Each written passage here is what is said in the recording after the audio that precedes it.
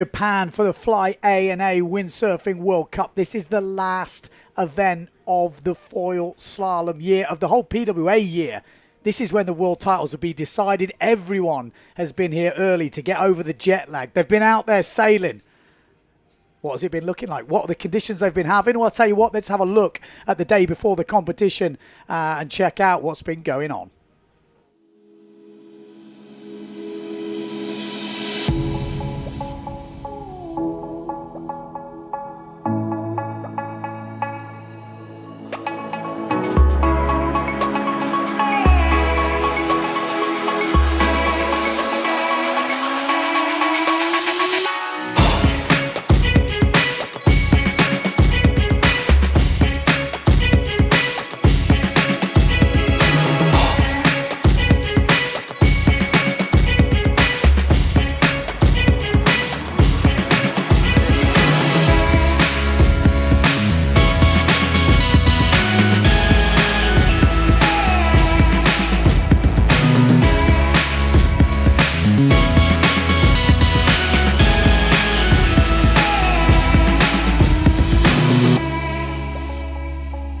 I'm Akira, so my home spot is here.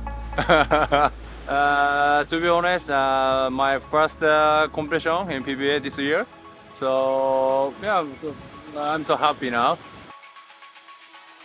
Amazing, it's good, it's windy, so we have time to train, and I think we're gonna have some plenty of action this week, so it's nice. Hello, my name is Mariana Aguilar, I'm from Mexico, and I'm really excited. This is my first PWA regatta world tour, so yeah, looking forward for this week and enjoying. Happy to be here. Second year for me, and yeah, it's really nice. It's a nice place. The people are so amazing, and well, happy. Win, sun, let's go. I'm Stella, I'm from New Zealand, and it's pretty awesome, such a cool venue. We've got heaps of wind today, so excited to get out there. No, it's nice to be here. This is the land of the rising sun, so days start early, days end early. The wind is looking promising, so let's get it. Yeah, it's great to be back here. I really enjoy this place, and the conditions have been nice and look nice for the competition. Always good to be back in Japan. People are friendly, it's windy. What else do we want?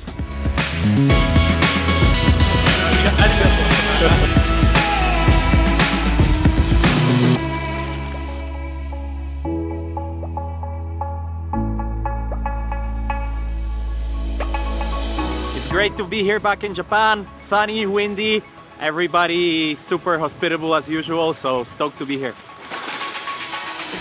Really happy to be here for the first time and ready for tomorrow. It's looking. We are on 5-7, I think maybe 25 knots. Sun is shining, everything is perfect.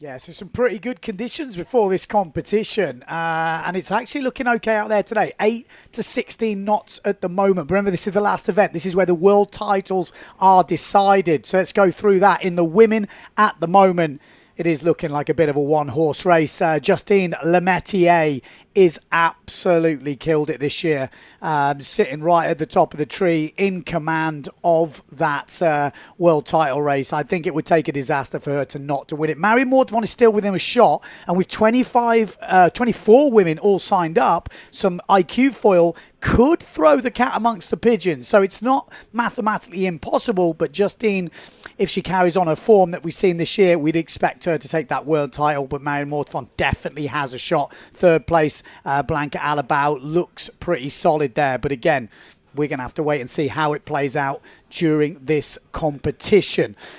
We did catch up with, obviously, the podium chasers, the world title chasers, so let's go and have a word with them and see what they had to say.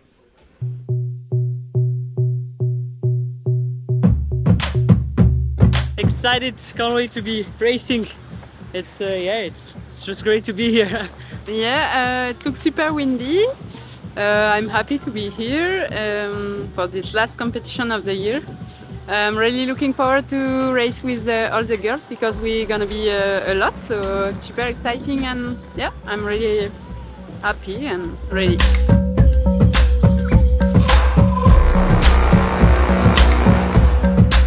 Nice, it's sunny, windy, sailing every day, so super nice.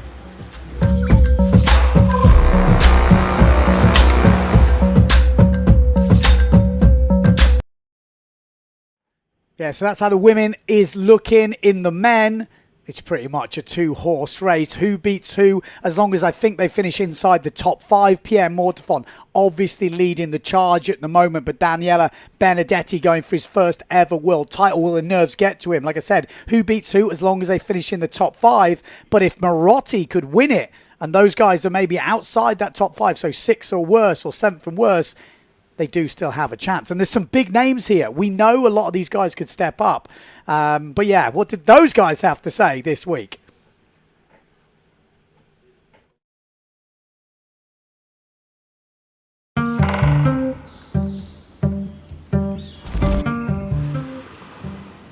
Welcome to Japan for the Fly A&A Windsurfing World Cup. This is the final stop on the foil slalom tour where world titles will be decided.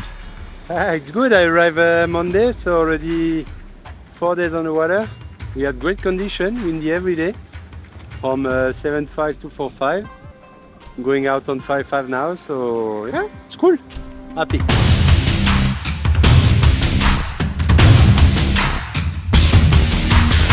Yeah, it's nice. I like this place and I can't wait to race. Also because this year I'm fighting for the title, so it will be hard and at the same time I will try to enjoy.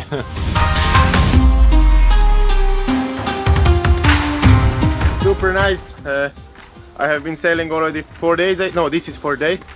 So yeah, the conditions are nice. The people are nice. Everything is nice, so definitely looking forward. Forecast is nice too, so definitely forward for some racing and some action. Japan is always nice. Nice welcome from the guys here. Super nice culture, and it's nice, sunny and windy. It's been windy every day, so looking forward to competition.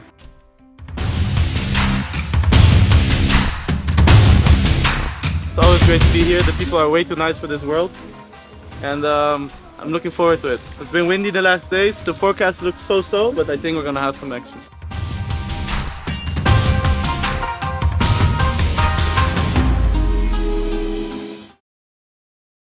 That is a pretty nice helmet from Mardo Friesfight there. We like that. So yeah, we've got about 8 minutes maybe until the first race. This is day number 2 though. We did have day number 1 yesterday, registration day, and I actually took a little walk down the beach. I had a word with a few of the riders, a few comebacks that we haven't seen for a while. So I think we've got, like I said, we've got a bit of time left. Let's take a look at that walkthrough yesterday, and then when we come back, we'll be going straight into action. Welcome to day 1 here in Japan, final event of the foil slalom, and we are going to decide the world champions here. We're on the beach. We're going to take a little pit walk because we've got all the riders rigging up, getting ready. There is a bit of wind on the water. Are we going to get on the race course? Maybe. But we're going to have a chat to see who's here, because there's been, I think someone said there's 27 women. 27. So that is kind of, I think, a record for the foiling. And look who's back. Look who's back. Back again. I'm not going to sing anymore. Sarah Rinigus. Yeah. Excited to be back? Really good to be back. I've been looking forward to this event all year. Tell everyone where you've been. Well, this summer I've been at the Olympic Games, which was pretty special. And now I'm taking a little break from the IQ and back to some racing gear. What's your goals? Actually, well, I have to be honest, I haven't been preparing so much. So for now it's also to learn a lot, get back into the fleet. It's a big fleet, and the girls have been speeding up a lot. So I'm really interested to see where I am and enjoy. That's also really You could be causing some problems because obviously world titles on the line. It's going to be interesting how a lot of IQ foil girls here. Yeah, I think it's amazing to see that yeah, that everyone is interested to get into the tour. I think it's really good for the sport as well. So I'm really stoked for all the girls to be here. And yeah, I'm really curious for the battle with the girls at the top. I know it's an important event, so let's see. Okay, good luck. Thank you. Okay, so there we go. Like I said, lots of women here, world titles on the line. We've got some of the major players we're going to speak to. Like I said, depends who's around at the moment. Who have we got here? How's your English? Your English is pretty good. Yeah, it is. How did you get on in the summer? Oh, good. I enjoyed it. Yes. Ready for your competition on your home spot? Yes, for sure. I've been training a lot over here after Zilt. Yeah. So I'm really excited to race. Are you the top Japanese ranked rider? Yes, so Yeah, far I right think now. so. Yes. Where are you ranked, do you know? Last year I ranked on 19th place. Okay. So, yes. Okay, well, good luck, man. Are we going to get a good forecast? What's the forecast? I think so. If it's cold in the morning, I'm for sure the wind's going to pick up like 3 or 4 knots. Okay. So if it's cold, it means it's good. Okay, perfect. There you go. Local knowledge, giving us the stats, bringing it on. Obviously, like I said, we've got lots of guys rigging up here. We've got some young guys. Look at this guy. He's even made himself a bit lighter because he's had a haircut. I got a haircut. It's more aerodynamics, you know. Before, was it slowing you down? It was coming here, and I was slower. And then I cut them. I got a world champion in the youth fleet on the speed. There you go. I did 49 knots with this. Way much faster, you know. So for you it's good also. You don't have that much. Exactly. If no hair is fast, I should be really fast. That's why the beast is fast also. You ready for the week? I hope so. I hope so. So the gear is ready. The forecast is a bit strange, but I think we're gonna have plenty of action for sure. Yeah. This place is always, spectacular. So I think we're gonna have some good action and tight battle. Okay. So good luck. Thank you. See you later. Like I say, first day, people are getting ready. We're gonna go into the pits, into the tents, because look who we have here. Look who we have. Hello, hello, hello. Is this possibly the biggest foil slalom fleet we've seen? I think it is. Oh, 2 years ago we had the same. Oh, really? Yeah, we had the same, like 27. I think. It's a great turnout. Yeah. Are you excited about that? Because at the moment you're leading the tour. Yeah. There is no discards. No. It's in your hands. Yeah. But it's probably a bit nerve-wracking with the IQ foil girls turning up. No, it doesn't change who the main opponents are. Okay. So. But as far as I work out, if you're on the podium, you win the world title. Yeah, for sure. And I need to be, I don't know, 3 places ahead of Mario or something like that. But let's just race the best and we count the point at the end. It's going to be better than otherwise. The nerves are going to be. Don't get too nervous. But no, I'm feeling good. Feeling really good. Confident? Yeah, confident. Just feeling like I need to do what I know how to do. Yeah. It should be okay. So for now I'm feeling good. So let's see. You're with your normal training partner? I'm with my... what do we call it? Not training partner, we call her your... best friend, like best friend. Best friend, training partner, whatever. Miss Davico, all good? She's in the back. She's in the back. She's in the back getting ready. She's ready. She's ready. Smart fun. Hello. Hello. Hello. Are you ready? Almost. Are you looking in good position? I mean, obviously Justine at the moment has the advantage. Yeah. You're going to need things to go your way and a few people to be in between if that was a case, or you're not thinking about that? You're just going to do your own? Definitely I will do my own, but the good thing is like we are a lot of girls. Yeah. So I think above 25. Yeah. I don't check it. I heard 27, yeah. Yeah, so 27. So it's really good because it's going to be really exciting, I think, the race, and lots of girls are from IQ and I know they are really good, so yeah, it's any names from IQ we need to look out for? We could cause some problems. Definitely Sarah is really good, but there is also the Israeli Tamar is really good, Lina from last year also, so I think it's gonna be really nice compared to like the other event were super nice, but it's different when you are face to face with someone than when there is 8 girls who can win the race. It's different, I think. So yeah. Should be exciting. Yeah. All right. Good luck. Yeah. Thank you. See you. There we go. So like I say, it is going to be very interesting. We have to go in here because I think we have the main man. The main man. He's in there. Come on. Here he is. Leading the world title race at the moment. Yeah. Well, obviously, as far as we work out, anyone who follows us will know. If you're in the top 3, it's who beats who between you and Daniela. Is that right? Yeah. But even out of the top 3. Yeah. But I'm just making it easy for my maths. But Yeah. pretty much, if you're up there, who beats who? Yeah, exactly. You've already done pretty good in the other events so far. How are you feeling? I'm feeling good. Arrived here beginning of the week. We had great condition. Windy every day, almost all sizes. So it was perfect to get ready and to also fight a bit the jet lag because it's not that easy. Yeah. And now I'm ready. I already had those situations in the past with another Italian. Yeah. And so yeah, ready to go. Okay. Well, like I say, first day. I'm not sure we're going to get into today. The wind's kind of just dropped, but I don't know. This morning looks promising, and since the beginning, it's always like 5-7 knots extra compared to the forecast. Okay, interesting. This morning was looking good, but they say it turn onshore normally. Okay. And I think the wind slowly start to go away. Yeah. Feels like it's just drifting out, but we'll see. Anyway, good luck this week. Thank you. Okay, so there we go. Like I said, it is going to be an interesting week. We're going to carry on walking up here. I don't know how far we're going to have to go, but in fact, I think what we'll do is we'll come back to this. But thanks for joining us. It's going to be, like I say, an interesting week. Are we going to get wind today? Let's see.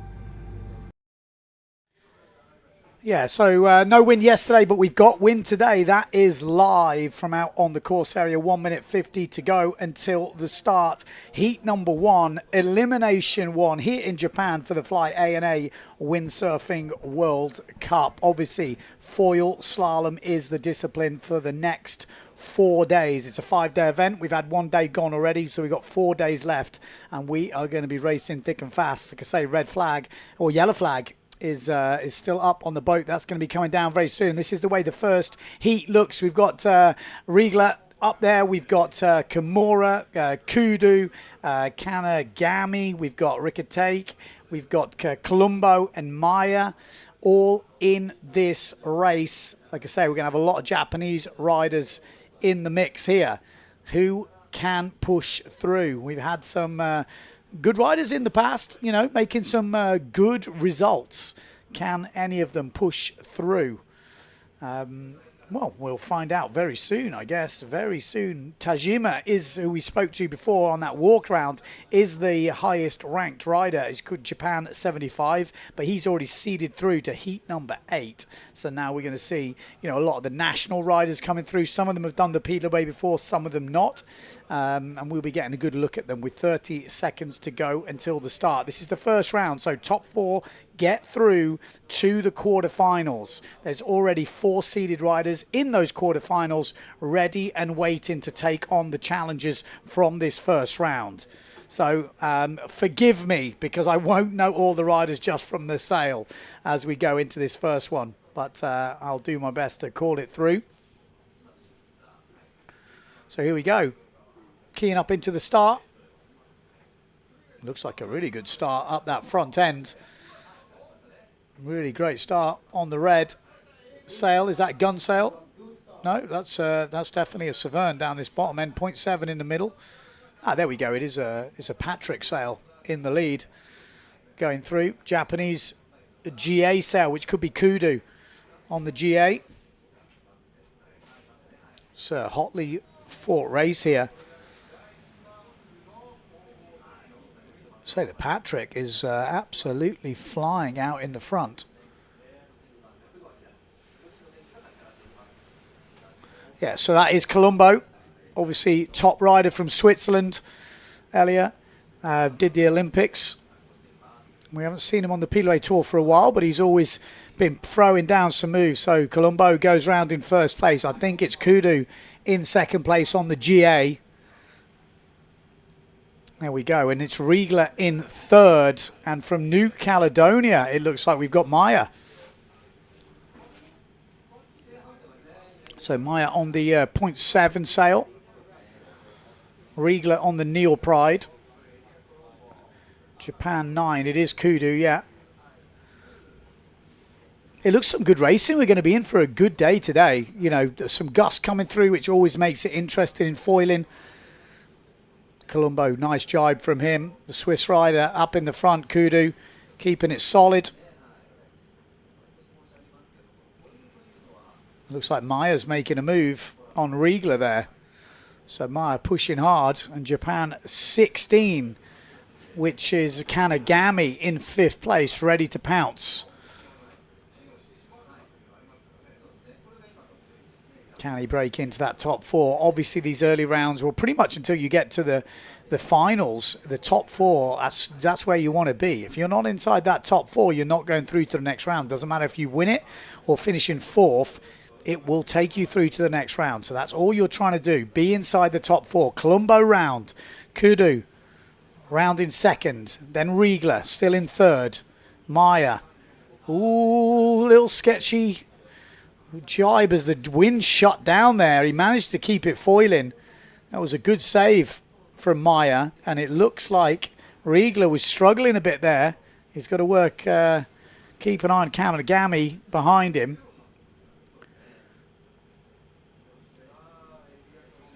But still in that top 4 places at the moment. You can see speeds up to 29 knots on this last reach. And it looks like this top 4 is pretty set. No mistakes from the top 3. Riegler keeps it together with a good jibe on the last, and that should guarantee top 4 for those riders. Looks good, looks nice. I tell you what, from the beach, the conditions don't look like this. Obviously, that drone shot giving us the great shots there. There we go, Elia Colombo, 29 years old. Top finals. He's got into a final before. And we know how good Colombo is. I've seen him in, obviously, the England Wind. Obviously, does a lot of IQ foil now. And good to see a lot of the IQ foilers coming back on. Riegler getting a little loose there over the line, but he does qualify for the quarterfinals. So Colombo, Kudu, Maya, and Riegler are the 4 riders going through to heat number 5, the first of the quarterfinals.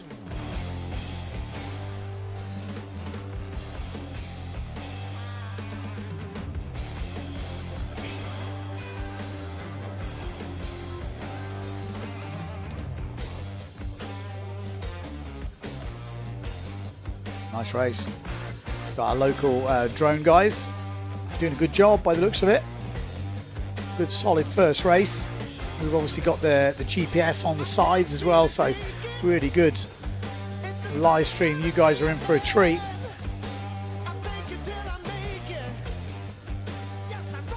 Just having a look at the comments on YouTube. Someone saying NL is not sleeping. Billy over in the UK. It's 20 past 12 at night, obviously early morning. There we go. There is the official results. You can see the top 4. Riegler, Kudu, Maya finishing 2nd in the end, and Colombo in 1st place. Also, just going through the comments, Billy says, great to see so many local sailors in this first round. Note that Johan So is in the 2nd heat this morning. Macmillan, has he stopped windsurfing? I saw him on a wing the other day, to be fair. We've got Stream Factory tuning in. Looks like they're looking forward to the racing. You can see it's going to be a bit of an up and down day. You can see the clouds, which does usually make for some exciting racing, especially as we go through to the later rounds and the level gets super, you know, pushed up.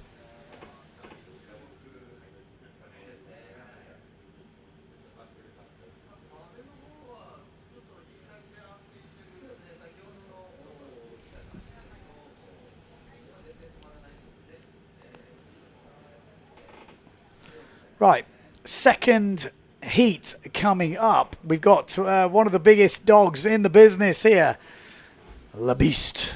Yes, Johan So in the second heat here, so he's definitely got to be tipped to go through. We've got Koinda, you know, veteran Japanese rider, has been racing around for as long as I've been doing the live stream. We've got Anami, one of the younger guys coming up. We've got Masaki, we've got Kenta, we've got Akuta and Katsuro, sorry. So a lot of Japanese interest in this and one Danish rider. And Johan will be wanting. I mean, he'll have bad memories from this event last year. Obviously, this is where, well, he thought he'd won the world title and it all got stripped. You know, we all know what happened there. So he will definitely want to win here. We know how good he is here. He's shown some skills. And we know how good he is just everywhere else in the world. From all the racing I've seen this year since the Olympics, I think he's won every event he's entered, which is pretty incredible. So expect to see Johan So flying down this first reach. And there we go. There he is on the 0.7 FMX gear. Oh. Johan looking very solid, middle of this reach. Andrea Cookie is actually here doing a bit of caddying for him. When he was here last year, when all of it kicked off, he was actually on his own, and I'm sure he would have loved a bit of support last year. Not easy for a young fella to go through all that, but he's come back stronger this year, and he's definitely got some good support cheering him on. And he is going to go into this first mark in first place. So Johan So, the beast, round in first place. Then it looks like we have got Anami by the looks of it. Then Koyinda. And then Japan 6, which is Kenta on the 0.7.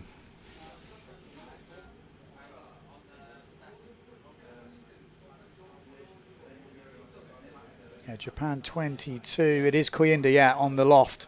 He's been on loft sales for as long as I can remember. And then obviously Anami on the Severn. And Kenta on that 0.7. And also on the 0.7, already going around that second jibe mark, is Johan So. Top four look like they're very comfortable in this race.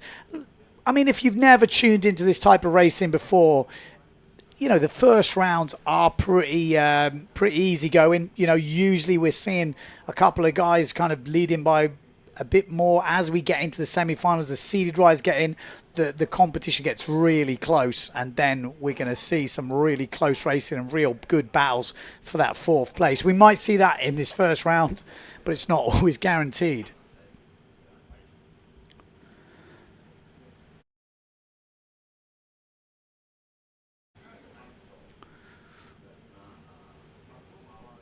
Look at that. Seamless racing from the Danish rider. I mean, obviously he doesn't have a shout of that world title due to the Olympics this year, but he would have been an absolute no-brainer as a contender. You'd put him right up there, wouldn't you? It'd be hard to bet against this man at the moment. He looks in such good form. You know, will he get the title next year? I mean, you never know. Things change. Riders get better. Gear moves on. You never know. But he's in the form of his life right now.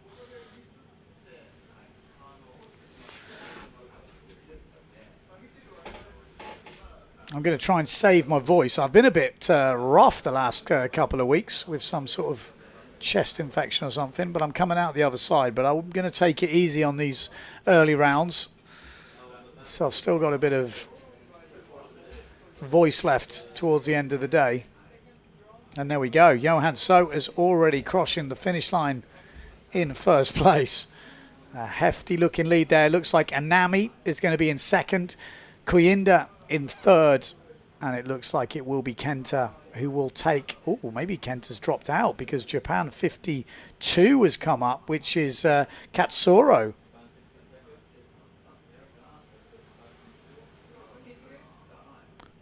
Oh. Well, maybe the GPS is not entirely correct there. Yeah, it did look like Kenta, Anami and Koyinda, but we'll get confirmation of those results in a minute.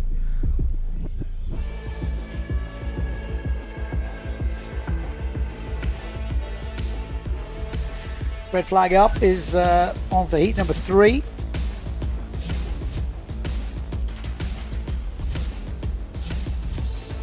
Yeah, Johan looking very solid right now.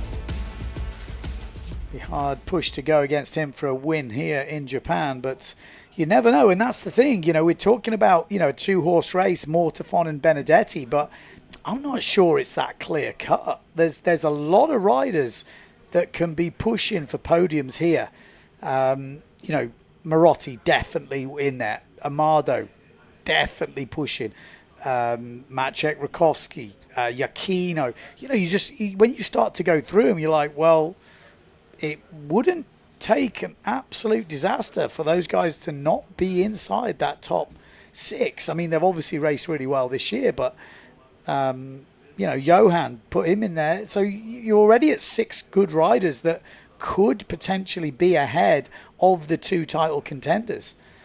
You know, for that title to go to someone else, it looks like Marotti would have to win this competition, and then those guys. So it does need a few things to happen, but it's no guarantees, that's for sure. So here we go. This is the next heat on the water. Heat number 3 at Como. Kaku, we've got Kitahara, we've got Takajima, 2 Nakajimas, sorry, Nakajima, 2 and 1. Oh God, are they maybe they're family members, because 450 and 450-01, and we've got yeah, Takda, sorry, Takida. And as I say that out loud, it's probably Takida. My Japanese, obviously, as good as my other language skills. Terrible. So, yeah, Nakajima. Nakajima 1 and Nakajima 2.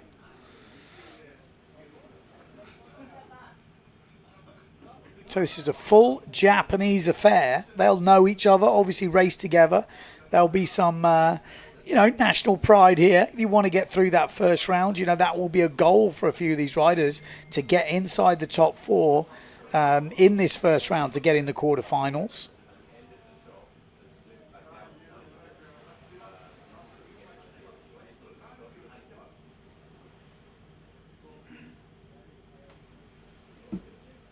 There we go. That's how it looks on the beach right now. Bit of looks like Johan is actually playing around. You can see Andrea Cookie in the background doing the job of a caddy, doing a bit of fetching and touring around. It does make a big difference having someone there to just have a little bit of a runner, grabbing a few things. You know, makes life definitely easier.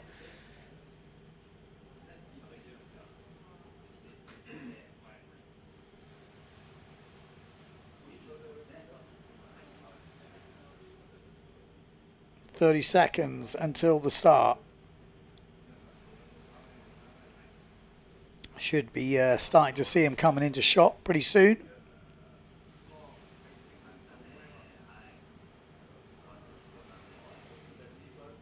There we go.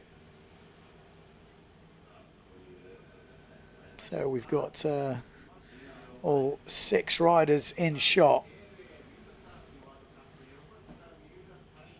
And here we go. Looks like a good start up that top end. Really pushing the line on that loft sail. Got 3 loft sails in this. We've got the GA in the middle and the Neil Pride down this bottom end. Look at that, great shot as the guys are flying down this first reach.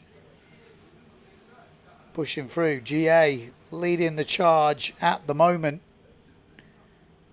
Maybe that's Ikoma, Japan 21. Seem to remember him being on GA. No, it's not, by the looks of it. Looking at the graphic, it's 84, which is Kitahara. So Kitahara rounding first. Looks like Ikoma, actually you're right, he's on the Neil Pride. Oh, was looking good, but just slips off the foil and manages to save it as we just lost someone on that outside coming into the jibe mark. So a bit of drama at the first mark here. We are seeing a bit of change in places. So Japan 84, which is Kitahara leading the way. Then we've got Takida in second place. 4051, which is Nakajima. on the loft in about 5th at the moment, out of the top 4 qualifying spots.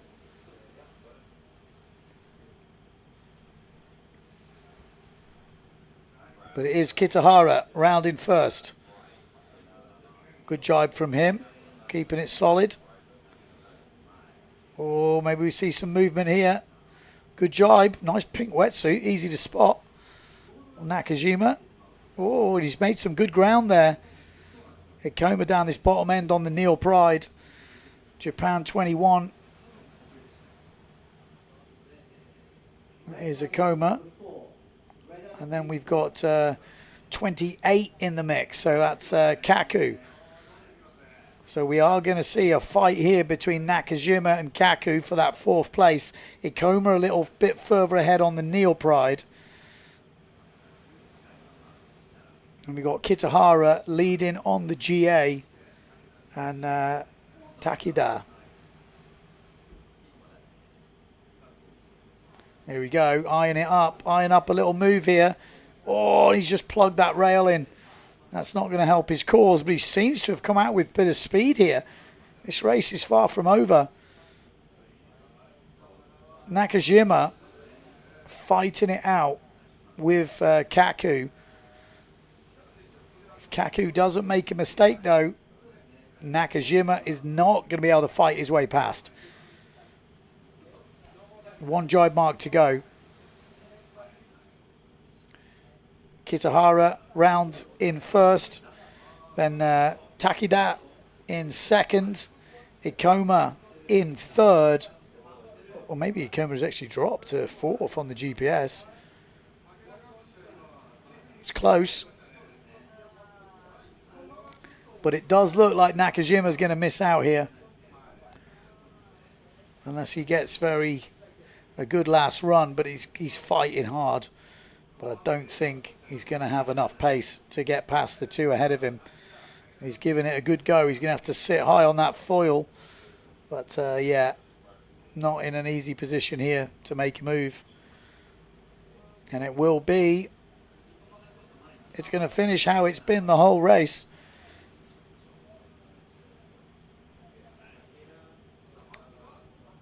Yep, there we go. Kaku.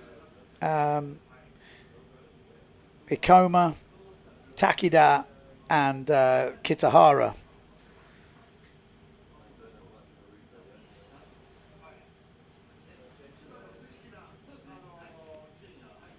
Takeda actually ended up winning by the looks of it at the end. Interesting. There we go. All Japanese affair, that one. And then the next up is going to be the last. After this one will be the heat number 4 is the next one. That was heat number 3. And we're going to see a big Japanese contingent in this one. And then we're chucking in the young Everard, who we had, did a bit of an interview with him on the walk around.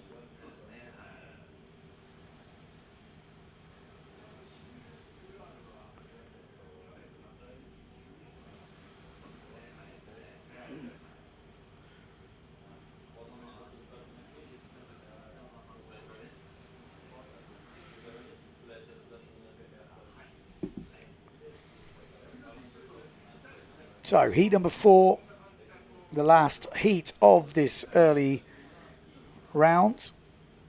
To qualify yourself into the quarterfinals.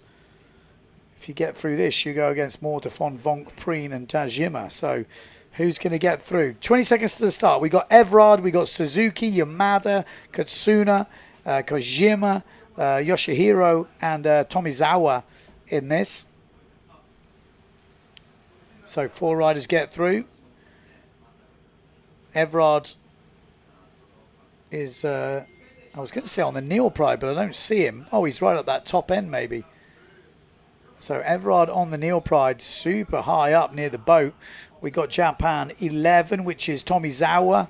We're used to seeing him. We've got Yamada in there on that duotone, which is Japan 67. Obviously another guy who's been racing a long time on the Japanese circuit and on the PWA circuit.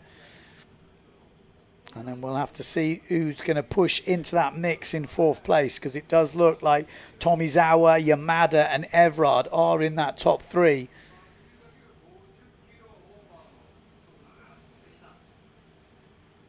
Yeah, a few of these guys have been hardcore fin racers over the years. It took a while to adapt to the foil, but looks like they're sorting it now. So we've got Yoshihiro as well in 4th place.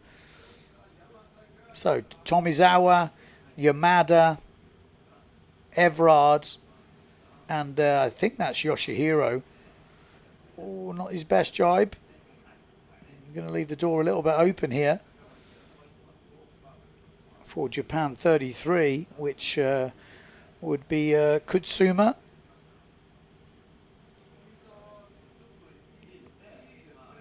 Tomizawa's flying up the front on that Severn.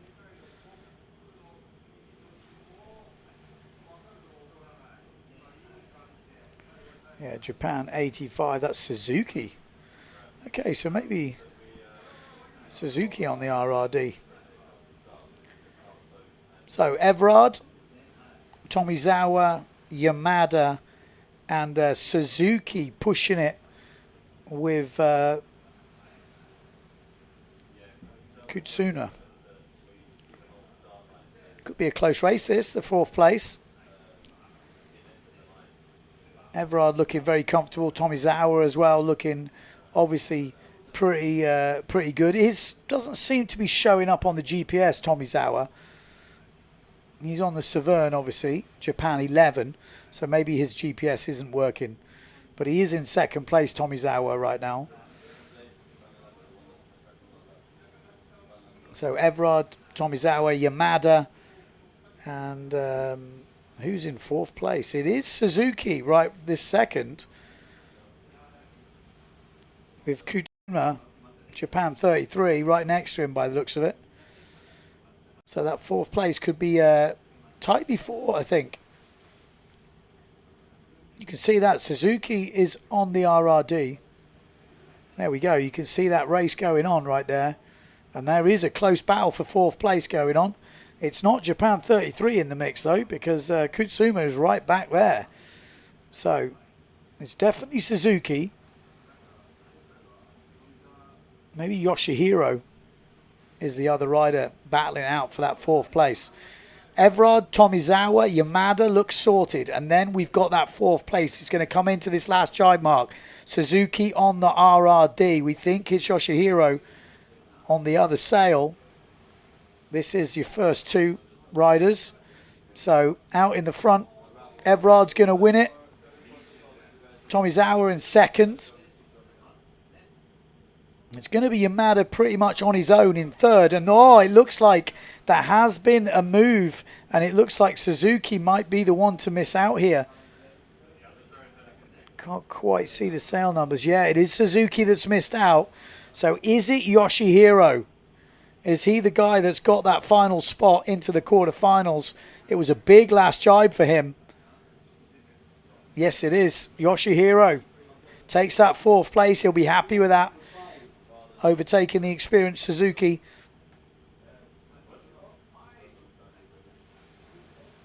Good race. And that is the last of the first round. And the next up, we will be going into the 4 quarter-final heats.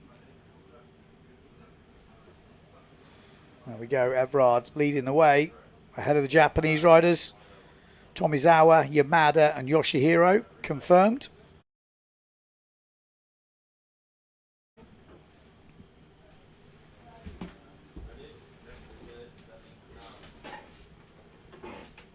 A little rerun of that race. What's going on the comments on YouTube? Who's out there? Who's still tuning in?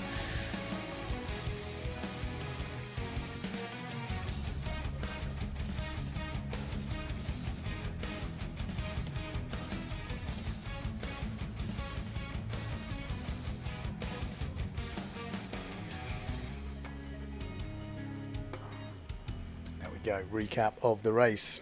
So next up, we are going to have the first of the quarterfinals. This is when we get a first look at the seeded riders. So all the big names, the guys that are in the world title races, the guys that are gunning for the podium, they are all coming up in these next 4 heats. And here we go. So we've got Enrico Marotti, needs a good race here in Japan. Maciek Rakowski, he's had an up and down season, wants to get a podium definitely here in Japan. William Hooper, Kuzan, we've got Colombo, we saw him racing well today. Could he cause some problems?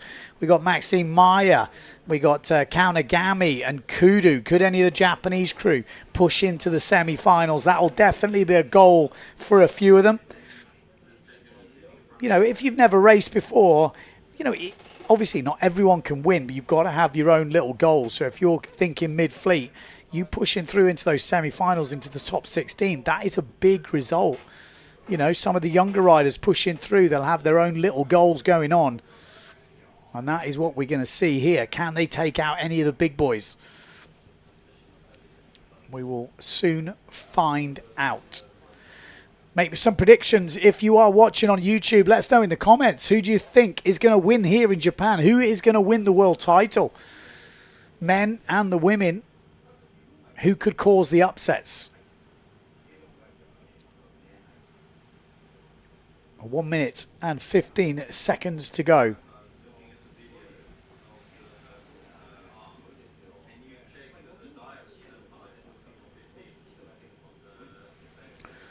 Great to have racing on this second day. Obviously yesterday was windy in the morning, but by the time registration, everything was done, the wind does drop off.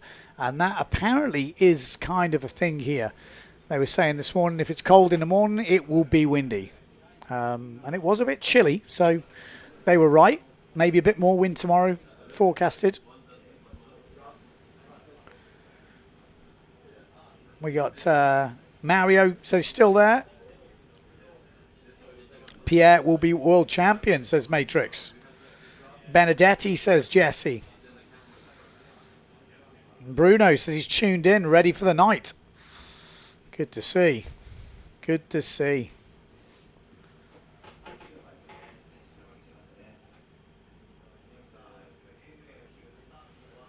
Okay, here we go. This is when we're going to see people pushing. Oh, there's a little bit of slowing down at the front, isn't there? Someone's gone a bit early. Oh, AP flag. So the postponement flag is up. There was definitely something going on there. I'm not quite sure why it got postponed. Maybe the wind, maybe something on the course. We'll have to wait and see what actually happened there, because something looked a bit odd as they were lining up. See if we can get some confirmation of that. But yeah, this is the first of the quarterfinals. Some big names here. Colombo could be causing some problems. You know, he will definitely be pushing for trying to get into finals, definitely semi-finals.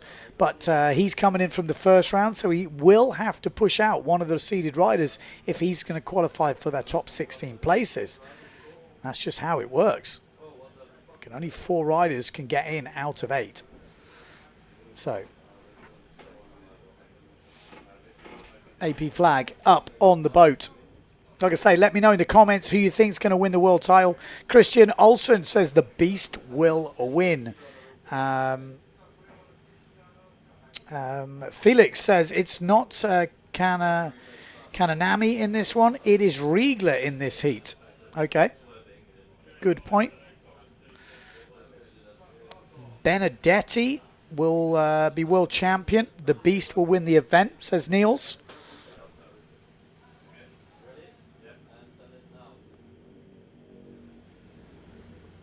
So Enrico snapped his mast, apparently. So Enrico snapped his mast and he was in the middle of the start.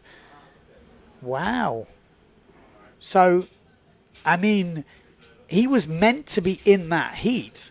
So will he be able to now... I mean, he's up for the world title. If he was to win this event and things went his way, he would be in with a world title chance. Has he got a spare sail? That looks like Enrico there, though, with that blue harness. So maybe he has already got a new sail. Wow. Well, I really don't know. Ivan says Maciek will win. Stream Factory says Johan So, Pierre Mortefon, Daniela Benedetti will probably win the event. Like, that's 3 riders. That's not a pick. 2 of them are in for a world title chance. Come on. They're sitting on the fence, Mr. Stream Factory.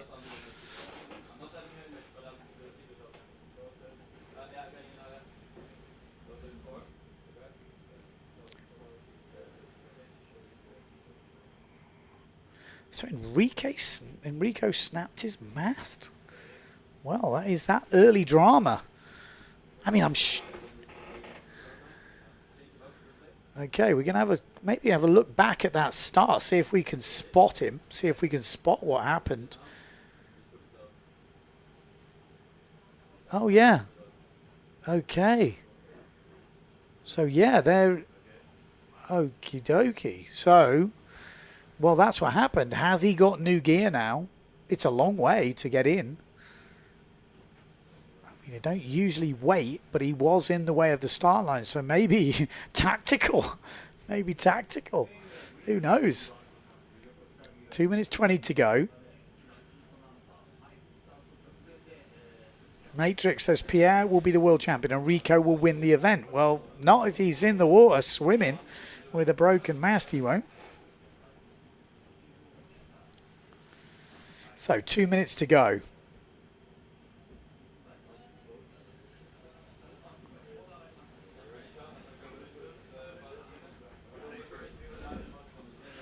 Okay, while we wait for the start, we're going to go down to the beach, have a quick interview with Marion Mortefon. So how is it out there? It's really gusty and it's hard to choose the equipment, but as usual. It's the heat number 5 in sequence, so it's soon the women, so I will go out, but I don't know yet my equipment. And what are you choosing? I don't know, it will be, I think 6.2, but I don't know the front wing I will use. But just 5 minutes ago I was in 5.0 and it was super good, but now it's almost nothing, so I don't know. I will think about it. Okay, thank you and good luck. Thank you.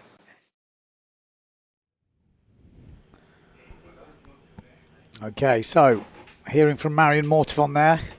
I actually couldn't hear that interview, so I'm sure she said, it's tricky out there. The wind is a bit up and down.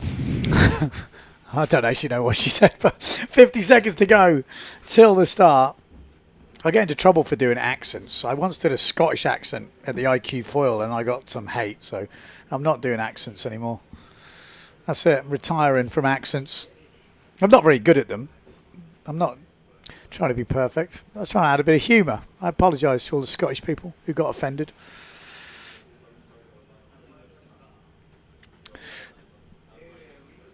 All right, so 20 seconds to go until the start. Will Enrico Marotti be there? I think so. I hope so. We want him there, don't we? We want it to be exciting. We want it to go to the wire.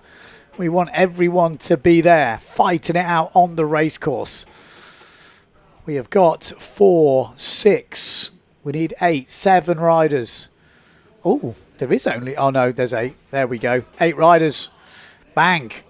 Good start as well. Enrico Marotti with a great start. So he is definitely up and running. Maciek Rakowski in the mix as well. It looked like he had Bruno's sail there. Has he took Bruno's sail? Is that what's happened? So Maciek Rakowski looking good.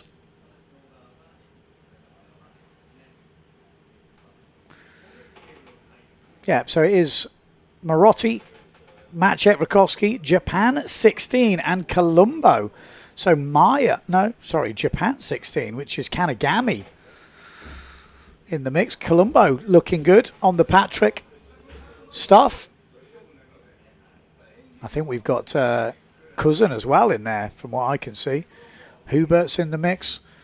2 Neil Pride riders out in first. Actually, Hubert's quite far back there. Definitely not in the top 4. Colombo looking good.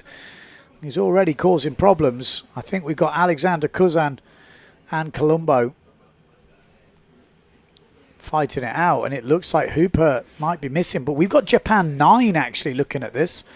Japan 9 looking at the GPS, which is Kudu.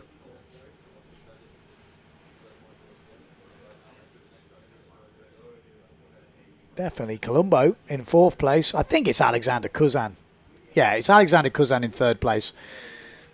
Sometimes there's a bit of a glitch on the GPS, but we've got Alexander Kuzan in 3rd place, Colombo in 4th. Out in front, it's Enrico Marotti, and 2nd place, Maciek Rakowski. Obviously, Enrico Marotti has borrowed, by the looks of it, Bruno Martini's sail, breaking his mast on that first restart. And luckily, he did get a restart, because that means he's still in the hunt.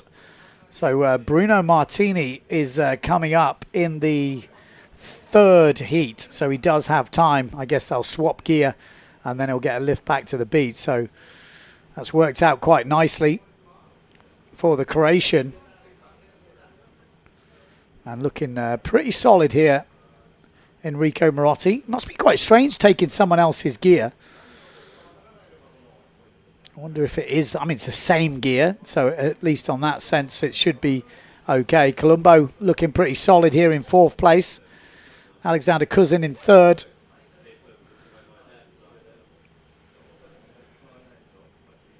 But it is Enrico Marotti going round in 1st place, then Maciek Rakowski, Alexander Kuzan, and then Colombo with Hooper right behind him.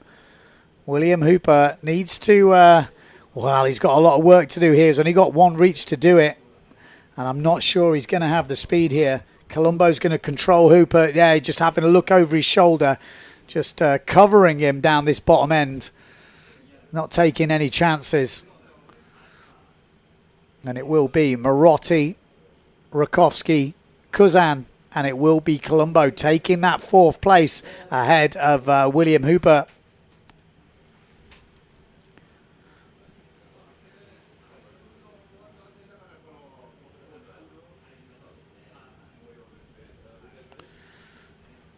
Yeah, Martin on YouTube says, hi guys, tuned in for some hot racing. The Beast will win this event. He is hungry from last year.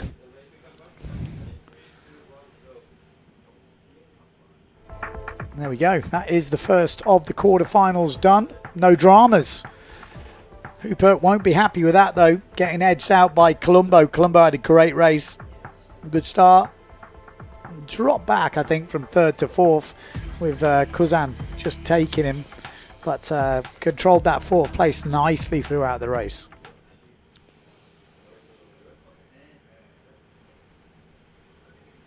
There we go, confirmation of the results. Enrico Marotti, Maciej Rakowski, Alexander Kuzan, and Elliot Colombo from Switzerland.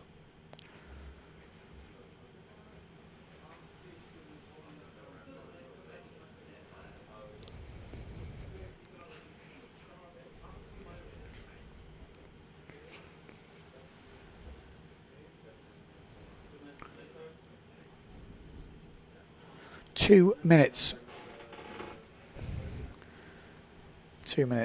to go until this second quarter final. Who have we got in this? Well, we've got one of the world title contenders, Daniela Benedetti, having a hell of a year, winning his first competition as well over in Fuerteventura.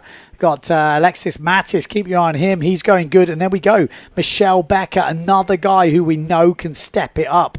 And he could cause some problems here. Pierre Macker, we got Johan So, we've got Anami in this, Koyinda and Kenta from Japan. Can any of the Japanese riders squeeze into the semi-finals? Anami probably got the best speed out of these riders. He's definitely been one to watch in the fin sailing, and he's been pushing harder and the foil. So let's see how he goes in this. One of the younger Japanese crew. Well, we've got a few of the younger Japanese crew coming through. Koyinda, I think, is one of the older guard. Again, I'm just looking at the last names there. But Koyinda definitely used to push it pretty hard on the fin.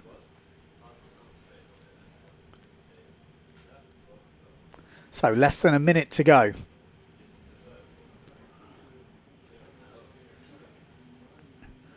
Hugh Sheely says, no North sails, question mark.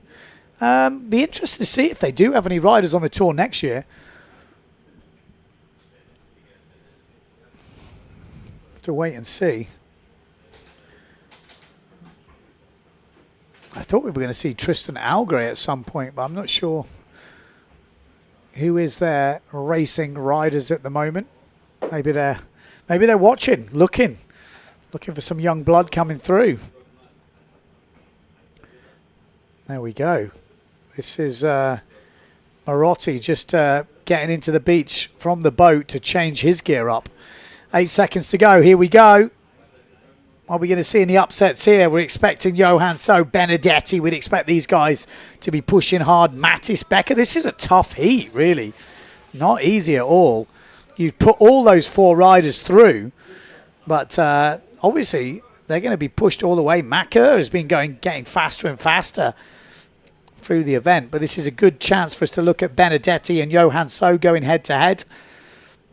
Obviously Becker as well, not had his best year, but we know the speed that Becker's got. Can he make it count here in Japan? Johan So, though, looking very comfortable. He does look a little bit on a different level at the moment. Only time will tell, but the guy is an absolute animal. So Johan So rounding first. Look at the lead already. Benedetti in second. Becker on the inside on the Patrick. We got Macker in 4th place and Mattis at the moment not in a qualifying spot. Looks great conditions for foiling. Like I say, we want the conditions to get harder. For us guys at home, it makes it harder for the riders, obviously, and then mistakes can happen. Makes for some exciting racing. We can see wind shifts, gusts. It all adds to the excitement. The riders don't want that, I can tell you, but definitely when you're watching those little moments. I mean, Becker, look at that for a jibe on the inside. Great inside sort of little slingshot that he does. Always just managed to get the power on. Macker in 4th place at the moment. He's going to have to watch his back because Mattis will be there as Enrico Marotti is rigging up his other mast on the sail. Looks like Lars, cameraman Lars, is helping rig up at the moment.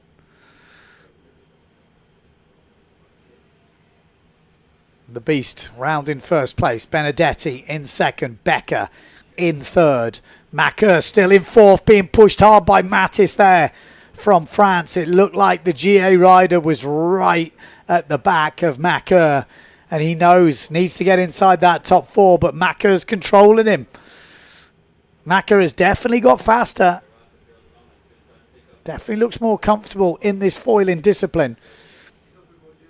1 jibe mark to go, so keep your eye on that 4th place. The Neil Pride of Macker going against Mattis as we come into this last jibe mark. It is going to be Macker that goes round in 4th place. Just needs to keep it together. Mattis on the inside now. It's a good jibe, but is it enough? I don't think that's enough. He's still pumping, though. He's got to keep that high. Can't afford any touchdowns here. It has to be a perfectly foiled last reach from Mattis. Macker definitely with the advantage, but it's not over. Under pressure, you just need 1 touchdown, and that can be the difference, but it is looking more and more likely that Macker's going to get this. And it's Becker in 3rd, and Macker does get the 4th place. Mattis will be upset with that, not making it out the quarterfinals. Benedetti in 2nd, and out in the front with a hell of a lead. It was Johan So.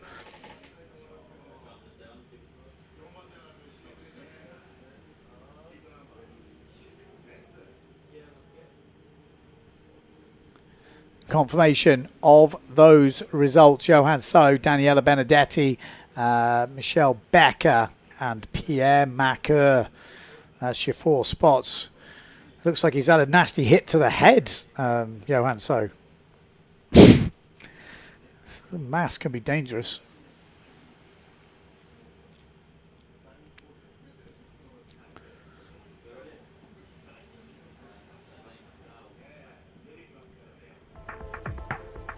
There we go, a little recap of the race. Look at The lead after just the first reach. Pretty incredible. Oh, Miura did well there. Really had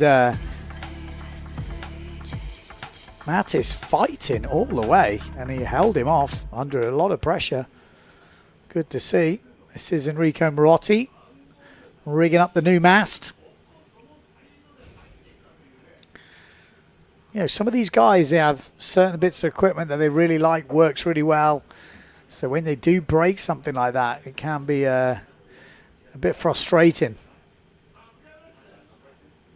Okay, so here we go. Heat number 7, which is the third of the quarterfinals. Matteo Iachino. We've got Amado Vreeswijk in this. Cedric Board, Bruno Martini.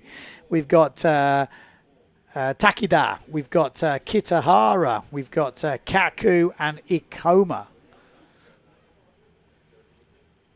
So 4 Japanese riders. And then 4 tour regulars. Can any of the Japanese crew fight their way into this top 4? It's a tough ask. There's some big names there. Iachino, Vreeswijk, Board, Martini. I mean, and this is what I was saying about this world title race.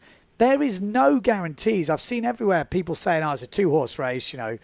One of those guys will definitely finish inside the top 6. But when you look at the names, we'll wait for the final, you know, how it goes down today. I mean, it's hard to bet against one of those Mortafon or Benedetti, but it is not beyond the realms of possibility that the other riders with less pressure could throw down some epic racing today.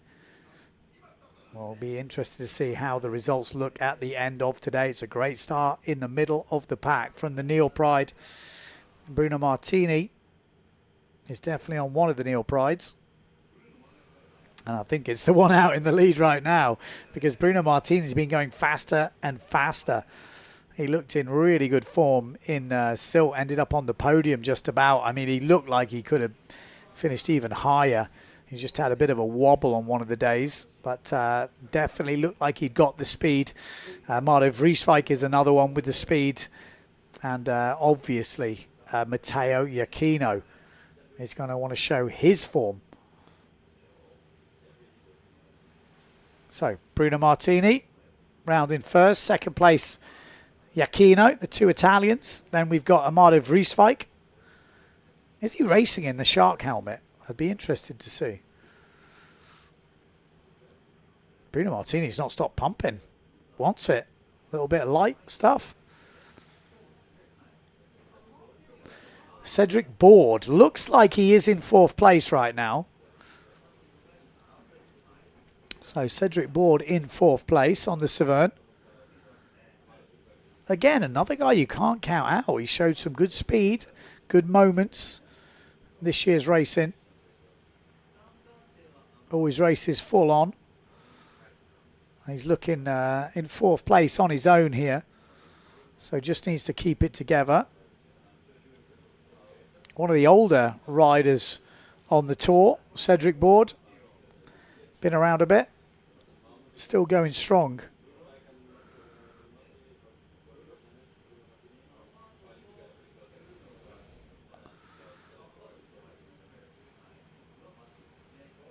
So there we go, Matteo Iachino. Looking solid. I mean, I think Bruno Martini almost looks a little bit underpowered in some of this racing. But Iachino round, Amado round, Bruno round. And it will be Cedric Board safely round. Few holes appearing on the course by my eyes. Could this pull up some drama as we get towards the latter stages of this Elimination 1 on day number 2 here for the Fly A&A Windsurfing World Cup in Yokosuka, Japan.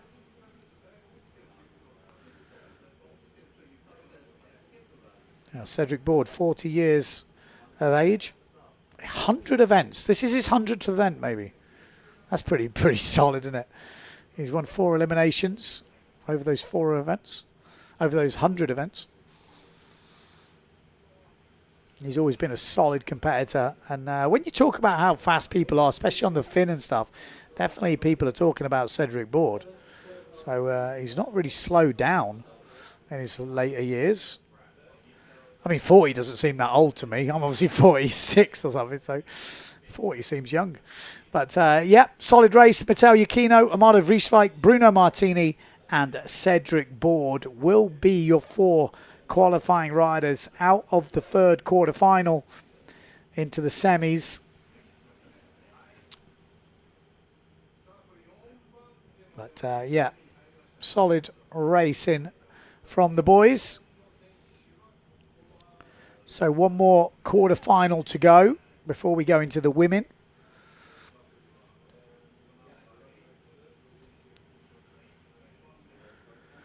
There's the official results. Matteo Yukino, Amado Vrieswijk, Bruno Martini, and Cedric Board. It was Takeda who was the best placed Japanese rider ahead of Kaku.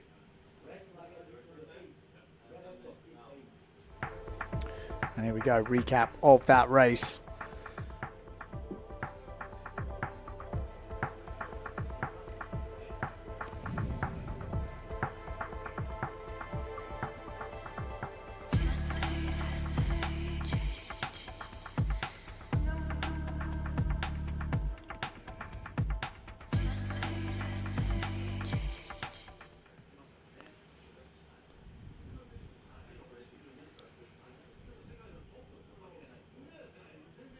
Okay, 3 minutes and 10 seconds until the start of the fourth of the quarterfinals. So the last quarterfinal, elimination 1. And we have got the world title leader in this one. There we go. It's Bruno Martini.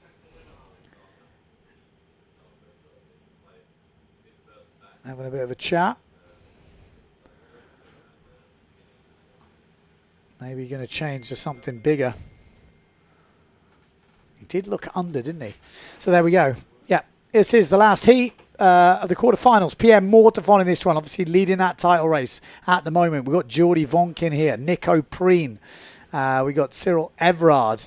We've got Tajima in this. Tomizawa. We've got Yamada and Yoshihiro. So Tajima is the top-ranked Japanese rider. Can he be the first Japanese rider into the semi-finals?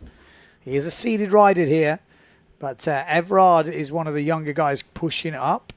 So it could be a good battle between those guys. Maybe Tomizawa could push his way in.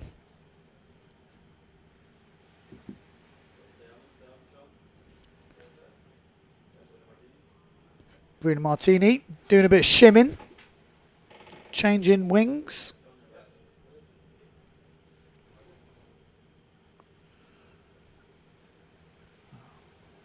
He won the IFCA world title and the Finn this year in Denmark. Made quite an emotional speech, actually. Had a bit of a tear in my eye. It was quite interesting to hear. He absolutely killed it. So, I mean, he likes the Finn, but he's been going fast on the foil. And he's always good fun to watch. You always know he's going to push and give 100%. Pushes till the last, you know. If it's 4 people qualifying, he still wants to win that race, which is definitely good for us here in the live booth watching at home. Sometimes I think... he probably could back off a bit, but I'm not going to tell him that. It's fun to watch. Got Sean Hogan says, good day from New Caledonia. Watching the 2 young club riders, Leela and Maxime racing. Maxime Meyer has been in the action so far.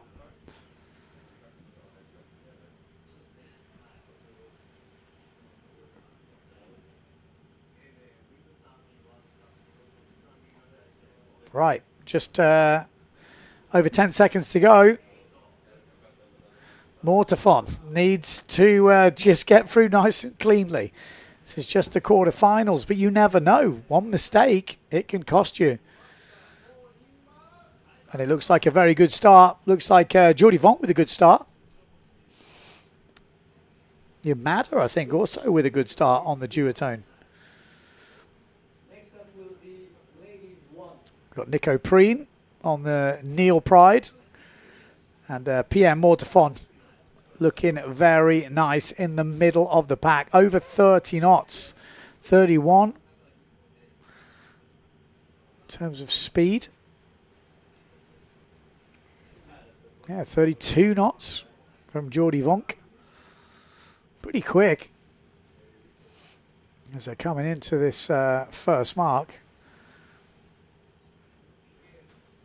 And there we go. It's Jordi Vonk, Mortefon, Nico Preen, and then it looks like Tomizawa on the Severn. Or maybe that's Tajima, actually. Maybe that is Tajima.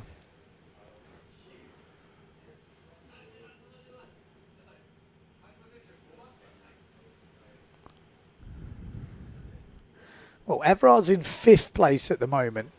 So is Japan 11? I'm pretty sure it's Tomizawa on the Severn. Okay. His GPS isn't working, but I'm pretty sure it is Tomizawa on that Severn sail. Jordi Vonk looking good. Mortefon looking good. Obviously, Nico Preen looking good. And then Tomizawa followed by Tajima. Just going to get confirmation of that. Yeah, it is. Tomizawa, Japan 11, who is in that all-important 4th spot. Could he be the first Japanese rider to make it through to the top 16? He'd be feeling a bit of pressure right now in that 4th spot. This is where the racing is happening. That 4th place. Nice jibe from Tomizawa. Do we have any stats on Tomizawa? Is he one of the older crew? He's been around a bit, as far as I remember. And looking good in 4th place, though. Who's behind him? Who's challenging? Well, right behind him is Everard. Where is Everard? So Jordi Vonk round in 1st. Mortefon in 2nd. Then we've got Nico Preen. And then we're going to see that fight between Tomizawa. And it is Tomizawa. It's pretty clear in 4th place. Everard's got a bit of work to do here. This looks easy for the Japanese rider. This is a cruise home. No doubt about it. Tomizawa will be in the semi-final. First Japanese rider to do it and the only Japanese rider to do it so far in this competition. This is elimination 1. There we go. Makoto Tomizawa, 90 kilos, 182 tall. How old is he? He doesn't look... He looks like a mature fella. I like it. Good result. Solid sailing. And, yeah, Everard misses out. Also, Tajima misses out.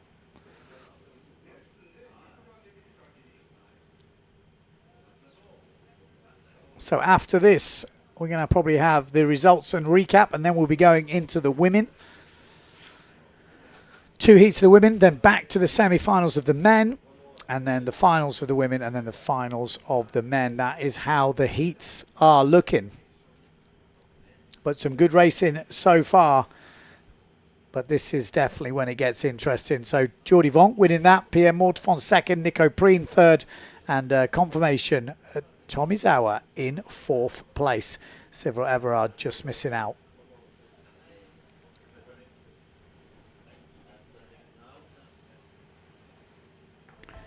There we go. Recap of the race.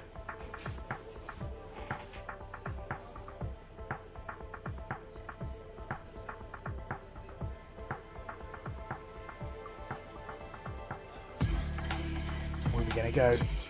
Yeah. So, yeah, there's the recap of the race. Solid racing from the boys there. So, next up, we will be going into the women. It's going to be quite a big fleet, and there'll be some new names for me. So, it's a good job we got a bit of GPS action going on because it's a big fleet. We've got a semi-finals for the women, heat number 1, heat number 2. And then obviously the next time we come back, we'll have the runners-up final and the final after the semi-finals from the men. So big fleets, anything can happen. You make a mistake, it can go wrong very quickly. We've only got 30 seconds to go until the start of this semi-final for the women. Mortafon, Alabau, Biaggiolini, we've got Anayama here, we've got Saki, we've got Erzin, Hall, Sharin, we've got Bilger, Belinka, Pontifex, and Milland. So Estonia, Greece, Finland, New Zealand, USA, Slovenia, Japan, Italy, Spain, France. Got a whole mixture of countries in here. There's a solid one up the top end on the big Severn sail. Is that Erzin? I might see a few of these bigger sails. It definitely looks bigger compared to the rest of the crew. We've got the New Zealander, by the looks of it, down here on that bottom end of your picture, which will be Bilger. Look at that. Great to see a big fleet racing. I like to see it. A lot of riders out there all challenging. Marion Mortafon's right up there in the mix. But the New Zealander looking good right now. Bilger. We got Erzin on the Severn as well. She had a good competition last time we were here in Japan. On the podium, if I remember rightly. There we go. It is Bilger round in first place. I think Erzin in second, and then Marion Mortafon. Then we've got the Estonian Milland. So yeah, a bit of a mix coming through. I'm guessing it's the top 6 that will qualify. I say guessing. I should have done a bit more homework, but yeah, it is officially confirmed. Top 6 will get through to the next round. So a little bit different. Bigger fleets, but more riders going through. And this is definitely hotly contested.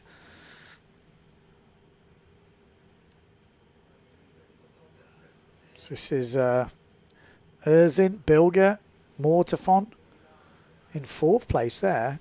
Yeah, so we've got the New Zealander here in 3rd place. It's Erzin definitely leading. And yeah, Erzin, she likes Japan. No two ways about it. She's got some good memories from here last year and putting it to good effect.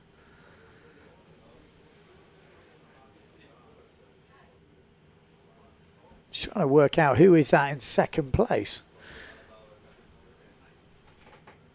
Okay. Ah, yeah, that's my fault. I didn't actually realise Blanca was in this heat, so it is Blanca Alabau. You can see the stickers. So Blanca Alabau in 2nd place. That would make sense. Mortafon in 3rd. Erzin leading. Then we've got Bilger from New Zealand. 4th place.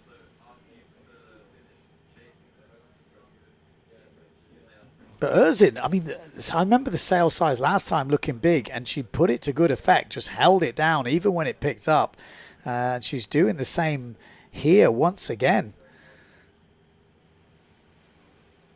So Erzin in 1st, Blanca Alabau in 2nd, Mortafon in 3rd, Bilger in 4th place. Then we've got the 0.7 of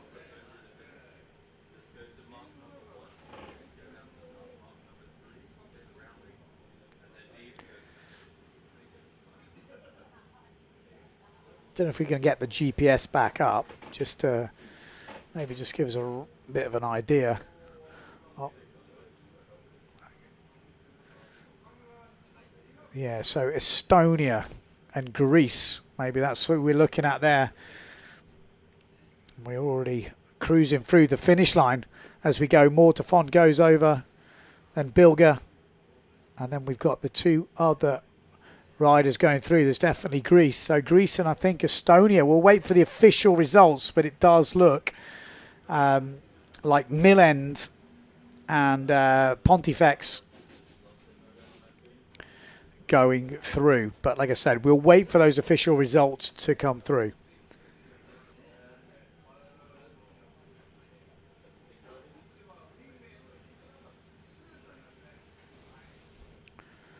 Well, there we go. We've already seen, you know, Erzin showing some good speed. We heard Mortafon talk about her in those in that walk around video. Said she definitely one to watch. They saw her speed last year, and she definitely seems to suit this this PWA discipline. You see a really good start up that top end from Erzin, and the sail just looks massive, doesn't it? It really does, and especially also from the Grease rider. Pontifex looks, I could be wrong, is it an IQ sail? I mean, they look pretty big. They obviously come from the IQ foil racing, so it would make sense. But great jibing, solid as a rock from Erzin, had a good lead at the end.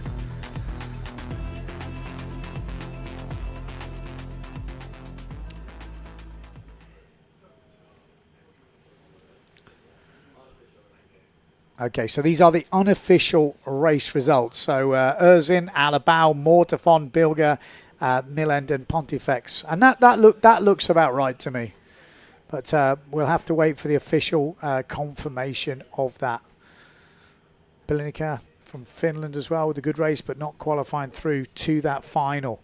So the top 6 riders qualify. This is the second semi-final. We got Justine Lemaitre, we've got Bobby Lin in this, we've got Mai Davico, we've got Onishi, Sonaga, Steinberg, we've got Gurk, we've got Ricard, we've got Cripsey, we've got Chavez, Prada, and Vinicus. It would be interesting to see how she gets on. She was putting in some good results on the PWA Tour before going sort of full-time IQ foil Olympic. Got to say a shout out to Sonaga. She actually, Yuki gave us a lift from the airport the other day, and it isn't that close. And then she had to go back and do another run, and that was the day before the competition. So fair play.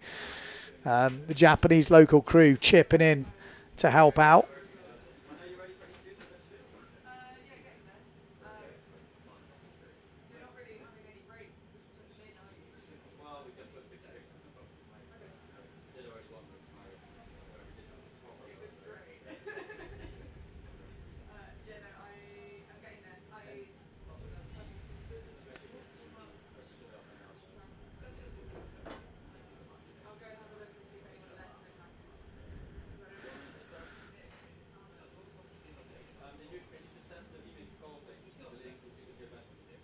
Okay, 50 seconds to go. Are we going to see any upsets? I think if we're going to see them, it's probably going to be in the finals, but you never know. Anything can happen. 30 seconds on the clock.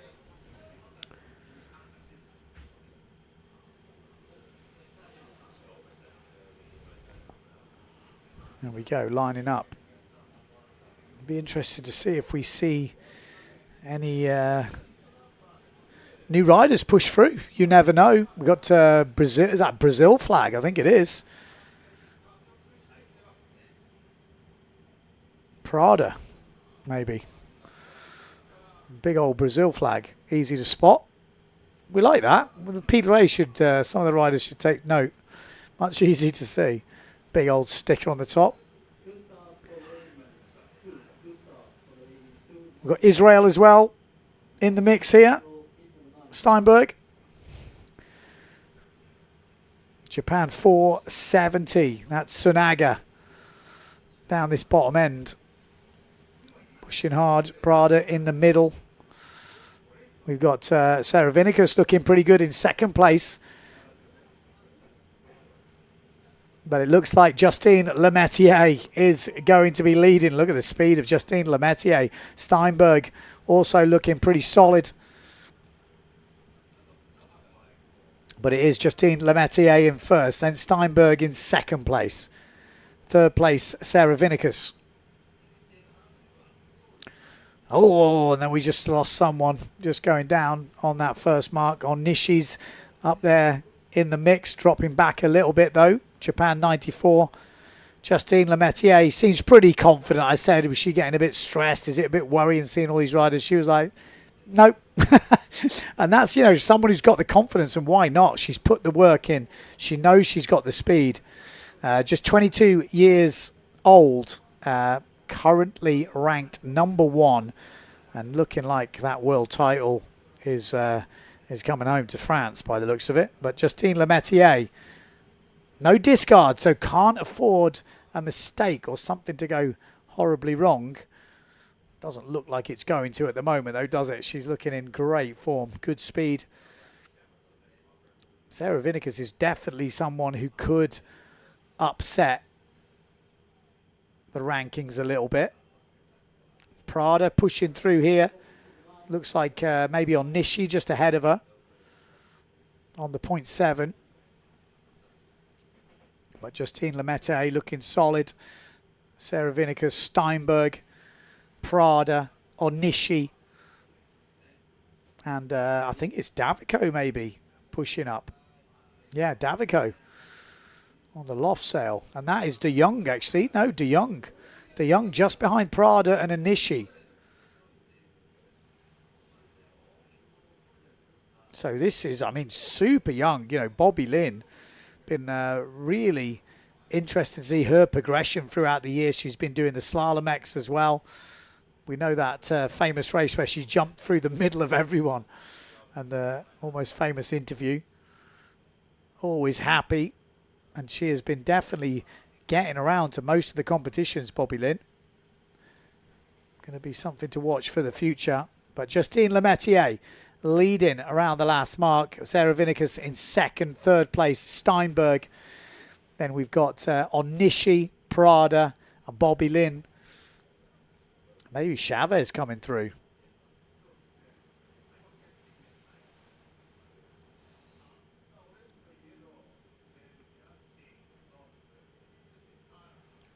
So 6 riders will qualify. Looks like Bobby Lynn's in there. Like I say, Prada, Steinberg, Sarah Vinicus, and Justine Lemaitre, and one more rider. So it could be Onishi who will take that final spot.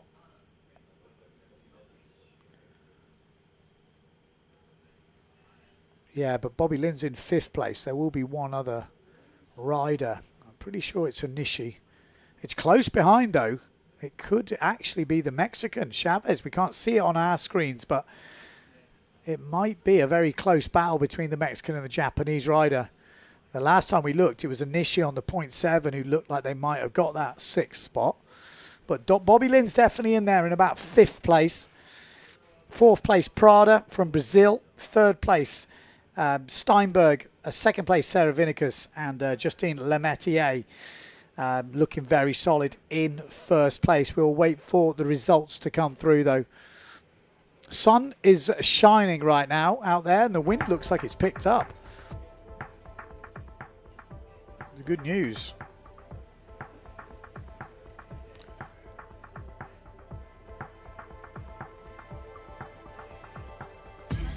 Solid racing from the women.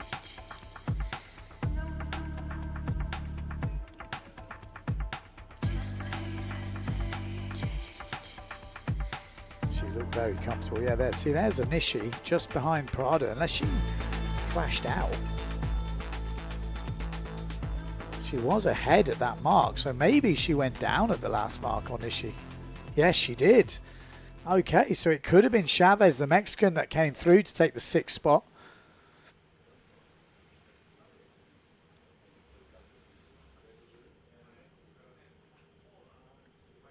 We'll have to wait and see. Confirmation from that first semi-final. Erzin, Alabau, Mortafon, Bilger, Milend and Pontifex were the ones that did it. And here we go. That is, yeah, that's how it's looking. It's Lemaitre, Vinicus, Steinberg, Prada, Bobby Lynn, De Jong, and Chavez from Mexico. And here we go. We're going to go straight into the men's semi-final. Bang. Well, just like that, we are on Marotti, Rakowski, Cousin, Colombo, So, Benedetti, Becker, Macker. Someone will be missing out. 4 riders will miss out. Will it be any of the big names? Oh, and it doesn't look a good start, this. It really doesn't look good from Benedetti. Is it a good start? No, it's a general recall. So maybe Benedetti has saved himself here, because I was thinking he was looking deep, Benedetti. Obviously, for people who are just tuning in and don't know, Daniela Benedetti from Italy is in line, is in the mix for a world title this year. Who beats who out of him and Mortafon if they're in the top 6? So if they're in the top 6, whoever's ahead of each other will win it. If they're outside the top 6 and Marotti wins, Marotti could be the world champion. So it is definitely in those guys' hands. But some top riders in here in Japan. It's not a long event.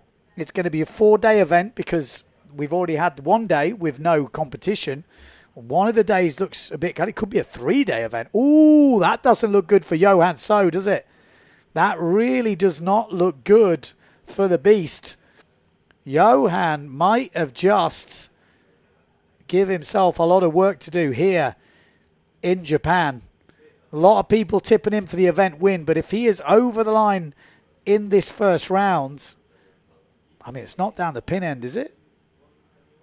I don't think so. I think it's Johan. I think it's Johan. I think Becker maybe on the Patrick would have been close, but if anyone's over, Johan is over. I'm calling it.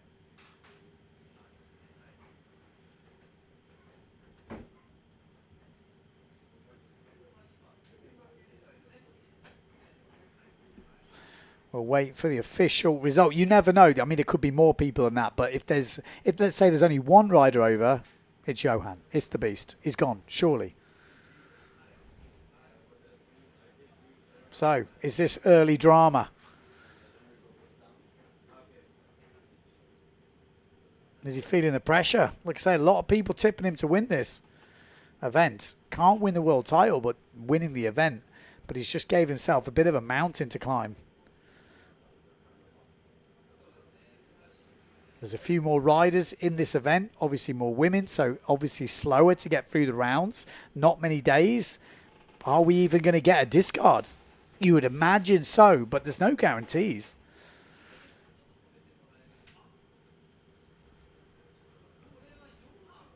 What do the Beast fans think out there in YouTube land? Let us know what you think. We're soon to get confirmation of who was over the line early. Becker's still by the boat, so I would imagine he is safe. But I have a feeling Johan So is not. Two riders.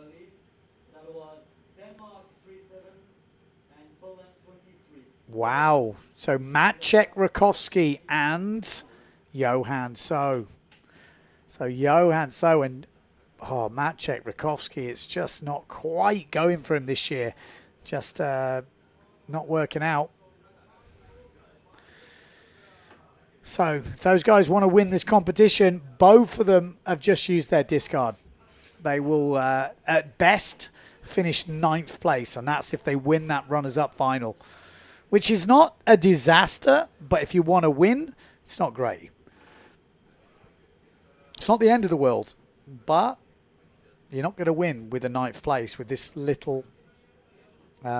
well, who knows? You win all the next races. Who knows? You know, there's a lot of competition here in this foiling discipline. A lot of people have got the skills. So we will find out how much that will make the difference. But it's definitely not the way you want to start a competition. Did he need to push the start so much? Well, he obviously did, so it does make a difference getting a good start. Makes that life a lot easier.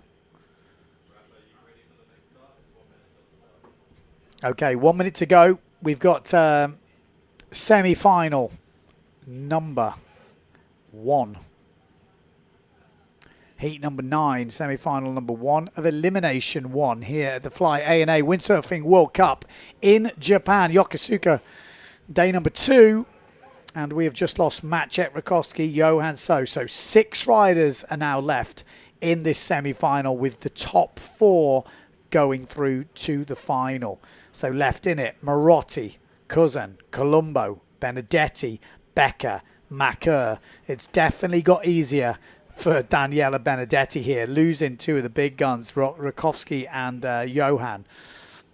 That is definitely going to help his cause. Take the pressure off a little bit to get into this final.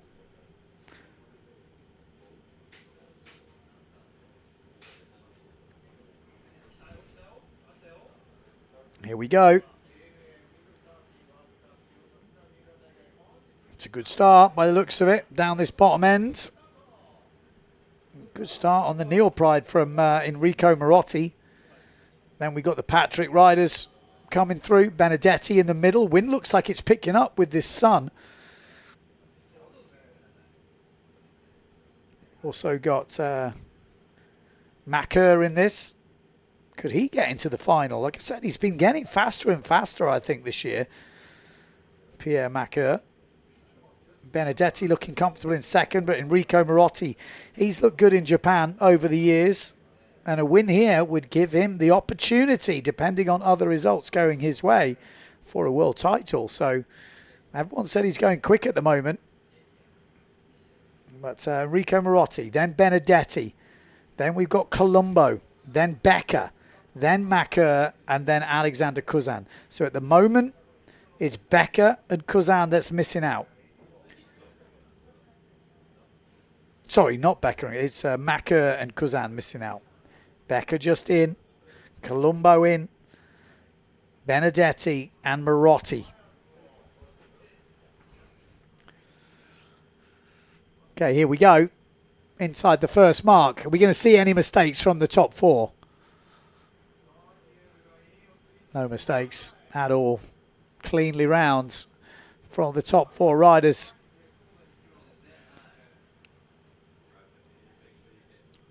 Macker is there ready to pounce, but it's going to be a tough ask. He needs a mistake for Becker or Colombo. And these guys know. Oh, Colombo, as I say that, getting a bit loose. Manages to get back into control. Colombo's gone in a bit inside there. Oh no, Becker's gone inside. So good move from Michelle Becker. Colombo closing the door a bit, but Becker just holds on. Not the best jibe from Marotti. A little bit light, but still stays in second place. And Daniela Benedetti looks very cool and calm in first place right now. Could he get a world title in 2024? That would be a big one.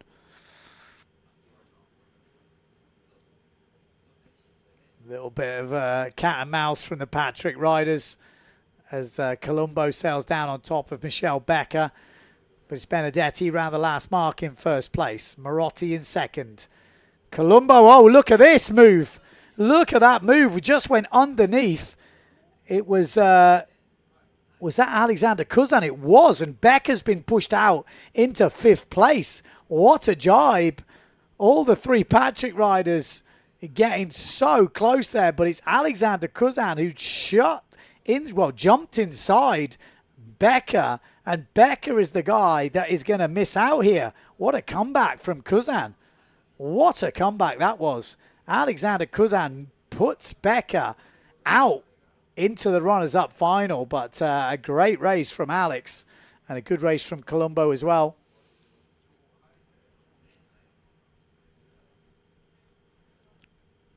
Wow, just saw that gap. Knew he had to go for it. Came out smelling the roses. Great race from Alexander Cousin. Becker's going to be upset with that because he was pushing on inside Colombo on the jibe before to take it up into 3rd, and then he ends up in 5th place. Wow.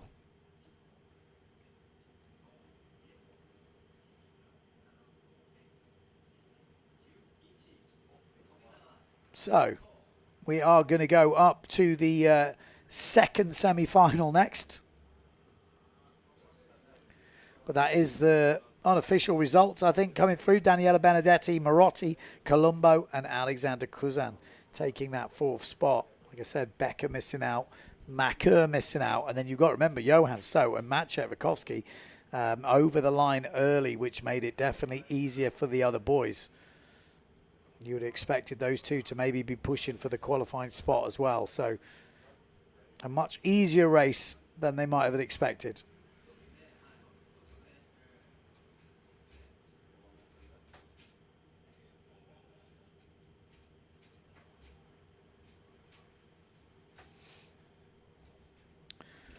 .110 on the clock as we get ready for the second quarter-final. Semi-final. Heat number 10. Who have we got in this? Well, okay, we're just going to see the recap first of that last race. Good race. Real solid conditions we've got at the moment.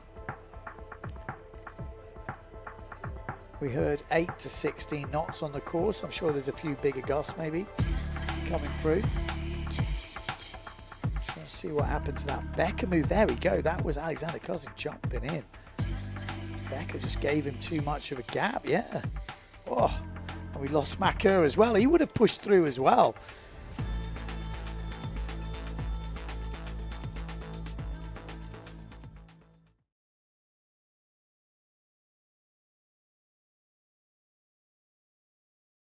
Like Martini, Board, Vonk, Mortafon, Preen, and Tomizawa. That is your second semi-final rundown. That is who is in the game here. This will be tough. This will be tough. Yakino, Vrieswijk, Martini, Board, Vonk, Mortafon, Preen, Tomizawa. No easy ones there. 4 riders will miss out. 4 riders will get the opportunity to fight it out in the final for maybe winning this first elimination here in Japan for the Fly A&A Windsurfing World Cup. You can see that. Lovely foiling conditions right now. Sun is shining. 20 seconds to go on the clock. Mortafon needs to get inside the top 4 here. Needs to get in the final. Doesn't want to start this event badly. Needs his first elimination to go, and making the final would be a hell of a way. We've already seen Daniela Benedetti making that final. And there we go. It's a great start in the middle of the pack from Mortafon. We've got Tomizawa up this top end on the Severn. Looking good. We've got Jordi Vonk in the middle, but I mean, Mortafon was absolutely on the money there on the start. We got Bruno Martini down this bottom end. We got Matteo Iachino down this bottom end. Amado Vrieswijk up in the middle. We got Cedric Board pushing hard. Look at this as we come down into the first mark. Matteo Iachino looking good. Mortafon just trying to keep it together. Just needs a top 4 finish here. Doesn't need heroics, but he's going quick here, Mortafon. And he pushes through into second place. So it's Matteo Iachino in first. Mortafon in second. Bruno Martini in third. And Bruno's gone. Bruno's gone. We also lost Cedric Board, I think, as well. Wow. Well, that didn't take long for things to change around. Matteo Iachino, Mortafon, Amado Vrieswijk, Jordi Vonk, and Tomizawa. Oh, no, there's a Neil Pride in there. I think that's Nico Preen just ahead of Tomizawa. So Nico Preen still in the mix here for a top 4 after a couple of the bigger boys crashing out. Bruno Martini, I'm going to be upset with that. Definitely someone who's not upset about that is Mortafon sitting nicely in second place. Nico Preen in 5th place. We've seen that. It's hard to get out of that 5th place in the racing so far. It's almost a bit of a follow my leader. It's really hard to make grounds. We saw Alex Kuzan do it though. You could see Jordi Vonk just have a little queaky, sneaky look behind him just to make sure Nico's not doing anything that he needs to cover. He's going to try and stay out of trouble. Massive crash there from Amado Vrieswijk. Wow. Under no pressure. Oh, we might have another look at that in a minute, but that was a huge crash from Amado Vrieswijk. And Nico Preen says, thank you very much. Goes up into 4th place. Tomizawa in 5th now. But what is going on? Amado Vrieswijk looked comfortable in 3rd. And then it just all went wrong. Wow. Matteo Yukino looking very solid at the moment in 1st place, same as Mortafon, Jordi Vonk, Nico Preen. Can't afford any mistakes right now. Tomizawa right behind. I mean, that would be a huge one, wouldn't it, for Tomizawa to make the final. It doesn't look like he's going to be able to do it, but definitely giving a good account for himself here. Just one spot off making that final. Needs a mistake from Nico Preen. But looking good from Yukino. So Yukino 1st, Mortafon 2nd, Vonk 3rd, and it will be Nico Preen who goes over the line in 4th place and makes that first winners final. Few things definitely went his way there. And Amado Vrieswijk just coming over the line now behind Tomizawa. What happened to Amado Vrieswijk? That's the question. They all look really comfortable. But we have seen that a few times from him this year. We've seen some big crashes. Always seems to be on the edge of control. So that losers final, runners up final is going to be hotly contested. Got some big guns in that. You can see that Cedric Board and Bruno Martini were pushing on that bottom end.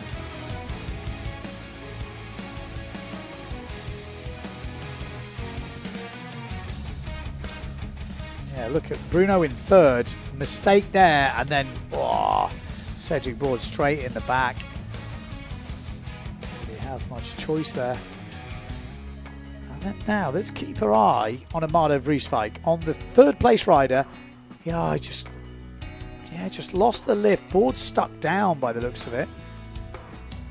Yeah, just stuck to the water. A massive forward. I mean, that's the way to get out of it. You've got to do that forward loop. He had a hell of a crash before the competition as well. Broke quite a bit of gear.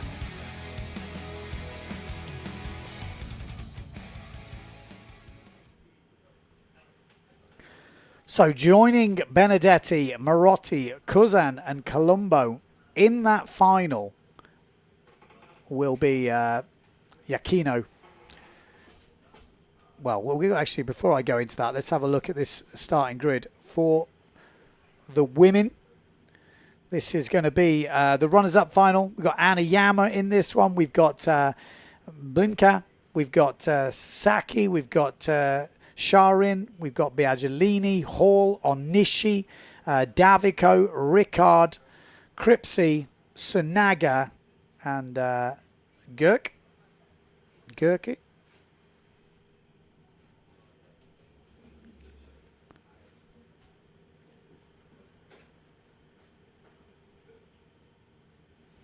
Yeah, just going back to who's joining Benedetti, Marotti, Cousin and Colombo in that final. It will be Vonk, Mortafon, Preen and Yukino.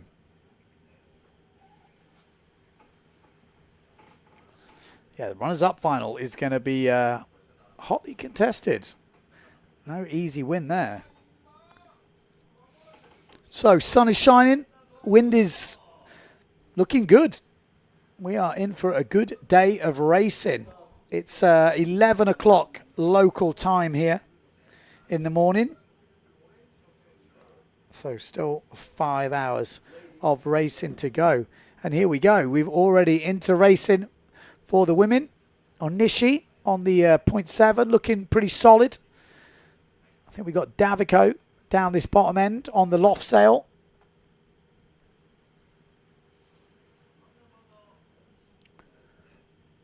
So Japanese riders pushing in this. We've got Anayama on that S2 Maui sails.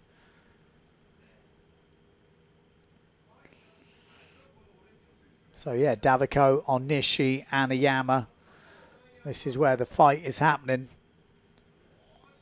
It's Davico who comes around. Obviously, best friends with the current tour leader, Justine Lemaitre. She's been going a bit quicker during the year, Davico. Obviously, training and sailing with Justine definitely helps.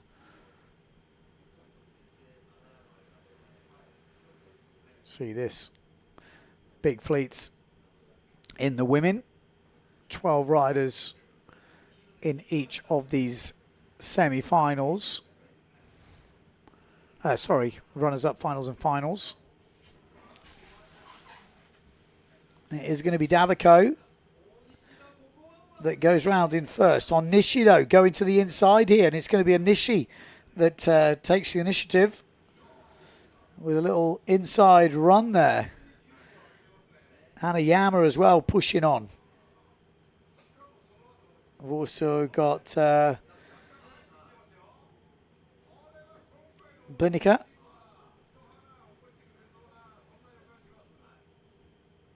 Blinica from Finland. Finland 6. Pushing through in about 4th place at the moment. But Onishi from Japan. Future Fly and 0.7.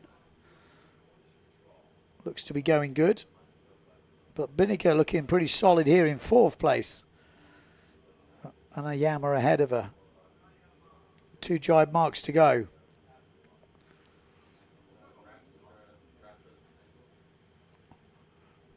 Safely round from the Finnish rider.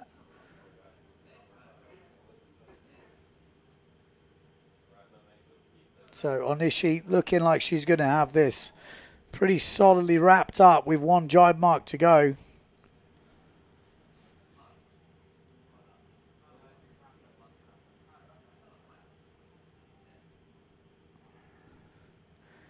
Last jibe mark on Nishi. Oh, no mistakes. Great jibe in the end from Onishi. Got real good acceleration. Not such a good jibe in second. And Hanayama coming through is going to maybe overtake Davico here. It's going to be a close race between the French and the Japanese rider. And Blinica in 4th place is going to also have a go. But Davico not giving up just yet. But it will be Onishi that takes the win in this runners-up final.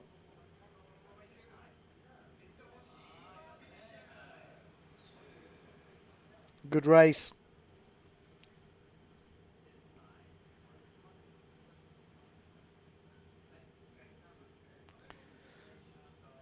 So we're not sure. Davico and Hanayama, but Blinica gets the 4th spot.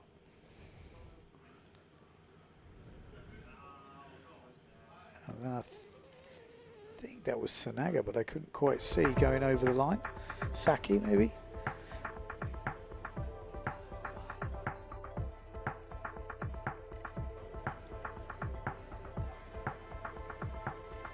Ooh, big crash on that start line. So next up, we are going to go, after this recap, to the women's winners final. Will we see any upsets? Will we see anybody pushing through? You know, so far in the events we've seen, Lemaitre, Mortafon, Alabao, that's been your top 3. Will we see anyone else push into that top 3? Erzin's been looking good. Vinicus looking good. Steinberg maybe.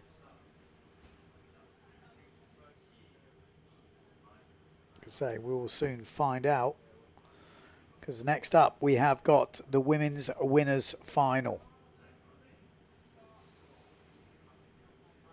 Yellow flag up on the boat, so less than 2 minutes until the start.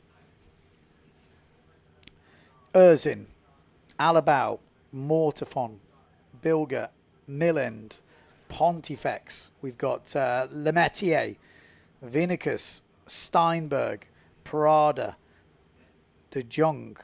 We've got Chavez and Pion. So yeah, it's looking forward to this. Should be good.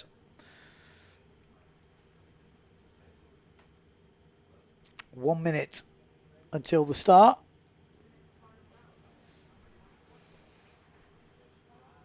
Can't complain of the weather we've got right now. Plenty of wind. Sun is shining. Great racing.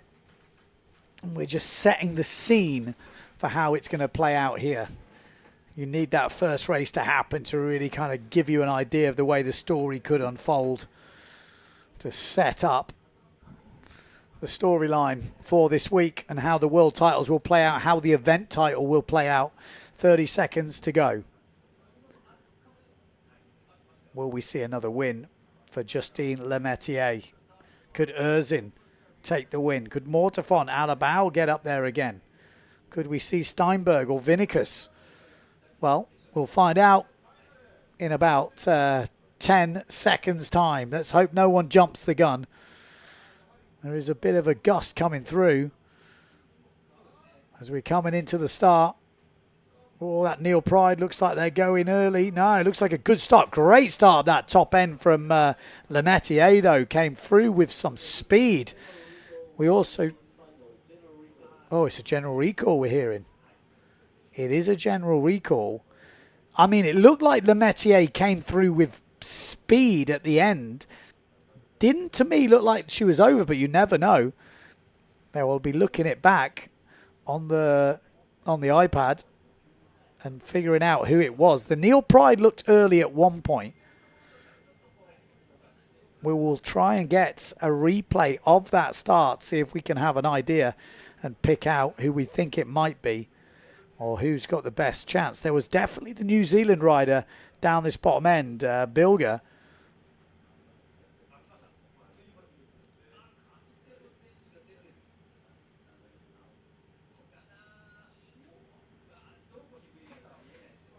Ooh, ooh. We'll have to slow-mo that. It's pretty hard. I mean, well, is it down the bottom end? Maybe it's the New Zealand rider. It could well be. Or in the middle of the pack, which was Blanca. Oh, yeah, it's Bilger. It's the New Zealand rider for sure. I think it looked to me like Lemaitre was safe. She had probably the best start, but more so because she came through with great speed rather than she was on the line. I think that's the New Zealand rider. I think Bilger's gone. Again, we'll wait for confirmation of that. Yeah, one rider over early. New Zealand 50 is over the line early.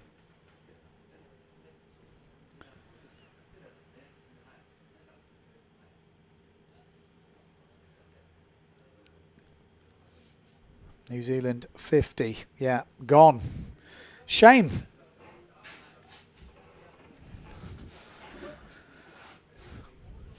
That's one less.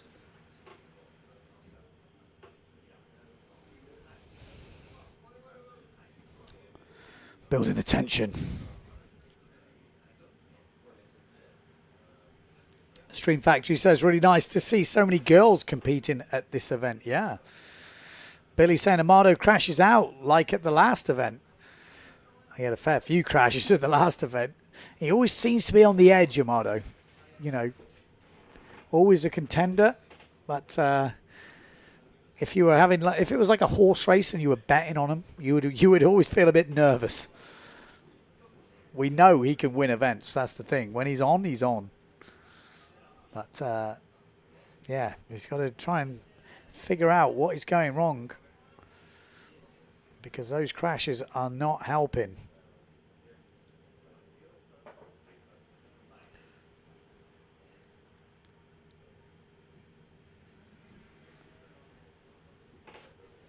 One minute 40 to go. Are we going to see any upsets? Let me know in the comments on YouTube. Where are you watching from? Who's tuning in? Who's in Europe? Who's staying up for this? Any hardcore or where else you watching from in the world?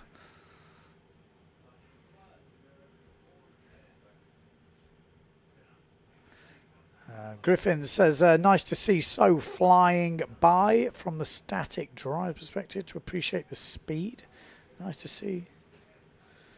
Okay. Oh, drone. Yeah, the speed is crazy. Well, what we see on the stats already, like 32 plus knots. We got Ukraine tuning in. We've got Ivan from Ukraine. We got Felix from Austria. The Dutchies watching, doing the night shift. Pascal, 3 a.m. over in the Netherlands. We got Mike watching from Thailand. Quebec tuning in. The US of A is tuning in. Oh, we've got a bit of a mix. Good to see Germany as we're coming up. Yeah, very civilized time to watch from New Zealand, says Daniel Thomas. Probably not normal, that. It's easy, easy. France, Remy's tuning in. France, 8 seconds to go. Let's get it on. Looks like Prada in the middle. We've got Steinberg down this bottom end. Marion Mortefon down this bottom end. It's a good start. In the middle as well. And that's Severn. Looks a great start. Flying. Also down this bottom end, Marion Mortefon. Where is Lemaitre? A bit further back right now. Steinberg, we've got Blanca Alabau there, you can see. Is that Erzin in the middle? It might well be. If it is, she's flying. Could be Vinicus. I guess we'll find out soon enough. Not so easy to see from that angle. But Marion Mortefon looking good here. Justine Lemaitre, a bit more in the pack. Got a bit of work to do. So it is Marion Mortefon. Erzin in second, it looks like. Oh, Lemaitre goes through the middle, threading the needle there. But had to take a wider line. Look at this, great racing. Lemaitre is probably loving this. You know, there's nothing better than racing through the pack, trying to pick your way up. Marion Mortefon looking good. Erzin looking good. Blanca Alabau. We've got Vinicus, Steinberg. Obviously, Lemaitre pushing through. So Vinicus at the moment in 6th place. Steinberg in 5th. Lemaitre in 4th. Then we've got Blanca Alabau in 3rd. Marion Mortefon in 2nd. And Blanca Alabau goes to the inside. Erzin looking super solid. She loves this discipline. We haven't really seen her much because of the IQ foil, but I think we've definitely found her discipline.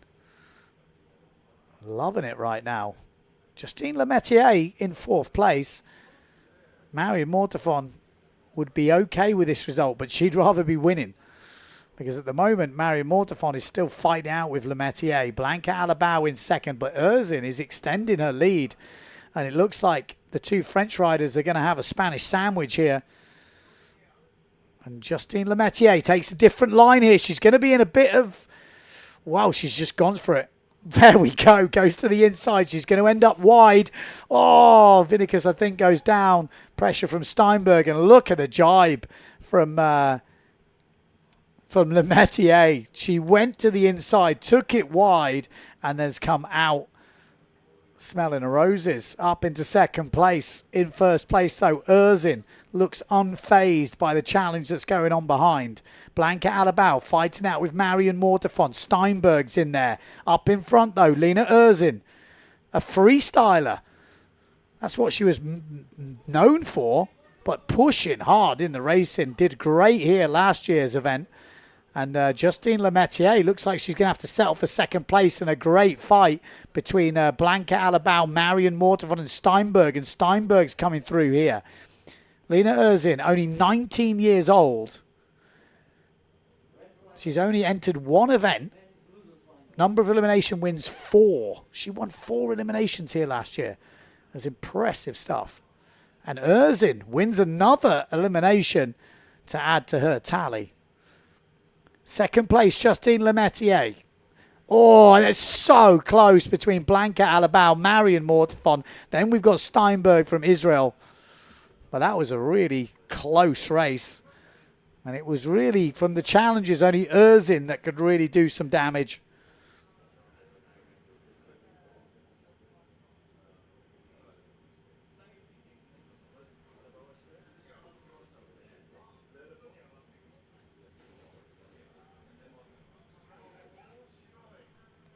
Wow. Impressive stuff.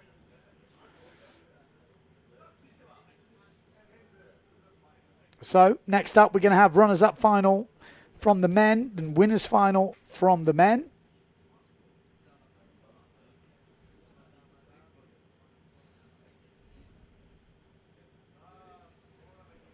Just need to have a quick check on something just to make sure I'm correct.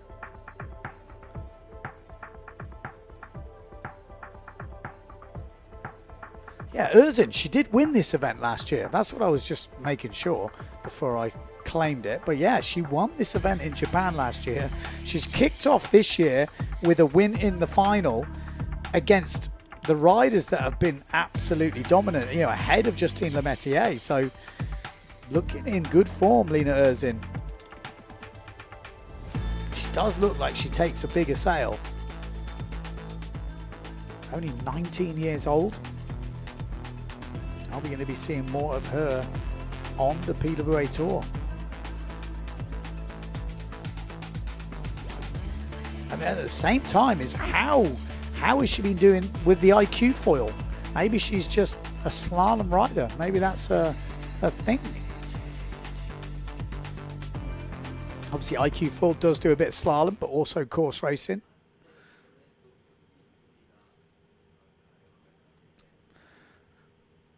Okay, so this is the unofficial race results, but Lena Erzin and Lemaitre, Alabao, maybe just getting more to fun, but we're going to check that. We got Steinberg in there in 5th, Milland in 6th place for Estonia, Prada in 7th, and Sarah Vinegas after that crash ends up in 8th place.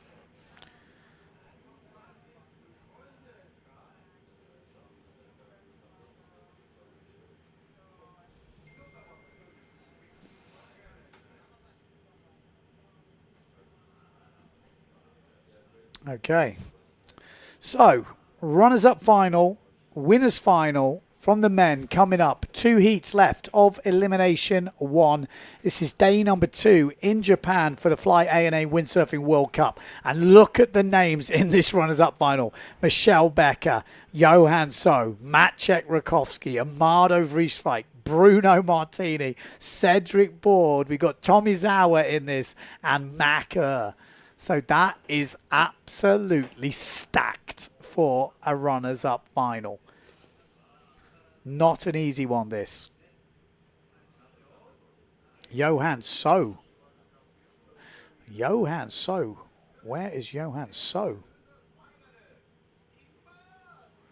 Bam, there we go. It's a good start down that bottom end. Johan So in the middle of your picture. Looking very comfortable. He's going to be absolutely gutted. He made that mistake with an over the line early, and he could regret that. You never know, though. You wouldn't put it past him to go and maybe win all the next races. Who knows? Great drone shot here as we come down this first reach. We've got Amado Vrieswijk a bit further back. Johan So pushing up to the front. We've got Maciek Rakowski, though, looking good as we come into this first mark. It is going to be Maciek Rakowski. Bruno Martini also in the mix. But no, Johan So goes to the inside. Maciek Rakowski cuts to the inside of Johan So. Can't quite handle the pressure. And Johan is the guy that comes out on top. Maciek drops to about 3rd place at the moment. Bruno Martini up into 2nd. Amado Vrieswijk in about 4th or 5th place at the moment. What a first mark rounding from the boys there. Wow, that was extreme racing. Johan So just bashing his way on that inside line, and I think Maciek didn't see that happening, but he wasn't taking any prisoners there. So Johan So round the outside mark in 1st place. It will be Bruno Martini in 2nd place. 3rd place will be Maciek Rakowski. Then we've got Becker. Then we've got Amado Vrieswijk. We've got Cedric Boards in there. We've got Macker. And then Tomizawa. So pretty stacked at the moment. But one thing is for sure. Johan So, the beast, is leading this one. Bruno Martini just sailing down pretty hard to try and push against Maciek Rakowski, but it is Johan So in 1st place still.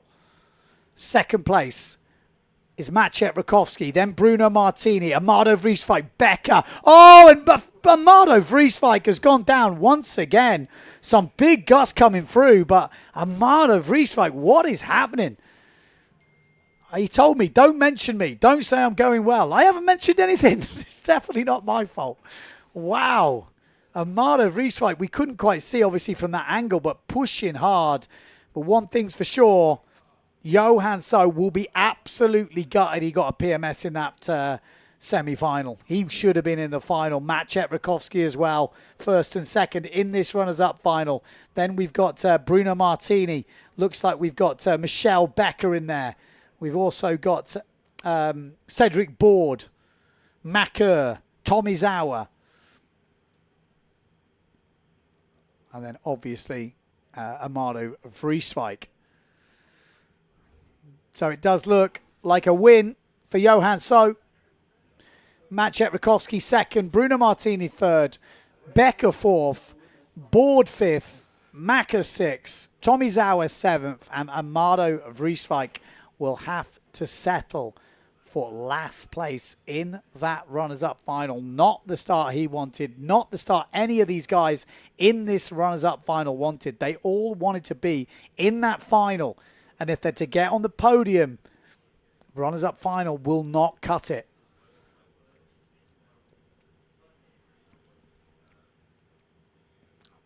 But we do have the winners' final coming up soon. We've got the two title challengers, the two main ones. We've also got Marotti, who has got a very outside chance. If he's to win this event and the other guys are outside the top six, it could happen for Marotti, but that's a big ask when you're talking about two of the most consistent foil racers this year to drop outside the top six. It hasn't happened so far, but with only 3 events this year, anything can happen. There's the unofficial results. Johan So, Maciej Rakowski, Bruno Martini, Michelle Becker. And we've got Cedric Board, Macker, Tomizawa, and then Amado Vrieswijk crashing out in 8th place.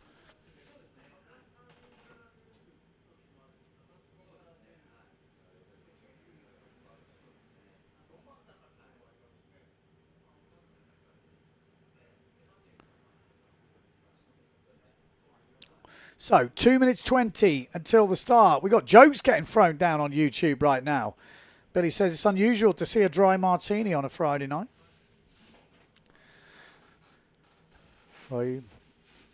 Well, Bruno is a new man.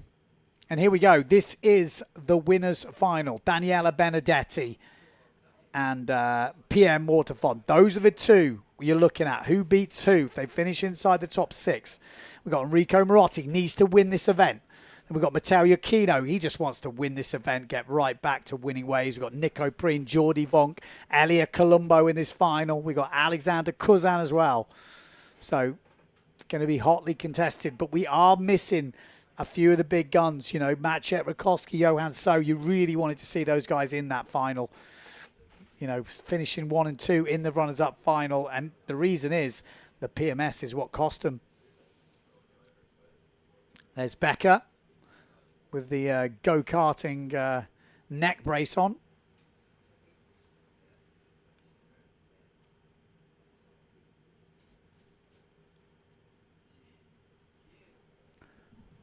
One minute and 5 seconds until the start. Are we going to see any upsets here? I mean, Matteo Iachino was looking very solid, I have to say.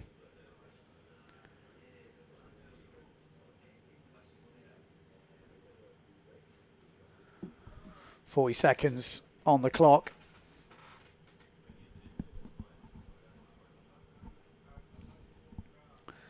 See if we can work out where everyone is going to start. I mean, Mortefond's looked on it, I have to say. Daniela Benedetti also looks, oh, there you go. Those are the gusts that we're going to see in Japan, and they can cause all sorts of havoc. The shift of the wind as well when the gusts come. So it will be a pretty technical race. You can't always see it from here on the live stream. It looks kind of easy, but the wind is moving around a little bit. does make it tricky. There you go. Mortafon, Benedetti right in the front line here. Matteo Yukino as well, pushing hard down this bottom end. Is it a good start? It was a great start if it is from Matteo Yukino, pushing through. Marotti, Benedetti with a good start. Then Mortafon further up. A little bit further back his cousin. Vonk's in there. Preen. And definitely further back, Alexander Kuzan or the other Patrick rider, which is Elia Colombo.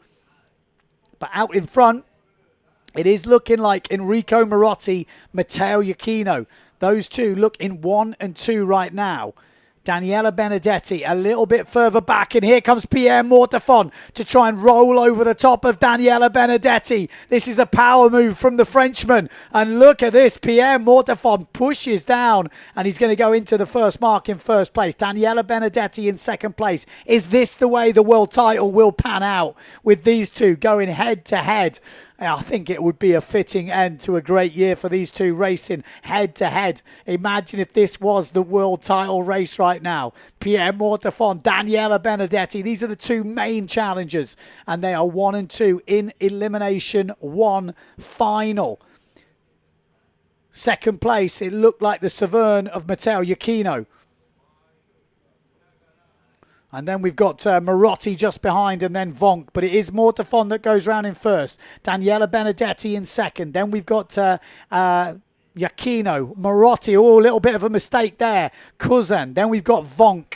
Tight racing at the moment, and its advantage. Pierre Mortafon as Matteo Yukino is actually catching up here a little bit. Keep your eye on Matteo. He seems to have some good speed at the moment. But Daniela Benedetti will not be given up. He knows this is his chance. This is his moment. Pierre Mortafon having a hell of a year. Slalom X World Champion. Could he add foil slalom to that list? Lost his sponsors at the end of last year. It was not looking good for the Frenchman, but he's come back super strong, and it's almost re-motivated him. But look at this. Daniela Benedetti is definitely not finished here. He's making a little move. He's making a move to get to the inside line for this last mark. And he knows this one result here can change everything. There's 1.3 points in the difference here, but he's got to keep his eye on Matteo Yukino because the other Italian is coming in. Pierre Mortafon round in first. Daniela Benedetti has got Yukino breathing down his neck. Keep your eye on Matteo Yukino. I have a feeling he's coming through, and he has. Matteo Yukino has just pushed out Daniela Benedetti. The Italians will be going crazy right now. They want a world champion here. And that point there could be all the difference come the end of the week. But what a great race from Matteo Yukino. Pierre Mortafon nearly takes out the drone. Wow. Well, the drone nearly hits Pierre Mortafon, whichever way you want to do it. But Mortafon wins Elimination 1 here in Japan on day number 2. Matteo Yukino, great race from him in second place. And third place, the other world title contender, Daniela Benedetti. Solid race, but third place, advantage, Pierre Mortafon. Look at the distance. They were ahead. They were almost in a race on their own there, just flying.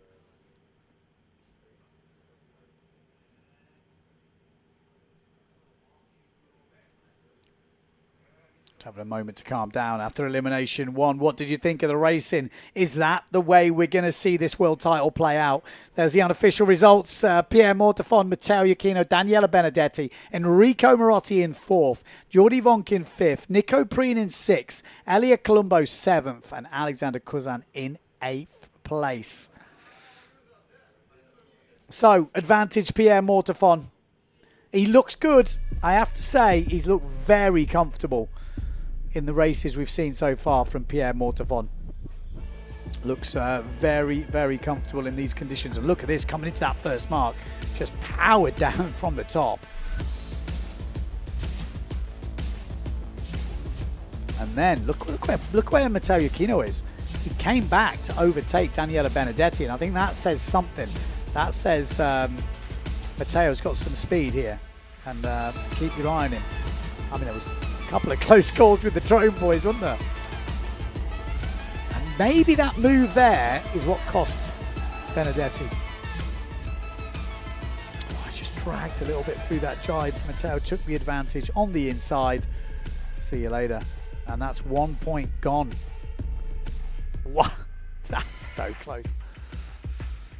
Good racing.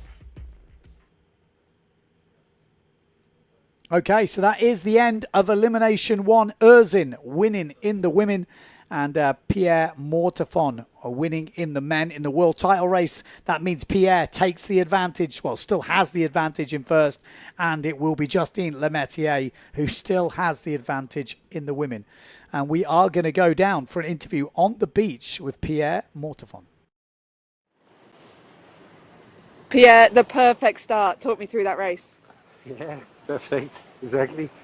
No, I had a great start on the middle, not really full, but we had some wind.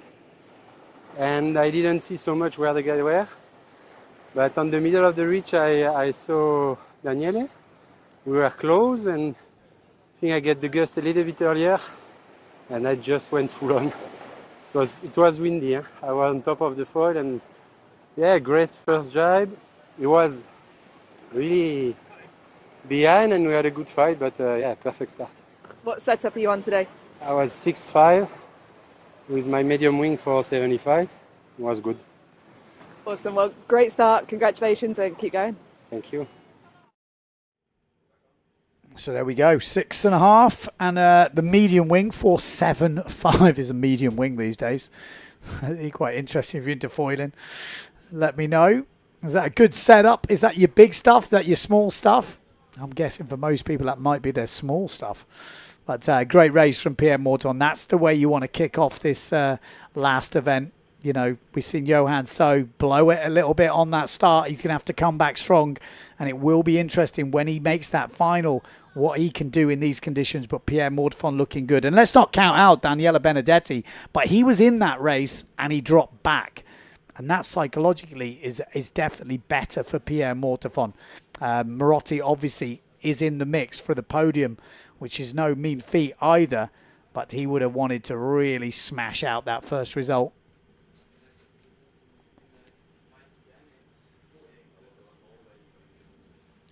Okay, so we're going to go on hold now. Probably going to grab a bite to eat before we go back into the next elimination. So stay tuned. Elimination 2 will be coming up very soon.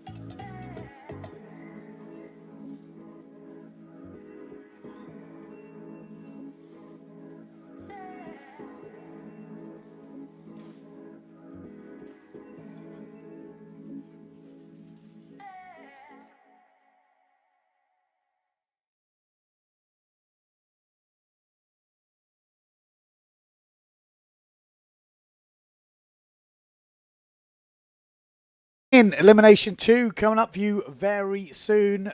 Same format as before. We're going to have 8 heats of the men before we go into the women. So going to do the first round and the quarterfinals and then semi-finals from the women, semi-finals from men, runners-up final, winners final from women, and then winners final from the men as well. Pierre Mortefond winning that first elimination. He looks like he really wants that world title this year, and he's looking in very good form. Matteo Iuchino in second place. Daniele Benedetti's that other guy challenging, keeps himself definitely in the mix with the top 3. I would say he had the easiest semi-final, but Daniele Benedetti has definitely got a chance. This is going to go right down to the wire. We're going to see some exciting racing, but obviously, first we've got to get through those earlier rounds. Will we see anyone step up? You know, Mattis, we've got him in the first round. We know how good he is. He's been in the top 5 points this year. We've got Kudo in this. We've got Kitahara. We've got Anami. We've got Riegler, Takajima, and Ricky Taker.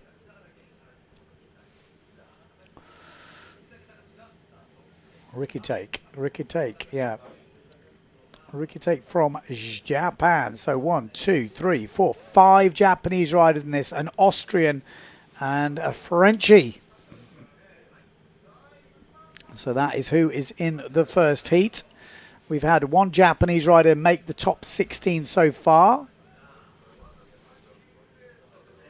Okay. So as you can see on the water, we've definitely got more wind at the moment. We've seen gusts of, or we're hearing there's gusts of over 20 knots. We're still waiting for our Japanese riders, Japanese pilots to get the drones up. So the race has actually already started. So we've only got the beach cam at the moment. But it looks like Mattis is going to go around in first place. Kudu as well on the GA in second place. And then we've got the Neil Pride of Riegler, and then the Severn coming through, which could be Kitahara. Actually, no, the Severn is probably Anami, one of the young Japanese riders. So I'm thinking we've got Kudu, Anami, Riegler, and Mattis. But hopefully we will get confirmation of those positions as we go through. But as you can see, sun is shining. It's the weekend, obviously, here in Japan. Saturday, it's about midday at the moment, 5 to 12, so 11:55. And we have got some great racing going out on the course area. And good to be back in Japan. So Mattis leading, Riegler, Kudu, and Anami. That's my best guess from here. That is not official, but I think I would say most of them would be right. But we would expect to see Mattis up there. We know how fast Mattis is. Didn't have his best event over in Silt, but he was right up there. I think in 5th place in Fuerteventura. Really showed what he's got. He's not one of the the heaviest riders in the fleet, but he really has got the skills. So Riegler from Austria in second. Kudu, I think it is, on the GA. And like I said, I would guess it's Anami from Japan in 4th place at the moment as we're coming up to the last mark rounding.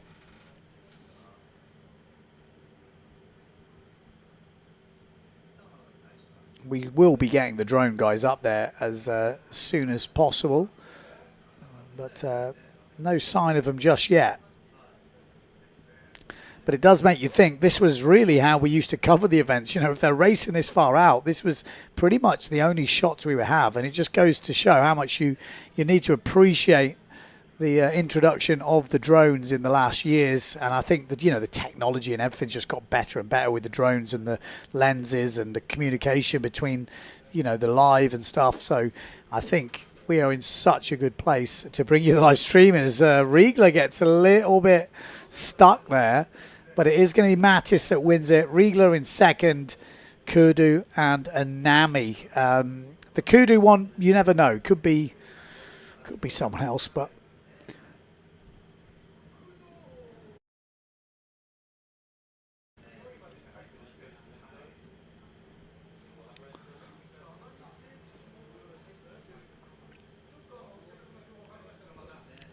So we'll try and bring you the unofficial official results as soon as possible. Yeah, but there we go. Riegler on the Neil Pride. Japan 9, which is Kudu. And like I said, I'm pretty sure it was a Nami as well. So I'm not sure what happened to Kitahara there. We would have expected him to be pushing. Not really in the mix. Got quite a few people on the beach walking around.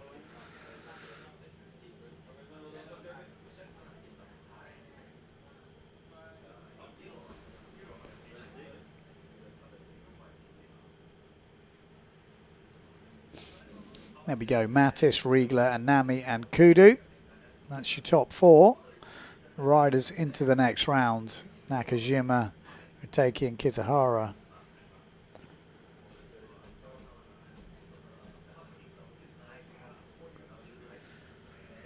So that was heat number 1, elimination 2. I'm guessing we'll be trying to do 3 eliminations today. We've got a minute and 10 seconds until heat number 2. Who have we got in heat number 2? Well, we've got 6 Japanese riders and 1 Belgian rider. So we've got Everard, Cyril Everard from Belgium, going against Tajima, Yamada, Yoshihiro, Takajima, Ikuta, and Kutsuma. And there we go. That is who we've got coming up. Keep your eye on Tajima. Like I said, he has been doing the PWA Tour, and he's been looking pretty good. He's had some good speed. He's made some good heats.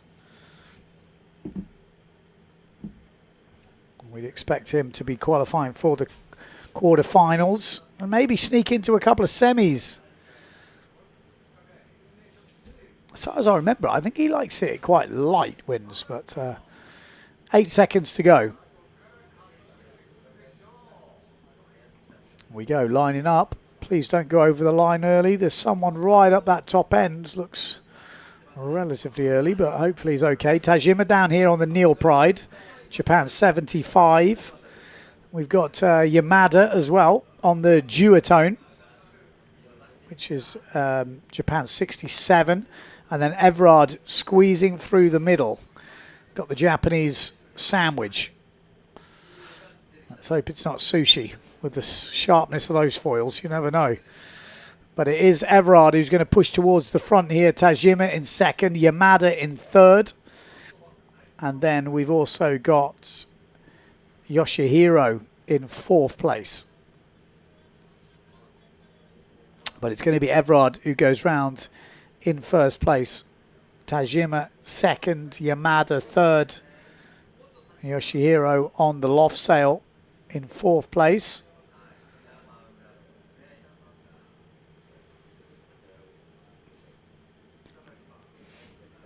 This is just the first round, so top 4 qualify for the quarterfinals. And like I said, if you've heard me talking before, you'll know the quarterfinals is when the seeded riders come in. This is the top 16 riders from the last round, not from the overall ranking. So if you're in the top 16 in the last round, you'll be already seeded through to the quarterfinals. 4 riders in each of the quarterfinals, obviously 16. And then the other riders have to fight it out to join the seeded riders in that top in the quarterfinals. So it does get tough when you get into that quarterfinal stage. It's when you see the big names coming in. And there's always a few wild cards in this first round. Mattis, I think, would be classed as one of those. You know, you'd expect him to be in the top 16. So then the heat that he goes into gets tougher. And we've also got a couple of, you know, Japanese riders are good. Cyril Everard, one of the young guns coming through, 21 years of age. Hasn't made a final yet. So that will be his goal, to make a final.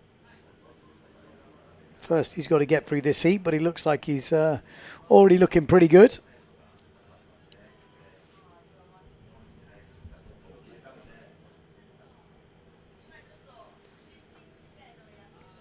Tajima looking solid in second. Yamada also third. And then Yoshihiro in 4th.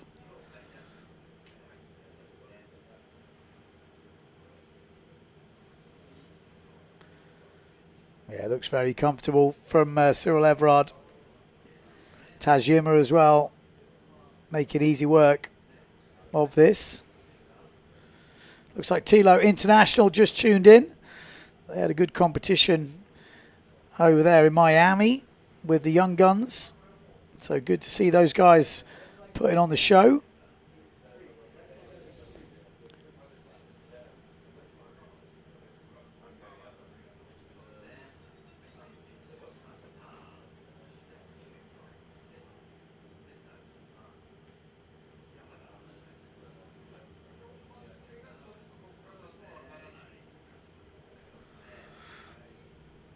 So early rounds getting done.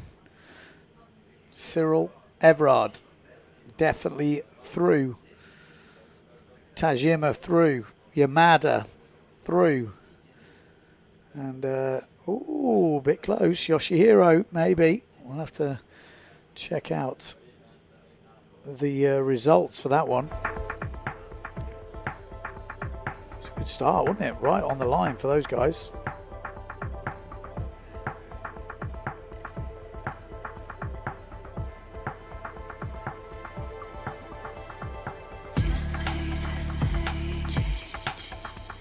Bit of a race recap. Like I said, nice racing in these early stages, and it gives the Japanese riders also a really good chance to almost have like a national event where they're going against each other. And like I said, a lot of the goals will be to get in that top 16. It's a big result. If you can make any of those semi-finals, you've had to sail pretty on form. You know, first goal is to make the quarters, and then after the quarters, if you can push into those semis, and then obviously the ultimate goal to make the final. Because, I mean, to win a final, the level is just off the scale right now. Not to say it can't be done, but it's a tough ask. A tough ask. So here we go. This is heat number 3. We've got Takeda, we've got Kaku, we've got Kanagami, we've got Katsuro, we've got Kimura and Ikoma.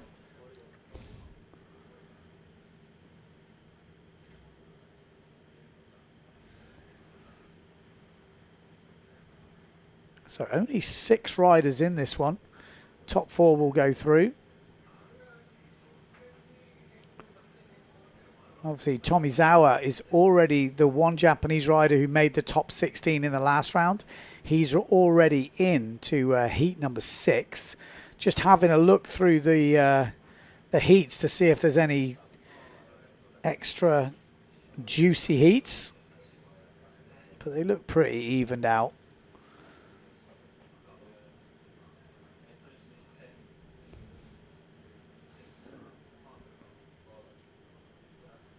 Maybe the Hooper heat could be interesting. Bottom end of the draw. 40 seconds to go. You still up in Europe? How are you hanging in there? Not an easy night, is it? What time is it back in Europe? Is it 4 in the morning? 3 in the morning in the UK?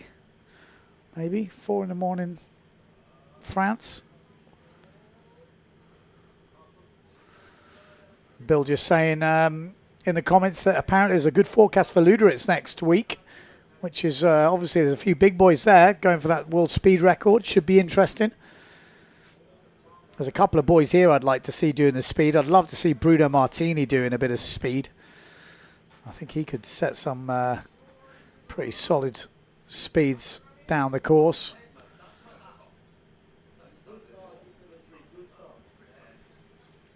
So there we go. We are up and running here. That's a better view, isn't it? We can see what's going on with that one. But it is looking good. The Japanese riders pushing hard. We've got Japan 16, which is Kanagami. They're looking good. We've got Takeda. Also looking solid. With Ikoma in 3rd place at the moment on that Neil Pride. And Kimura in 4th place at the moment. It's a pretty much all Japanese affair here. Oh, little bit of a bog there. Comes through on the gun. Japanese John Sky, Japan 57.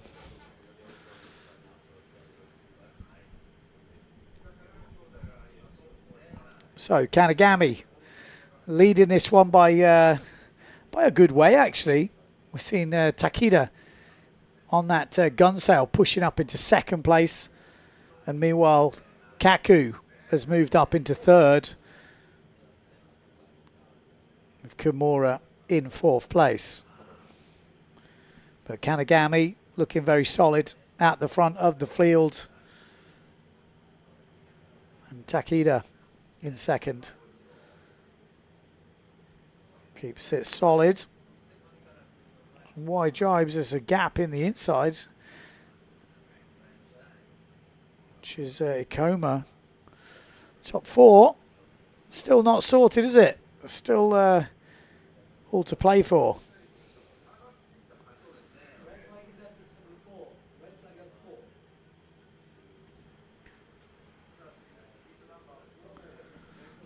Yeah, so that is Ikoma on the Neil Pride, just making sure. And then Kimura on the Severn. And then Takeda's getting reeled in here on the gun sail.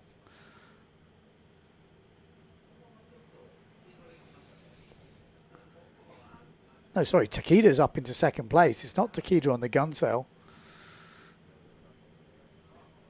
It's 28, which is a Kaku. But he's held them off at the moment. Still all to play for. Ikoma's got that 4th spot at the moment. Some close action here from Kimura.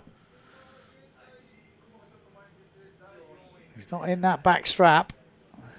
Some big gusts coming through. We're pretty much on board with him here. We are riding with Kimura as we come into the last mark. He got a chance here to get into the final 4. Any mistake, Kimura will be taking advantage of it.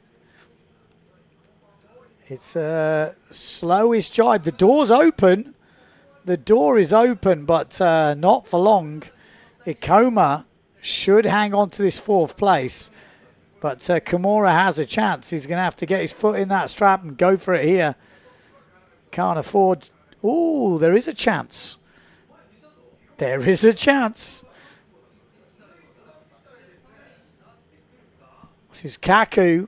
Kaku in a bit of trouble here. He's not got the speed. Kaku is in trouble. Kimura's reeled him in a bit. But Kaku's going to hold on, is he? I think he is. He is going to hold on. It's not going to be enough, but a great race from the Japanese crew. Nice to see.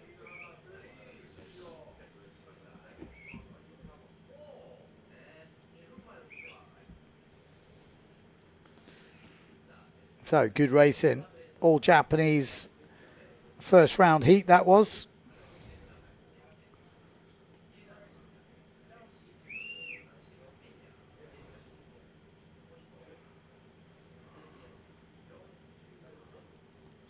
There we go. Kanagami wins it. Takeda 2nd. Ikoma 3rd. And Kaku gets the 4th place. Kimura just missing out. Looks pretty young, doesn't he, Kanagami? Looks like we might be seeing a bit more of him in the years to come. And then the last heat on the water will be heat number 4, which will be the last of the first round. And then we'll be entering into those seeded rounds.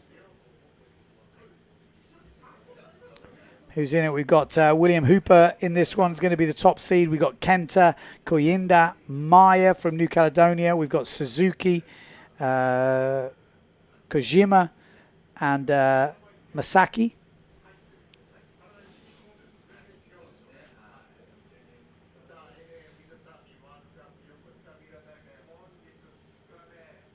10 seconds to go until the start.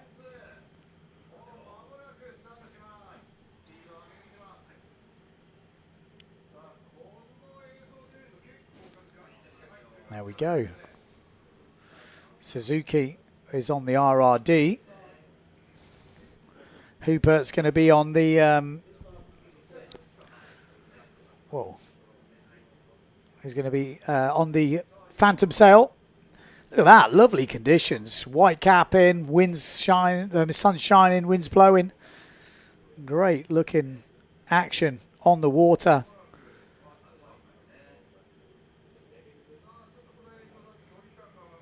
So Japan 22, getting reeled in. Koinda, that is, on the loft. We've got Japan at 6 there as well, which is Kenta.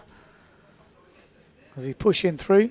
We've already got Koinda just going through in second place. Whoa, tries to push it on, but Kenta pushing through as well. Great racing.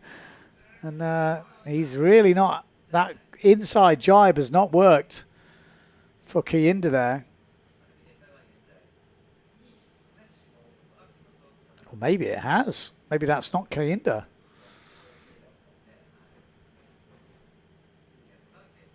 Yeah, it is. Koinda's in 4th place. We've got Suzuki in 5th. We've got Hooper leading at the moment. And it looks like we've got Maya from New Caledonia in 3rd place, fighting it out with Kenta. So Kenta, and there's Japan 40, which is Kojima on the Liberty sail. I spoke to Mr. Liberty, actually. He obviously does the harnesses, they do sails, they do a bit of everything. And they said they got a few of their riders entering. They're just on no cam free race sails. Oh, Suzuki getting that jibe all wrong. That's not going to help his bid for the 4th place. But there's already 4 riders quite clearly ahead in this one. It really is going to be an easy one for Hooper in 1st. Then we've got Maya in 2nd, Kenta in 3rd, and then we've got Koinda in 4th place.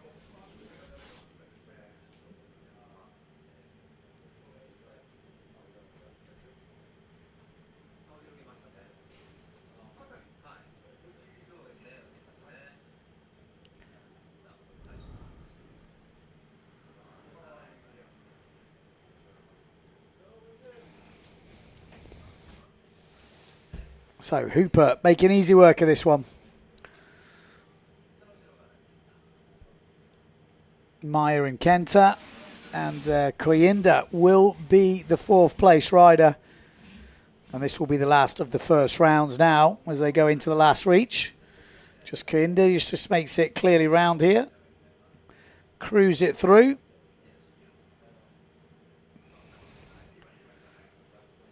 Making easy work of that.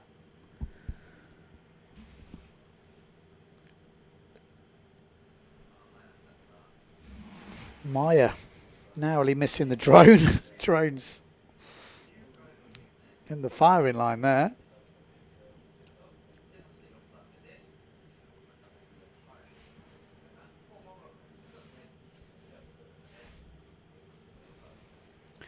So there we go. Koinda, 54 years of age. He's entered 24 events on the PWA. Not made a final though, but he was really, you know, big competitor, definitely in the Finn days. Since the live stream sort of, I've been doing it, so he's probably been in there since his 40s doing the PWA, and maybe even before. So he's been definitely a solid racer over the years and still making it through to the quarterfinals. So good skills. Still got it.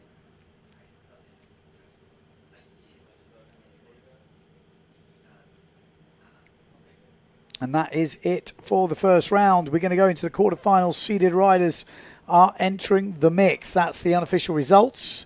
But William Hooper, Maxime Meyer, Kenta and Koinda, they're your 4 riders to make it through to the quarterfinals.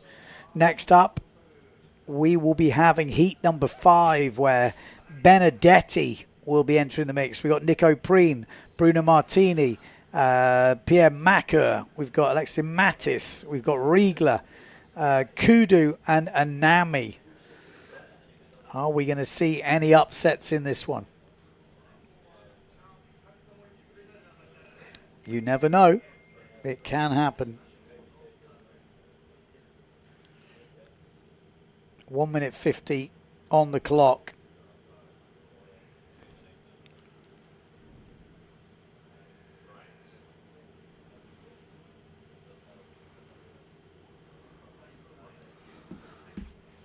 One minute 30. Come on, let me know where we're going to see the upsets. Who's going to get through from this heat? Are we going to see the 4-seeded riders, or could Mattis maybe push in to that top 4? Maka has been looking good, but he'll be keeping an eye over his shoulder. Riegler.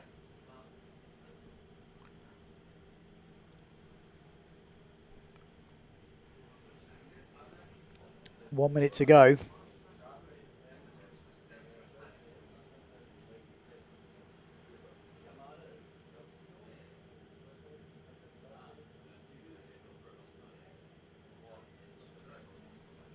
And they're kind of cruising in. I mean, I can't say it enough. Great conditions at the moment. Fully white capping, gusts of over 20 knots. Lulls down in the 12 knots, so it is, you know, full-on racing right now. Got to keep your wits about you. 25 seconds on the clock as they home in.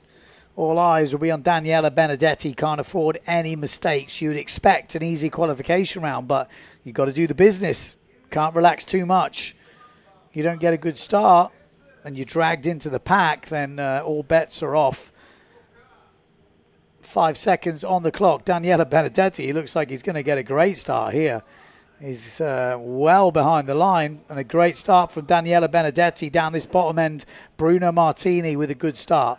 Nico Preen up with a nice start in the middle. We've got the GA boys. Kudu, Mattis up near the starboard end. Riegler also on the Neil Pride a bit further back. But it does look like Bruno Martini looking very good in this one. Daniela Benedetti as well. Nico Preen, Macker, Mattis all fighting. Look at Mattis coming down from the top. Alexis Mattis is pushing through into that top 4.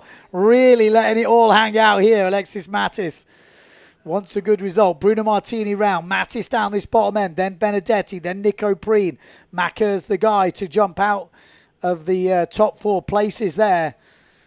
And the top 5 have already made a little bit of a mark here on the rest of the pack. Bruno Martini. That's not Mattis back there, is it? Surely. I think he's a bit lower down out your corner of your shot, because he had a good jibe, stayed low, but it's Bruno Martini that goes round in first. Then it's Benedetti. Then Mattis is in third. Nico Preen is in 4th place. And he's got Macker right behind him. Look at the fight going on here between Nico Preen and PM Macker. This will go right down to the wire, no doubt about it. Like I said, Macker's been getting faster and faster, so Preen has got a good fight on his hand here. He's got Mattis ahead of him. Preen in 4th place. Macker in 5th. And Macker will be able to see what's happening in front of him and pick his line coming into this jibe mark. Bruno Martini round in 1st place. Then Benedetti. Then Mattis. Then Preen. Actually, Preen looks pretty solid.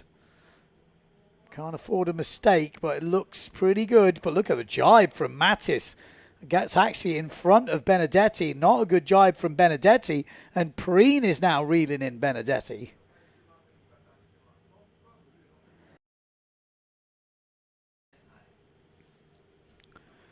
Bruno Martini, though, he is looking in good form here. Mattis up into 2nd. Benedetti in 3rd. Look, here comes Macker. Macker, oh, he's not going to get the run on Preen from there. He was going to give it a go, but just couldn't find the line. And it will be Bruno Martini, Alexis Mattis,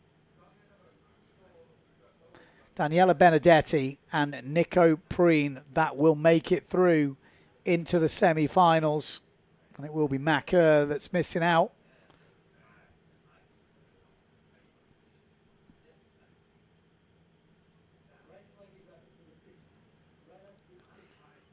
We'll wait for the results to come through, but solid racing from the boys there.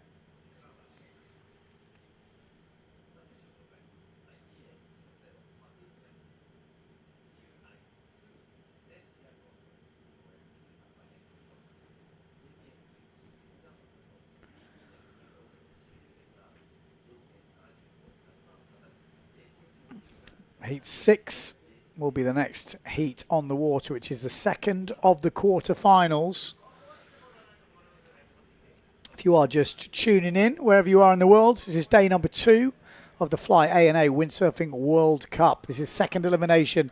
Just finished heat number 5, which is the first of the quarterfinals. Bruno Martini, Alexis Mattis, Daniela Benedetti, and Nico Preen are the 4 qualifying riders to the first of the semi-finals. They will go into the semi-final number 1.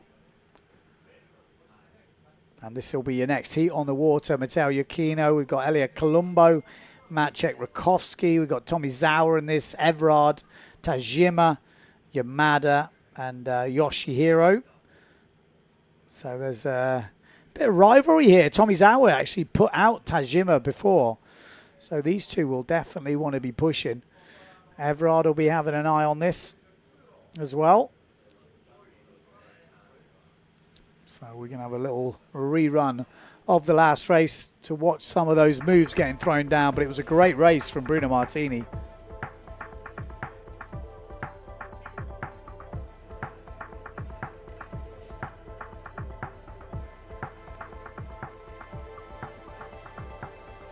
Interesting. I'm just seeing a comment from Billy saying Benedetti is consistent but not showing any speed advantage here. The thing with Benedetti is he always races like that, and then in the final he seems to find this extra boost. But consistency is definitely his game, and that is what's put him in such good position. It always just finds a way. Such a good racer. So yeah, it'd be hard to count him out. At this point, he's still in with a shot. Get a solid 3rd place in that first round.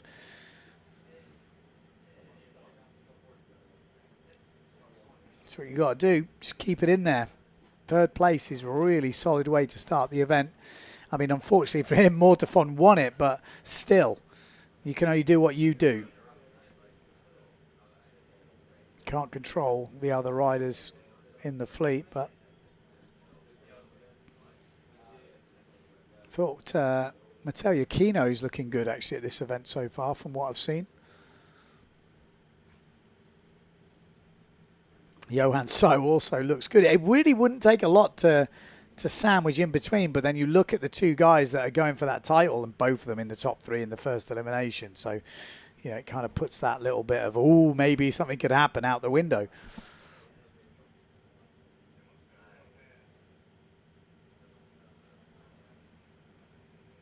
Looks like Casper's just tuning in. We are at elimination 2. We are in the quarterfinals number 2, heat number 6. Yakino, Colombo, Rakowski, Tomizawa, Everard, Tajima, Yamada, and Yoshihiro fighting it out. And we are about to start. There we go. Looks solid. It looks like a different world, doesn't it, from this angle looking that way. It looks like a totally different day and place. See this is the upwind shot. Pretty hectic stuff from the guys, but no doubt Yakino is right up there in the mix. Colombo is in there. Rakowski. Can't quite see until we go to the other angle, but there's definitely a Patrick in there. There's a Severn in there and a Neil Pride. But yeah, there we go. So it's a Yakino, Colombo, Rakowski and Everard. Tajima at the moment in 5th place and Tomizawa in 6th place. The 3 C's going around in 1st place though. Oh, Tajima just touching down. Tomizawa coming through. The battle of a Japanese will carry on.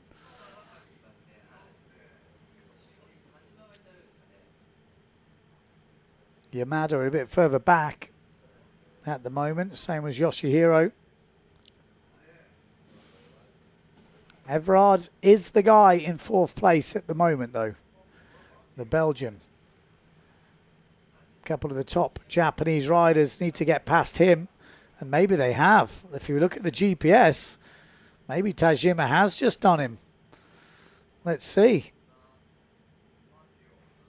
Looks pretty close to me, but I think Tajima might have just gone up into 4th place. Out in front, though, Matteo Yukino, then Maciek Rakowski, then Colombo. And then there's a real fight for 4th place. 3-way battle. Tomizawa, Tajima, and Everard. All fighting it out here for 4th place. This is a great battle. The 2 Japanese riders and the young Belgian. Matteo Yukino looking good in front. Maciek Rakowski as well. Followed by Colombo. Who's leading that race? I think it's Tomizawa. No, it's Tajima on the Neil Pride. It's Tajima on the Neil Pride ahead of Everard at the moment. Super close. Tomizawa on the Severn looking pretty solid. Let's get close to this battle, hopefully on the last mark. We've got Matteo Yukino. He's definitely going to win this. 2nd place, Maciek Rakowski. Then Colombo. No, it's Everard. It's Everard. It is Everard, and what a jibe to overtake Colombo. Tomizawa on the Severn is maybe having a bit of a battle here with the Patrick ride of Colombo. Colombo's been dragged into this 4th place battle. I don't know if we can have the GPS back on. But it is Colombo in 4th place. Tomizawa, I don't think is going to get this. And Everard pulled up into 3rd place after that good battle. And there we go. Confirmed. Colombo gets the 4th place. Everard gets 3rd. Maciek Rakowski in 2nd. And it is Matteo Yukino who takes the 1st spot. Tajima missing out, but good battles there. But no Japanese riders in the top 16, unfortunately, in this elimination so far.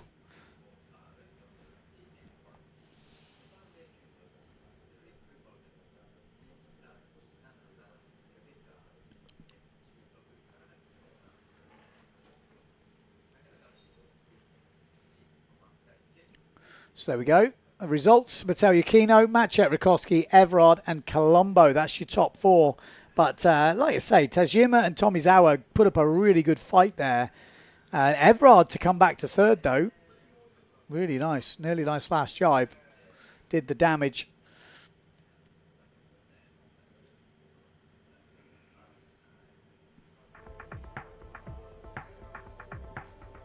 A bit of a recap of the race. People asking sail size and stuff. We did hear Mortifon was on a 6.5 on his medium wing, which was a 450 or something like that. So yeah, 17 to 22 knots. Pretty much. Good racing. Solid.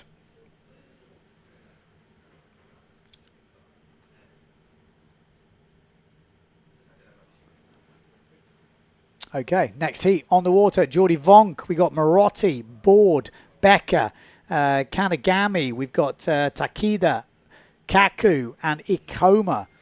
This is heat number 7, which is the 3rd of the quarterfinals in Elimination 2. Day number 2 here in Japan for the Fly A&A Windsurfing World Cup at Yokosuka. And great weather, great racing. Great way to kick off this event. Obviously, day number 2, no racing yesterday, just registration. But, yeah, I think this has been a good way to kick off the racing and these world title challenges. Obviously, world titles will be decided here in Japan for the men and the women. 2 title contenders really in the men. It's Daniela Benedetti, Pierre Mortifon. If both of these guys finish in the top 6, it's basically who beats who. So already we've seen Mortafon win the first elimination, but Benedetti right behind him in third. Just let Yukino overtake him, which could be costly. We'll have to wait and see. But here we go. Good start from Enrico Marotti down that bottom end. This guy has an outside chance of a world title, and it is an outside chance because he has to win the event, and Pierre Mortafon and Benedetti need to be outside the top 6. So it's not in his hands, but if he was to win the event, it could happen. So, Marotti, we got Vonk up that top end. We've also got Cedric Board on the Severn and Michelle Becker on the Patrick. That looks like your top 4 riders at the moment. And Marotti is looking fast. Already broke a mass, though, on the start line. Luckily, he managed to borrow Bruno Martini's gear to get him through, so it hasn't cost him any places so far.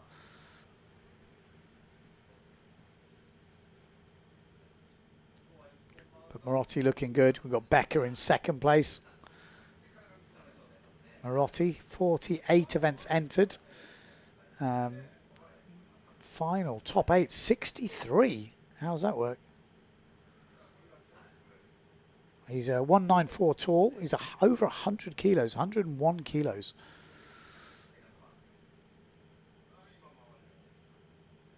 But Marotti, Becker, Board, and Vonk. That's your top 4. This could be a bit of an easy cruise for these guys. They've got a hell of a lead, really, over the 5th place rider. So this will be a bit of a cruise through. And no doubt about it, obviously the Japanese guys behind will be having their own race. Because when you're counting these results, every place, if you're not inside the top 4, there's a 4-point gap. So the difference between 5th and 6th is actually 4 points because there's 4 quarterfinals, and every 5th place rider gets the same points, and every 6th place rider gets 4 more points than the 5th place rider.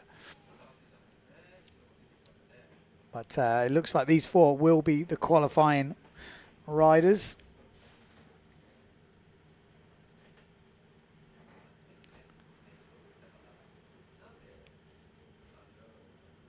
Okay, yeah.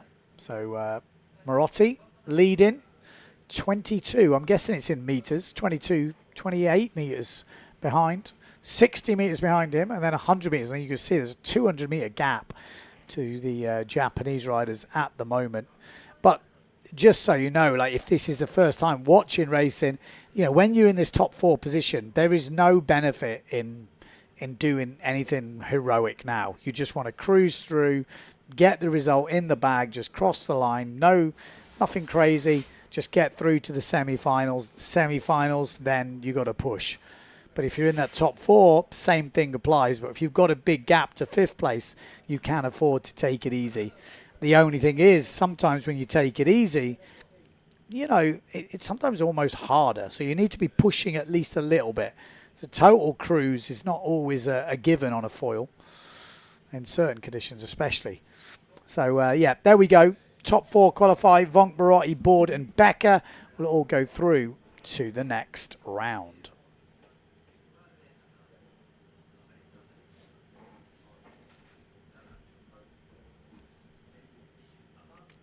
And then we've got one more quarter-final coming up, which will be the last of the quarter-finals for the men before we jump over to the women's semi-finals.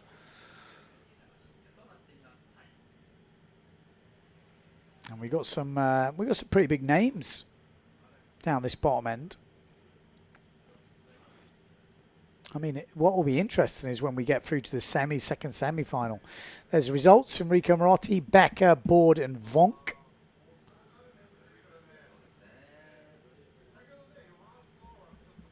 Kanagami was the guy who won the Japanese race there. There's a little recap of that race. And you're watching Late Night TV. If you're in Europe, it's early morning now, isn't it? Very early morning. Paris 4:30. That's early, isn't it?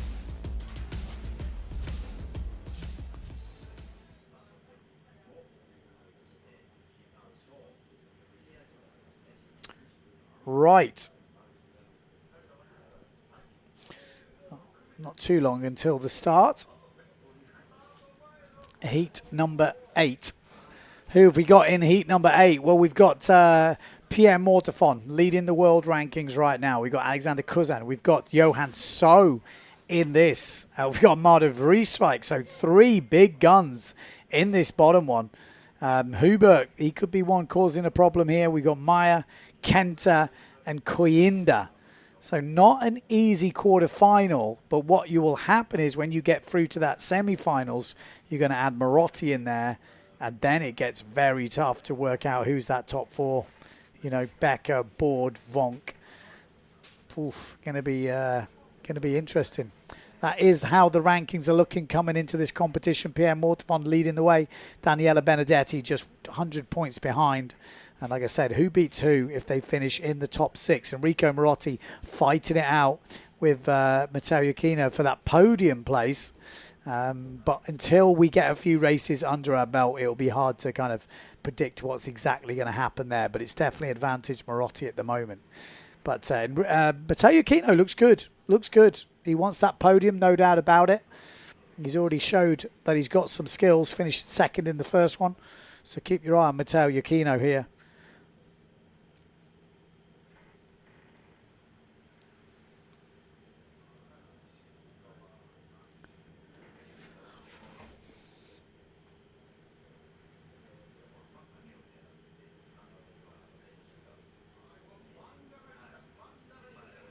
Here we go, lining up for this start. Johan So can't really afford any mistakes from now on in if he wants to win this competition. Here we go. Mortefon on the Phantom. Obviously got Hooper on the Phantom as well. Looks a good start. Pierre Mortefon down this bottom end. A good start. We've got Johan So upwind of him. And this will be a good battle to see who's got the speed. Psychological edge right now. Can Johan So roll over the top of Pierre Mortefon? At the moment, it doesn't look like it. At the moment, it looks like Amado Vrieswijk is pushing as well. We've got 3 of the biggest guns in the foil racing right now. But Johan So trying to push it on. Mortefon knows if he stays ahead of him now, there's a psychological edge right there. But Johan not backing down. He does now, though. Backs off a little bit to get himself set for this jibe. And it is Pierre Mortefon looking very strong right now here in Japan. Johan So in second place. Amado Vrieswijk in second. Oh, big crash there. Right in front of Hooper. Did really well to avoid it. I think that was Maya that went down. But look at this clear view here. Mortefon leading. Second place So. Third place Amado Vrieswijk. And fourth place is the Patrick rider.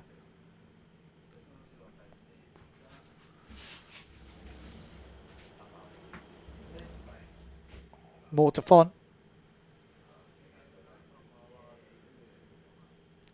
So Amado, I mean, this is just the quarterfinals, but it's just an interesting psychological battle, isn't it? Johan So will want to go past Mortefon here. Does he need to push all the way? Probably not, but why not? It's good to show him who's boss if you can, and there we go. Johan So moves into first place.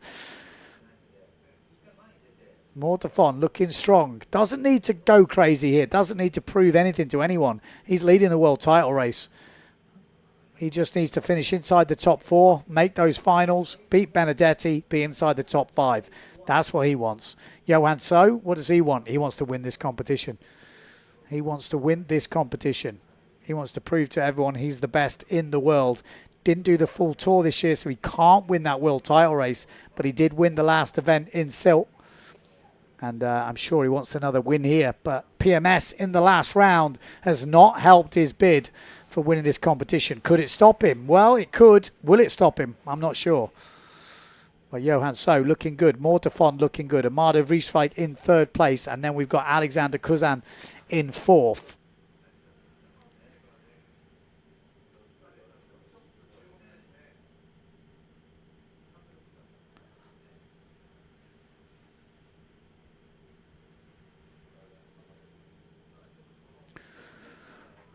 Well, there we go. Good race. Interesting to see how they matched up. And it is, in that race, advantage to Johan So. Was Pierre pushing? Does he need to push? I would say no. Could he have pushed harder? Maybe. But he didn't need to. So we can't tell too much from that. But what we can tell is Johan So, he is hungry. He is hungry.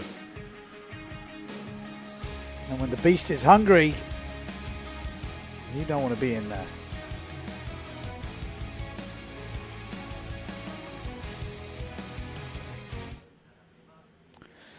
All right. So we will be going over to the women next.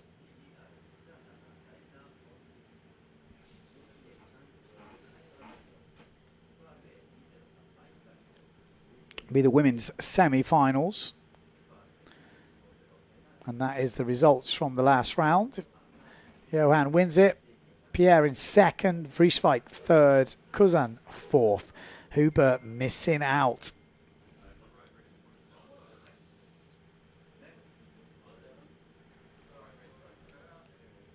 It's going to be an interesting semi-final, that is for sure. Hotly contested. Here we go, a little recap of the last race. Does anyone take anything from that last race? Can we take anything from that last race? Oof, that was lucky there.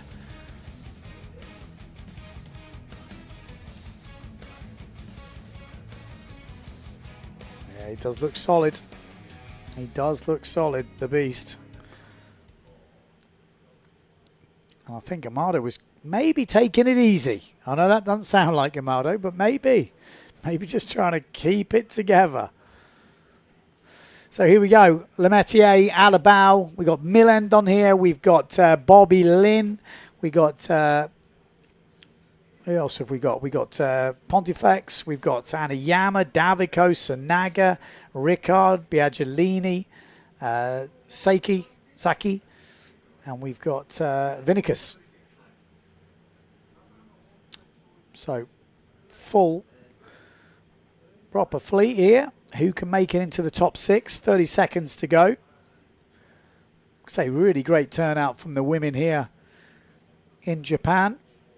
24 riders we're hearing. So, 12 riders in each of these semi-finals with the best 6 from each going through to the final, the bottom 6 going through to a runners-up final, and they'll be battling out for the best place, which would be 13th. Obviously, in the winners' final, best place is first. So, good start in the middle from Anayama.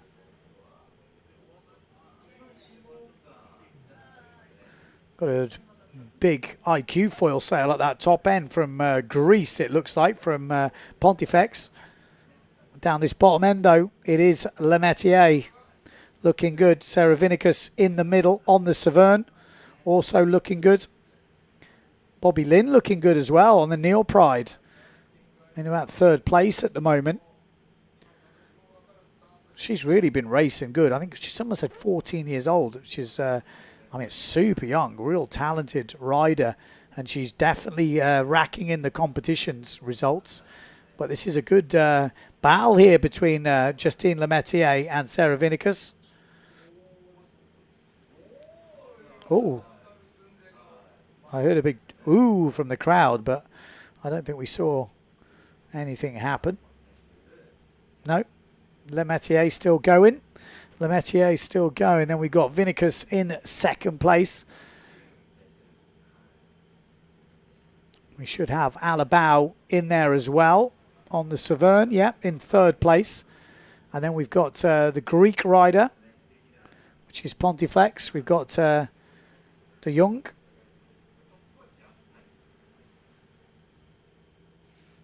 And then we've got Davico on that loft sail in 6th place. Anayama at the moment just missing out in 7th.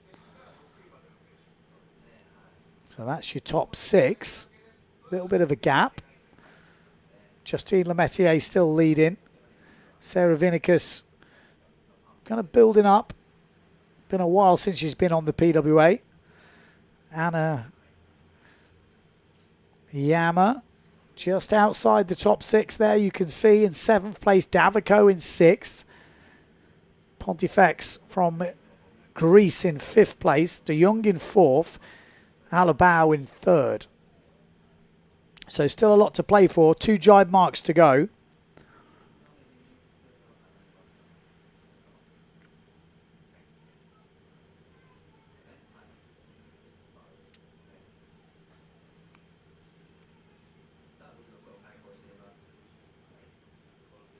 Looks pretty solid.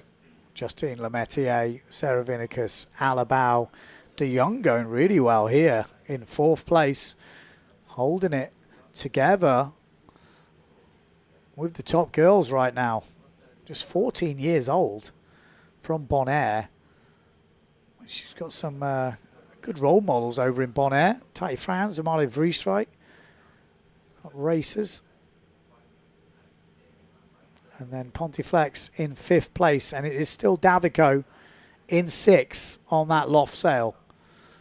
So 1 jibe mark to go. Looks pretty solid from Lemaitre. Sarah Vinicus 2nd, Alabao 3rd, De Jong in 4th. Then it's Pontifex and Davico. Looks like it will be those 6 riders that will go through to the winners' final. Unless there's some sort of disaster on this last reach. And there we go. Lemaitre already crossing the finish line.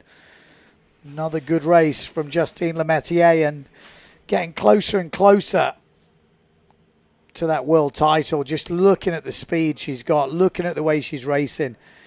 It's going to take some sort of massive problem for her maybe not to be the world title champion this year.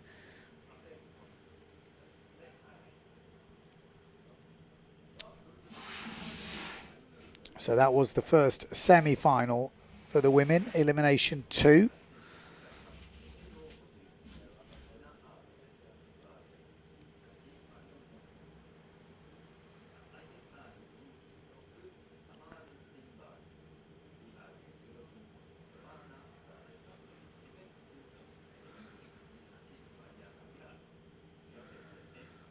There she is, Lemaitre.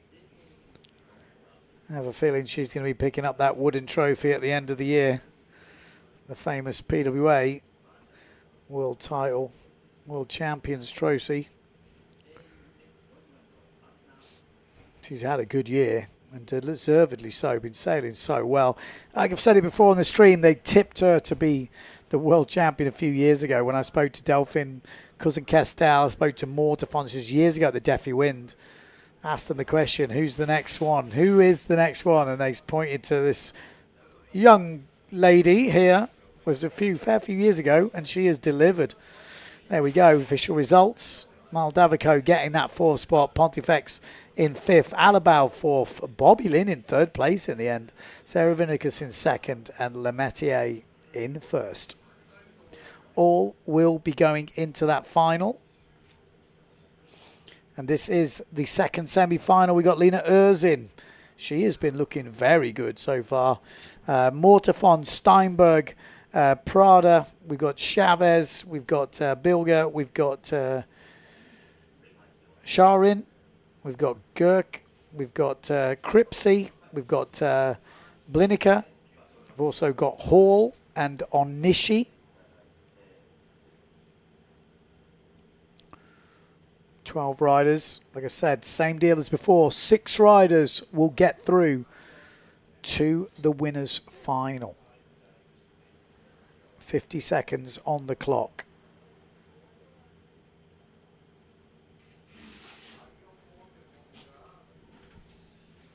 Bobby is 15. Oh, there you go. She's gained. She's got older, funnily enough. But whatever, 15, 14. It's really young, isn't it? What was I doing? I wasn't racing on the PWA at the top of the fleet, that's for sure. I was in the youth and junior championships, but you're not racing with the full fleet. Pretty impressive. Pretty impressive. 15 seconds on the clock. Who's going to get through? Give me a top 6. Anyone can nail the top 6 in this. It's impressive. There we go. Please be a good start. Looks like a good start. We got Marion Mortafon down this bottom end. Steinberg in the middle, by the looks of it. Steinberg going well on the Neil Pride and Future Fly, just peeling out. Erzin, not got the same speed as Steinberg. Steinberg's got a little bit over it at the moment. You just look at the size of the sail from Erzin. Looks massive. Also got the New Zealander in 4th place.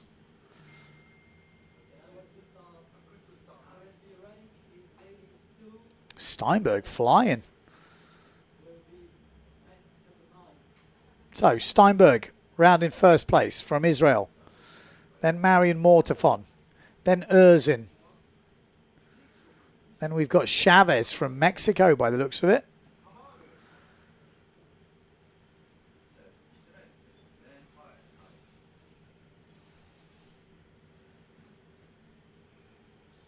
Ties fight. That's 5 riders, but remember 6 go through. So we've got Onishi on the 0.7 and Sharin, I think.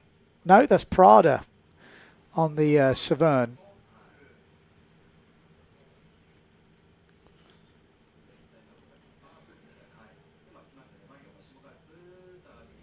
Six riders go through. Steinberg, nice jibe. Marion Mortafon, Erzin. Chavez on the loft sail. And then Onishi. Also got, Sharin is in there, in the mix. Close battle this for 6th place. Onishi at the moment has maybe just got it. But not easy here because Prada is given a good run for her money. 2 jibe marks to go. Pushing hard here. Prada is going to try and get over the top. Just puts the rail in. And it will slow her down. And it is Onishi that takes the inside line. And that could be a big difference. She just touches down, which has not helped her cause. But she's... You can see it, a lot smaller sail from Onishi, but she's got the 6th spot at the moment.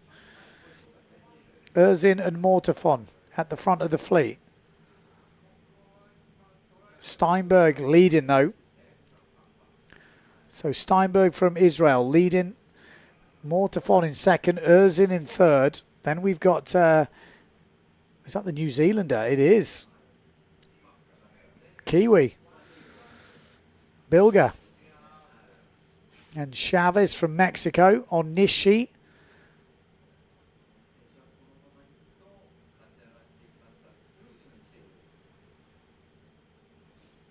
Close racing. Good racing from the women here. All on this last reach. Who's going to get the 6th spot? Steinberg's going to win it. Marion Mortafon in 2nd. Erzin in 3rd. And then I think we've got Bilger from New Zealand. Then we've got the Mexican Chavez. Oh, and it's super close here. Oh, Nishi, right on the edge. Oh, my life. Did she get it? I think she might have. Was that the 6th spot? 1, 2, 3, 4, 5. Wow, that was a great race on Nishi. Right on the edge of her foil. She went super high. The drag gets super less at that, so you do get a little bit of a boost, but it means you are right on the edge of breaching. And if you breach, you lose all your lift and you go down hard. So that is impressive. Oh, some running repairs here by the looks of it. Good racing.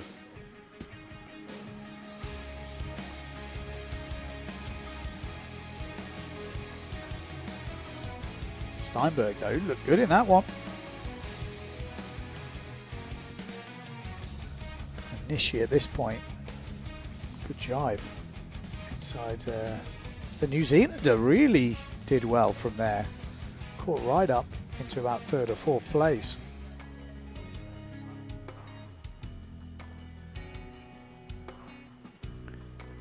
Yeah, some good racing. Oh, who got it? Wow. It might have just been Onishi there. We'll wait for the results. Japanese crew.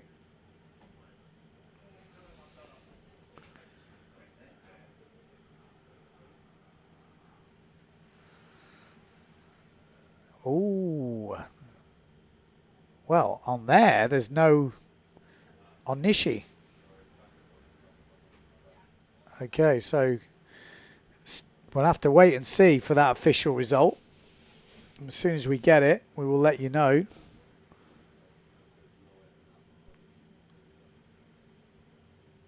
But we saw it. We know it's close. Official from the first one, Lemaitre, Vinicus, Alabao, De Jong, Pontiflex, and Davico. Yeah, that's how we had it. And then we're thinking, obviously, in the second one, well, we're going to go into the men's semi-finals. I think that's probably best. And we've got Bruno Martini in this one, Alexis Mattis. We've got Daniela Benedetti, Nico Preen, Matteo Yukino, Maciek Rakowski, Cyril Everard, and Elia Colombo. That's how that first semi-final is looking. Second semi-final looks pretty stacked, I've got to be honest. Looks not going to be easy, that one.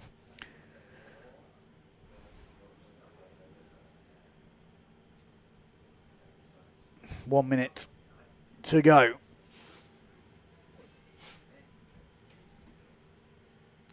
Just going to have a look to see if we get the official results from that women's race. Anyone want to make a guess? Okay. Oh, guess who got it?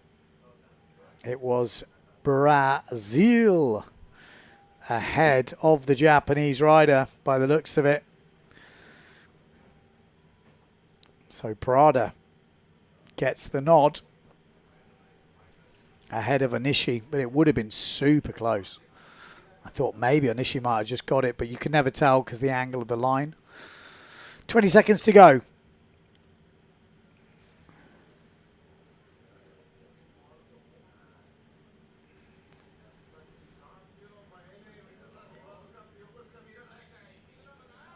Here we go. Semi-finals are on. Ooh, there's a few people moving around there. Has everyone stayed behind the line? It's a good start from Daniela Benedetti. There was definitely a few people who thought they were early, but it looks like they've managed to save themselves. Oh, big crash there. Massive crash on that reach. Who was that going down?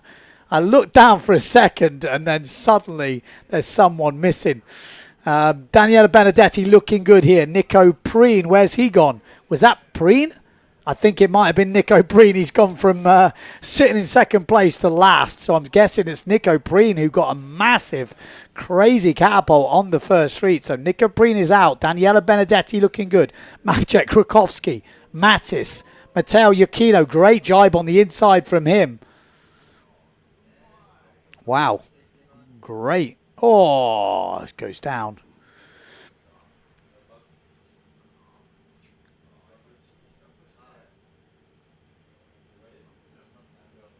Well, that was pretty tense there. Whoa, it was a huge crash from Nico Preen. Bosh. Lucky he was nowhere near anybody. Oh, just good job he got unhooked. Wow. Oh, on the inside there. There is some way close racing. The 2-0 prize getting absolute loose. We've got Bruno Martini and Maciek Rakowski fighting it out there. Alexis Mattis is in this. Rakowski looking good though. Bruno Martini seems to be the one that's missed out. Benedetti looking very, very solid once again. And it looks like he's going to make another final very comfortably. Second place, Matteo Iachino, then Maciej Rakowski, then Mattis, then Bruno Martini. Oh, he got all lots sorts of hooked in. Oh, no. Bruno just got a bit too close to him.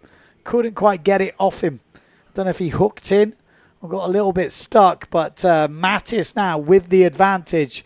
Bruno Martini has lost some serious ground here with one jibe mark to go.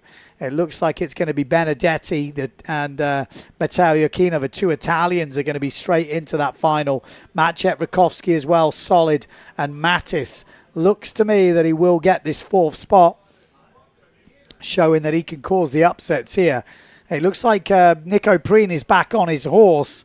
So obviously no breakages of equipment, which is good to see. But won't be making it to the final. Mattis will.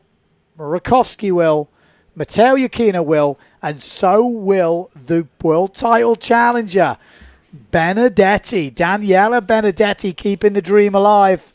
That second semi-final is not easy. So this is definitely advantage to Daniela Benedetti right now.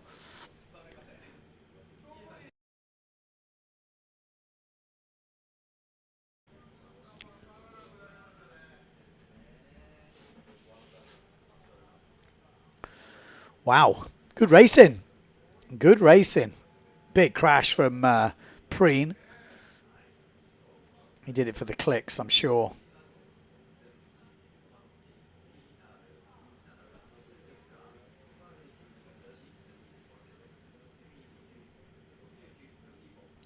PWA says Bobby Lynn is 14 years old. Hello. Well, I did say 14. Someone corrected me. Okay, so there we go. Results. Daniela Benedetti, Iachino, Rakowski and Mattis. Bruno Martini have to settle for fifth. That means a runners-up final again for him. Colombo, Everard and Nico Preen in 8th place. Like I say, after 4th place, it doesn't really matter. You're in that runners-up final. And here we go. Restart. Look, there was a few people thought they were over. And, oh, huge crash from Preen. That is nasty. Oh, God. He got fully ejected, didn't he? Whoa. Did so well to unhook.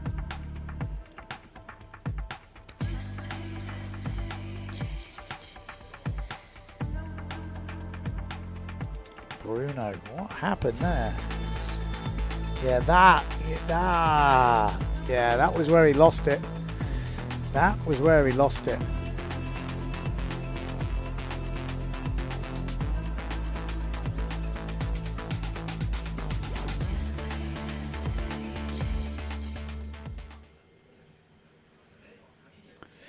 Okay, we've got second semi-final coming up next, and this is pretty big. Some big guns in this one.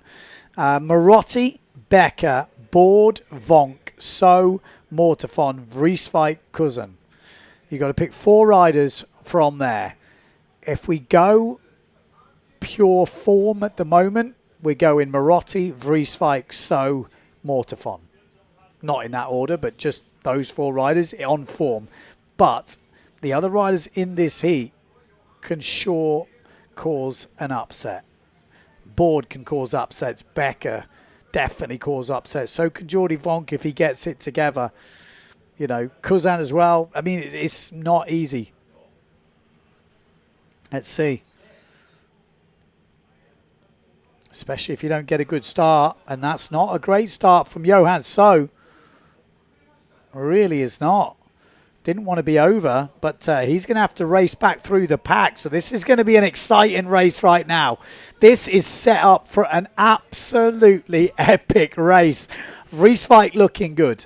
Out in front, Mortafon looking very good. Board looking good in the middle. They're so tightly packed in. We got Johan So a bit further back. We've also got the Neil Pride of Marotti looking good. So Johan's got some work to do here. It is going to be Mortafon that goes round in first, looking very comfortable. Then we've got Marotti, then Amado Vrieswijk, then Cedric Board, Johan So in the inside, then Becker. Cousin is in there. Jordy Vonk way further back. He's not going to have really an impact, I don't think, on this race. Johan So, look at him already. He's already up into maybe first place. Johan So has just done an incredible jibe, and he has slingshotted his way up into the front. He's looking so on form right now, Johan So. He's got the bit between his teeth. He messed up that first one. He's not going to mess up this second one. He doesn't need a good start because look at this. The beast is up into first place. Mortafon in second. Marotti in third. And it is Amado Vrieswijk in fourth place. But he's got company here. Becker and Kuzan pushing him. And Amado has dropped back into a non-qualifying position right now. I think it's Becker who is up into fourth place. Amado's right behind him. Jordy Vonk is back in the mix here. We can't count Jordy out. I did actually on that first reach, but he is really not out. He's still in the shot here. 2 jibe marks to go, and he is the hunter. Amado Vrieswijk trying to take an inside line. Great jibe from Amado Vrieswijk there. And he goes ahead of Becker. What a jibe from the Bonarian. So Becker's got some work to do. Marotti trying to hold off Vrieswijk, and Vrieswijk is pushing past Marotti. Becker's trying to get his own race going on here. If he can get inside Marotti, Marotti could be in trouble. He's got Amado behind him, Becker underneath. It's definitely advantage Marotti, but one mistake could seal it. No, it's not going to be enough. It is going to be Mortafon behind So, but then Marotti and Amado Vrieswijk. Whoa, look at that for a jibe on the inside. It's not going to work, though.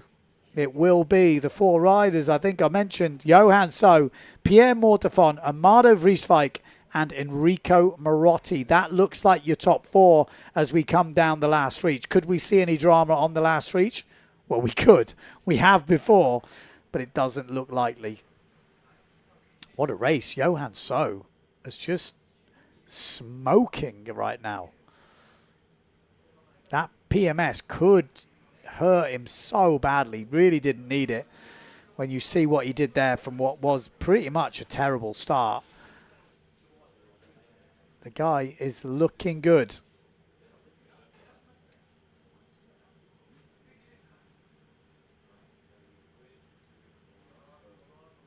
Here we go. Look at that. He was right back in the pack and then comes into the inside here. Bang. Comes out, first place. Not bad. This guy seems to know what he's doing.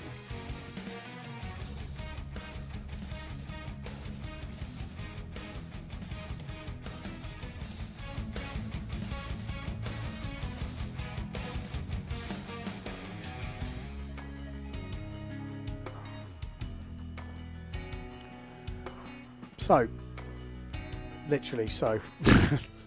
Johan So. So we have our finalists now.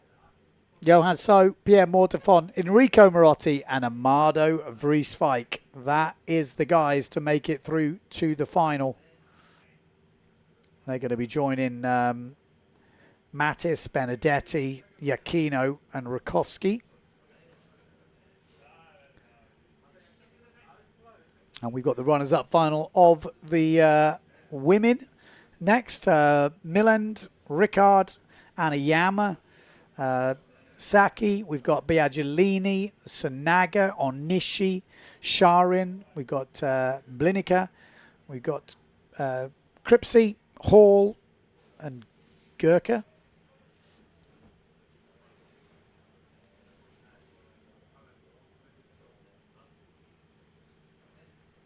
Oh. 50 seconds on the clock.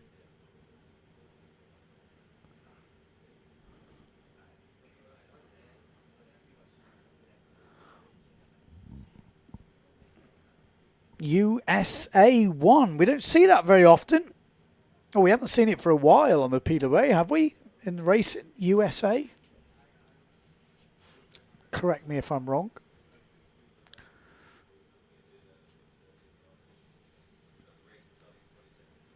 I have been known to be wrong in the past.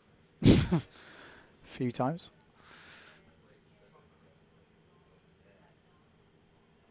Okay, 10 seconds on the clock as we come into this women's runners-up final. Oh, looks like we're going to have a clean start. Oh, okay. I was going to say, there doesn't seem to be many people on this, so we got about a minute to go until the start.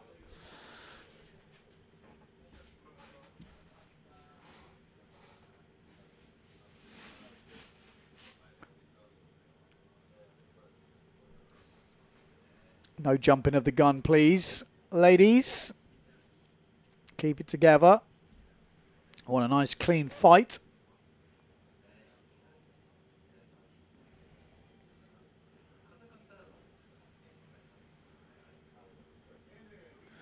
"20 seconds on the clock.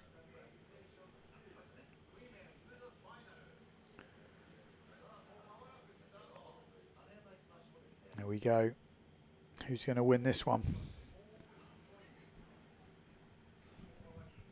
Nishi's definitely going to be in with a chance. Blinica from Finland. Nishi with a good start at the top end on the 0.7. We've also got Sharin down this bottom end on the Severn. Anayama on the S2 Maui sails, easy to spot as well. But Nishi is the one. She was unlucky not to make the final. So, again, you'd expect her to be pushing for the win here in this runners-up final. Good to see so many different nations being represented here. USA, Australia, Canada, France, obviously Japan, Finland, Estonia, Italy. Good to see. So, Nishi round in first place. Blinica in third at the moment. We got Sarin in second. Anayama up into fourth place. And then it's a real fight for fifth and back. But, oh, it's not Nishi. I take it back. It's the Estonian. I really take it back. It's Milland. So Milland on the 0.7. I apologise. Looking good.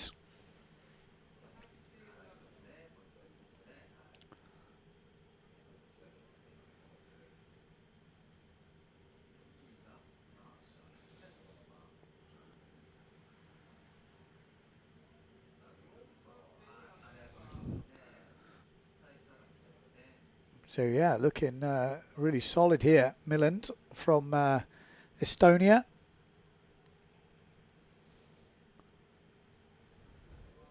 There's the wind dropping a little bit. I think there's maybe a little bit, not much. Blinica in third place at the moment. And Sharin in second. 2 jibe marks to go. And Milland looking good. Ooh, I say that too early, but gets away with it. Sharin, great jibe in second place, puts the pressure on.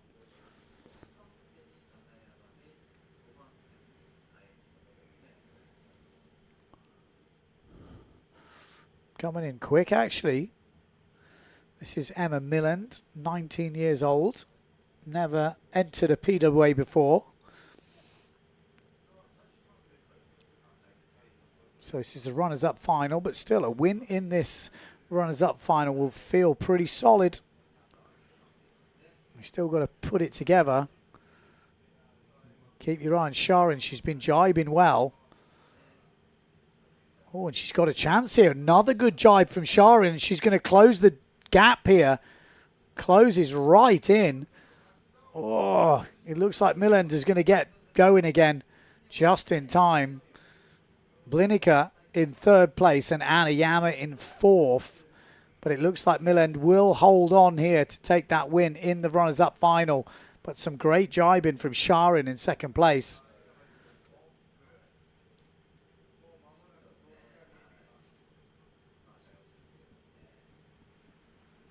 Yeah, there we go. It's over. Milland wins it. Sharam in second. Blinica in third. And it will be Anayama in fourth place.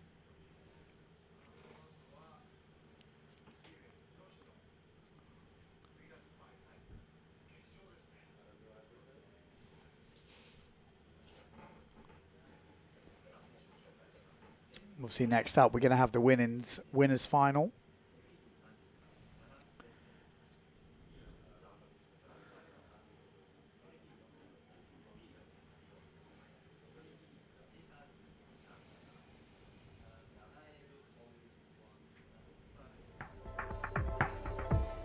We go a little recap of the race. Not quite sure what happened to Onishi in that one. We're expecting to see her. Let's hope she doesn't think she made the winners final. It was close.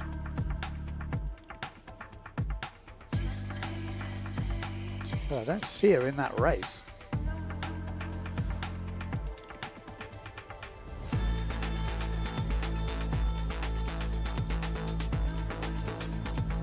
So, good race.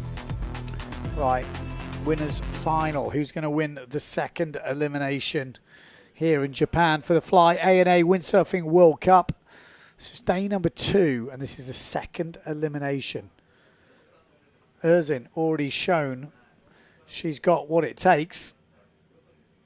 Are we going to see Lemaitre come through? Are we going to see a different name at the top of the fleet? Erzin already wins the first elimination, like I said. Lemaitre was second, Blanca Alabau third, Marion Mortefon fourth, Steinberg fifth. Millen was actually 6 in that first final, so she'll be disappointed to not make the winners final again.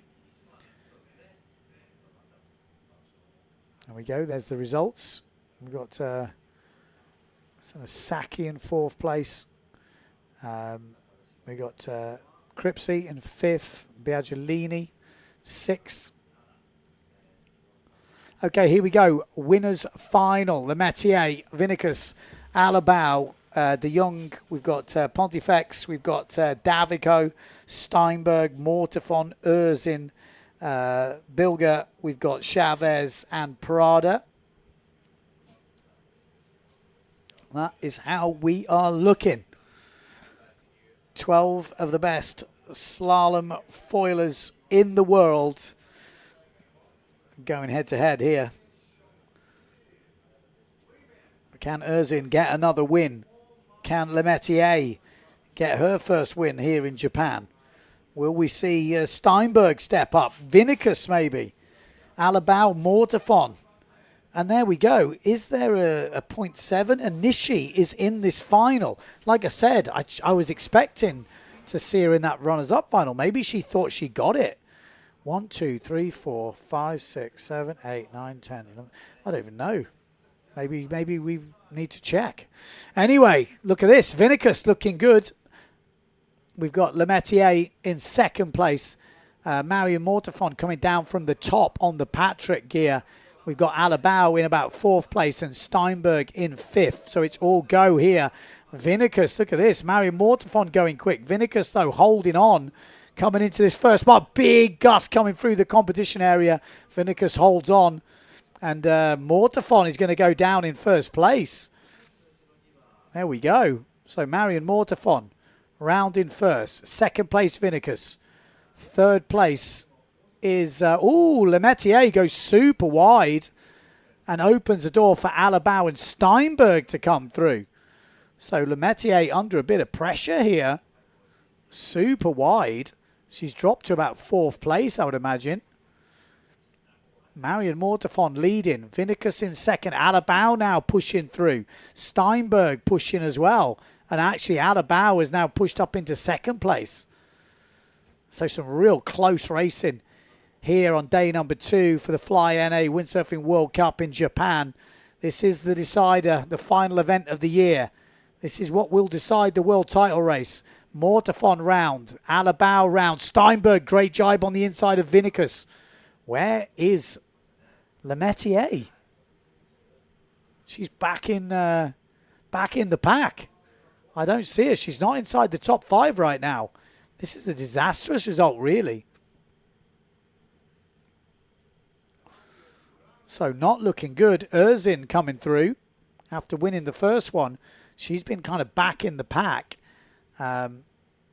Vinicus is there in 5th place. Erzin pushing for 4th. Steinberg up into 3rd. Alabau in 2nd. And here comes Lemaitre down that bottom end.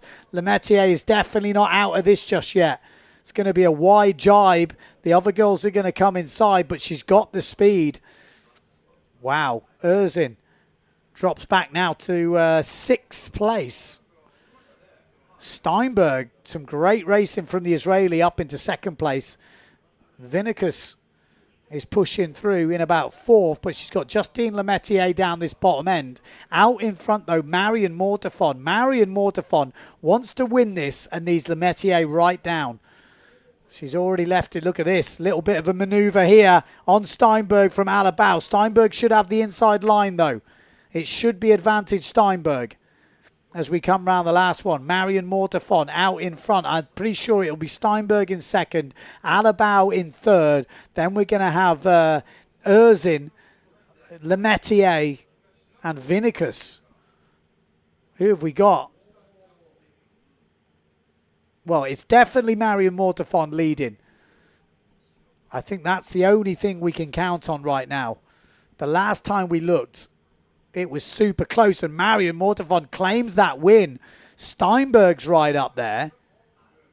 Vinicus must be up there. Lemaitre, yeah, well, obviously pretty tricky for us to understand exactly what happened there, but it looked like Mortefon, Vinicus, Steinberg, then maybe Lemaitre, Erzin, but we'll have to wait for official results. Really difficult to actually understand that last reach. Apologies.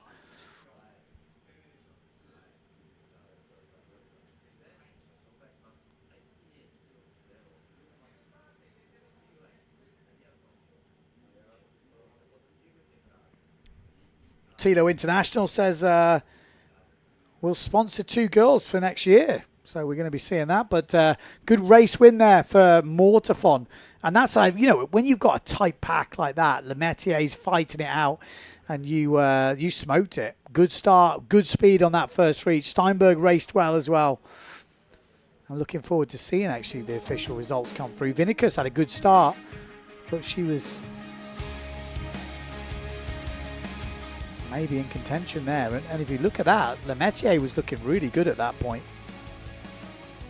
And then the one jibe, I think, got a bit wide, and everyone just went inside.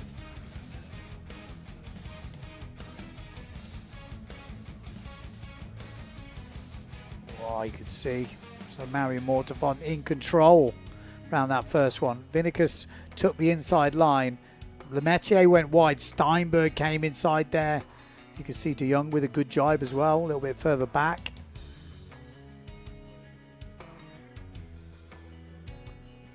Some great jibing, great racing from the women's fleet here.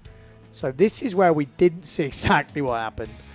So Mortefon, someone went to the inside there. It looked like Steinberg would have got the run on Blanca Alabau.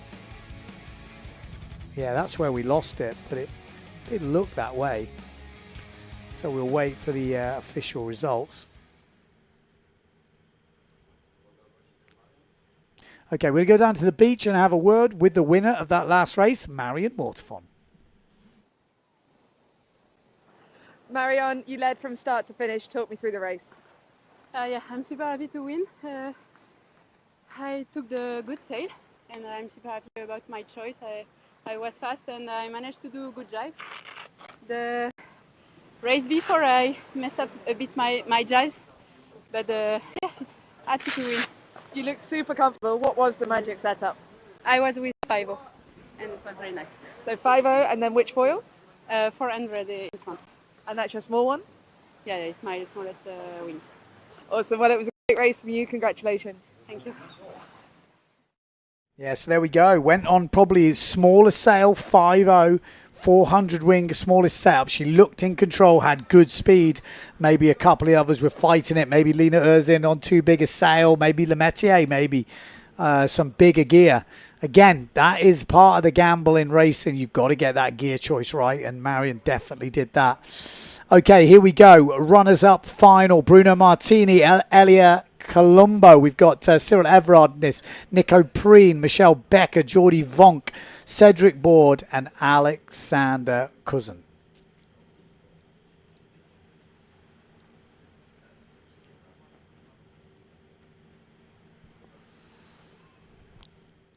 Getting closer to the finals. This is elimination 2, day number 2. The Fly A&A Windsurfing World Cup here in Japan.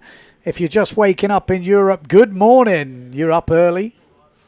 There's a few people who've been up all night, which is, got to say, well done, guys. Well done, guys. And girls, maybe. Maybe there's some girls staying up.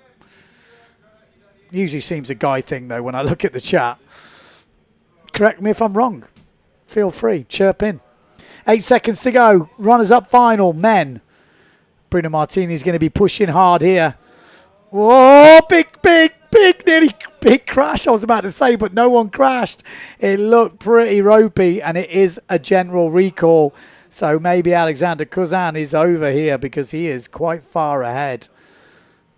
That looked pretty sketchy as they came into that mark, didn't it?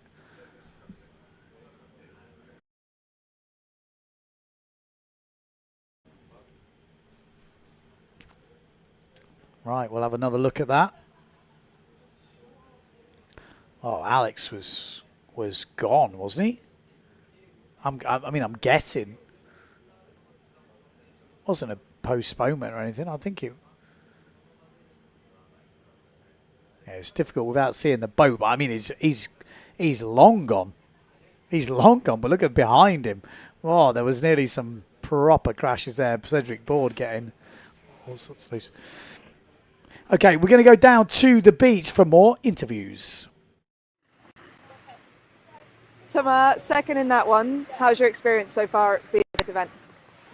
Kind of weird, really different than the IQ. No rules. You can just do pretty much whatever you want, which is nice but also kind of scary. And yeah, I'm enjoying. I had fun. I had a good speed, which was nice.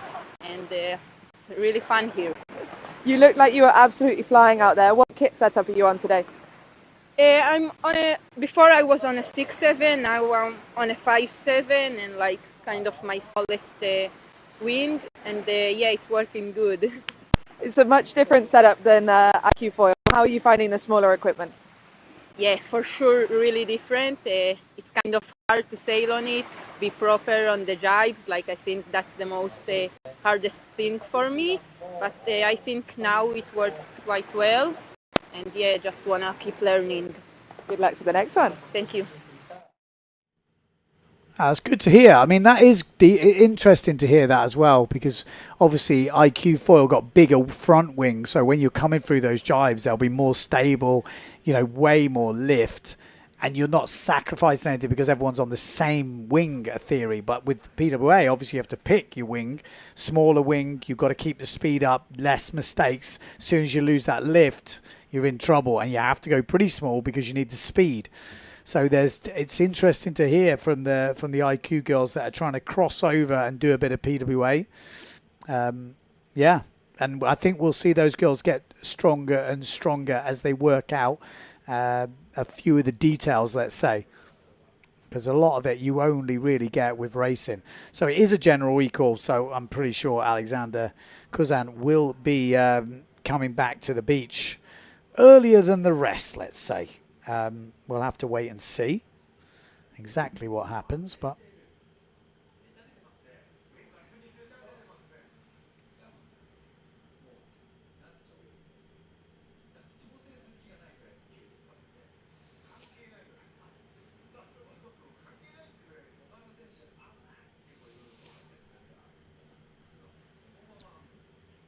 let's have a look at the comments, what's going on.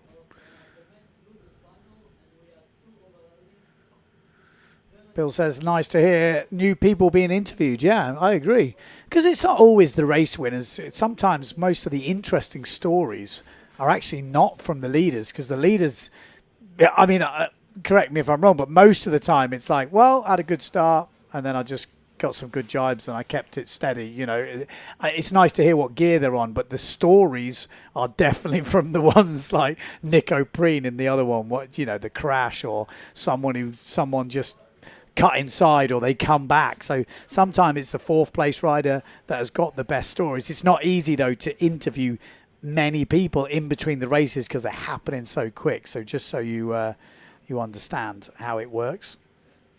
So it looks like Alexander Kuzan is out, funnily enough, but there is somebody else which we didn't see, but it is Nico Preen. So Nico Preen is out and Alexander Kuzan. Not sure where Preen was on that start, actually. Didn't quite remember. I don't know if we've got the replay. It'd be interesting just to see. If not, no stress. We've got about a minute to go until the restart of the runners-up final.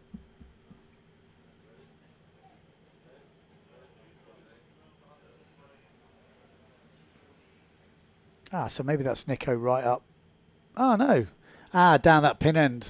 Okay.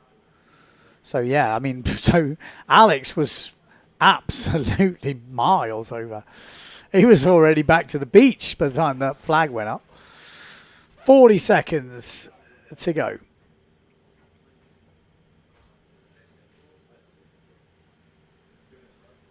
What is the prize money for this event? That's a good question. I don't know. I'm sure the PWA can answer that. 20 seconds on the clock. Runners up final. Let's get it on. We're missing two riders, Preen and Kuzan, both out.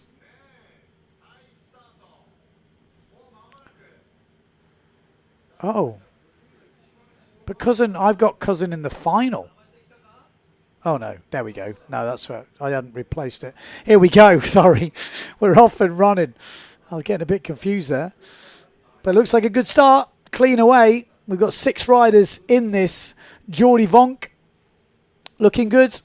The Neil Pride as well from Bruno Martini down this bottom end. Looks also pretty solid.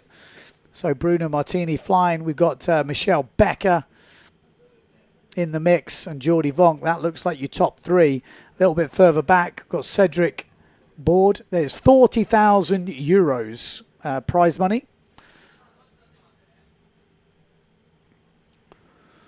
So Bruno Martini rounded first. Oh, Jordi Vonk having a little wobble there as he came in. Becker goes to the inside. Board. Then we got the Patrick rider of Colombo. Everard as well on the Neil Pride, but a bit further back. Still been making some good races. 3 jibe marks to go. Bruno Martini leading. Becker in second. Jordi Vonk a little bit further downwind. Probably still has a go at this. And Becker's going for the inside. No, couldn't find a way through. Will get that little slingshot he likes out of the jibe, but Bruno Martini, a couple of extra pumps, keeps him in the lead. Becker second, Vonk third, Board fourth. Runners up final, remember, so first place would get a 9th point, which is not too bad. Not too shabby. Single digits. Becker, if he stays where he is, would be 10th, 11th for Jordi Vonk, and 12th for Cedric Board. Looks like Cedric's fighting it out with Colombo at the moment. Bruno Martini, 31 years of age. He's won 6 eliminations in his time on the PWA Tour. Oh, Jordi just getting a bit loose there. Becker's still pushing hard here. Becker's not given up on a win. I can tell you that. He'll be looking to go in hard on this last jibe mark. He does like to push on the jibes. He just needs to give himself the opportunity. Got to get close enough to get that inside line, and he is going for it. Becker's going for this, no doubt about it, but there's one man who does not back down, and it's Bruno Martini. And he just hammered that thing in, didn't he? Bruno Martini, you're a brave man to try and go inside Bruno.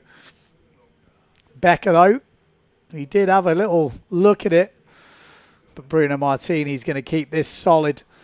Just 20 metres the gap. but that is pretty... Oh, Bruno. A little bit of a wobble there as they come round the last few metres to the finish line. But it is Bruno Martini that takes the 9th place.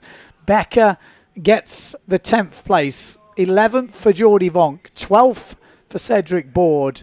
And then I think it's Colombo behind him. And then Everard.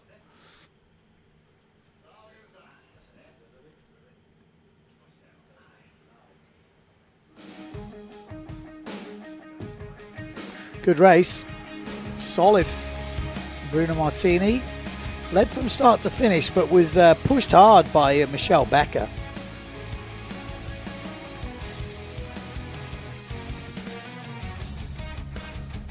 You can see there, right on the edge. Great foiling weather at the moment. Oh, that was where Geordie left it a little bit, and then Becker went inside, and then there was no coming back. Becker didn't make any mistakes. And he was challenging Bruno, pushing it pretty hard there.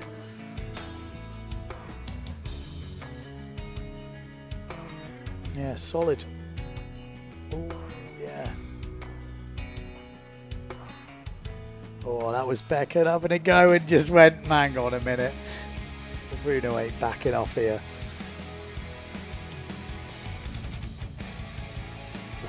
Little moment, but kept it together, and that is it. Runners up final done. Next up we've got the winners final,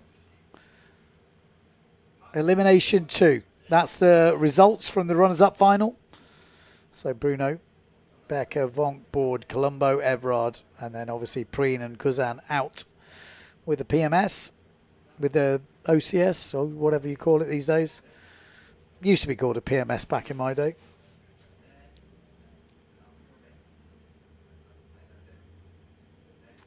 So here we go. Men's winners final, elimination 2. Daniela Benedetti, Matteo Iachino, Maciek Rakowski, Mattis, Johan So, Mortafon, Marotti, Vrieswijk. This is loaded. Loaded. All eyes are on Benedetti and Mortafon.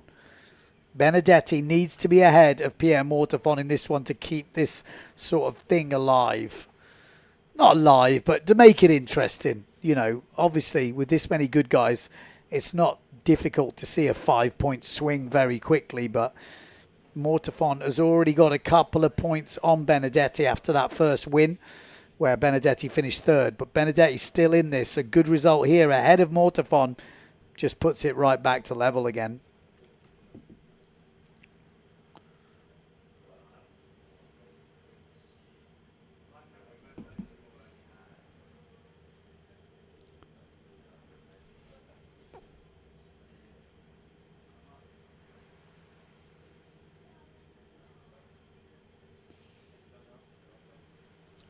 There we go, 2 minutes to go.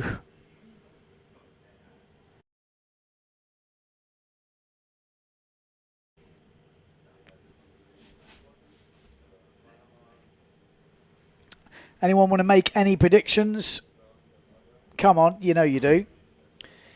And I don't just want to know the winner. Give me some top threes. Top threes. Because I have a feeling most of you are going to go for Johan to win. Matteo Iachino's been looking good. Mortafon's looking good. Benedetti's looking good. Then you've got Amado who wants to push like nothing else. Maciek will want to push.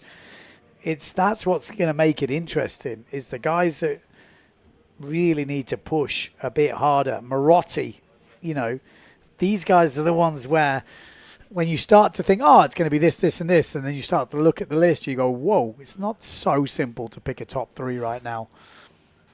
Some people have got less pressure. Some people can't afford to mess up. Some people have to push. Some people don't have to push. But they've got to be there. So it's a difficult balancing act. 40 seconds on the clock. Will the nerves get into it? World titles are on the line right now. Johan really needs a win after that premature start in the last one. 30 seconds to go. Closest to us, we've got Mattis. Then just down from them on the 0.7 is Johan. So we've got Amado Vrieswijk on the Severn. Then we've got the Neil Pride of Maciek Rakowski. Then we've got Daniela Benedetti. Pierre Mortefon, Marotti, and Matteo Iachino right down that bottom end, the furthest from us. Johan So's making his move now. Johan putting the pedal down. He's confident, and it's a good start. Johan in the middle of the picture. I think that's a great start from the Danish rider down the bottom end. Matteo Iachino and Marotti with a good start. Pierre Mortefon also looking very solid in the middle of your picture, squeezing over the top of Daniela Benedetti, and it's not a great start from Amado Vriestveit. So a lot of work to do, but down the bottom end, Marotti looking very good. Matteo Iachino also looking good. We have seen the guys from the middle of the pack squeezing down on top of the riders from the pin end on previous races, but it does look to me that it might be Matteo Iachino. It's going to have, no, it's going to be Marotti. Johan So, I take it back. Johan So does squeeze down, but Marotti's not giving up that inside line there, and Marotti does hold on to it. Matteo Iachino comes through in the middle. Benedetti's back in the race. Mortefon is there, but he is ahead of Benedetti. Johan So is going to take the lead here, isn't he? You just have that feeling. Marotti's holding him off at the moment. But Johan, very confident right now. He seems to be winning everything since he's come back from the Olympics. And there we go. The beast is in beast mode. And he's going to go around the second jibe mark in first place. Enrico Marotti in second. Then Matteo Iachino in third. Where's Mortefon? We're guessing fourth. It's close. Matteo Iachino's looking quick. He is looking quick, but one man is looking quicker. Johan So looking super fast at the moment as the drone closes in on Matteo Iachino. Matteo Iachino is really pushing here. He wants that podium. Matteo Iachino knows he has to beat Marotti, but it is Johan that goes round this penultimate jibe mark in first place. Then we've got Matteo Iachino. Great jibe from Marotti, though. Really good jibe from Marotti inside Matteo Iachino. These two are going to fight this out right till the last. If we look at the GPS, it is close. Mortefon looks to be moving up. He's in the mix. Mattis further back. Rakowski further back, Amado further back, but Benedetti fighting it out. So, Johan So in first place. Then who have we got? Difficult to see from this angle. So, we're going to see Johan So win this, but there's lots going on behind. We can't see exactly what's happening, but Johan So is looking good. It looks like Matteo Iachino's up into second. Then Marotti. So difficult to see. So we're thinking Johan So, Matteo Iachino.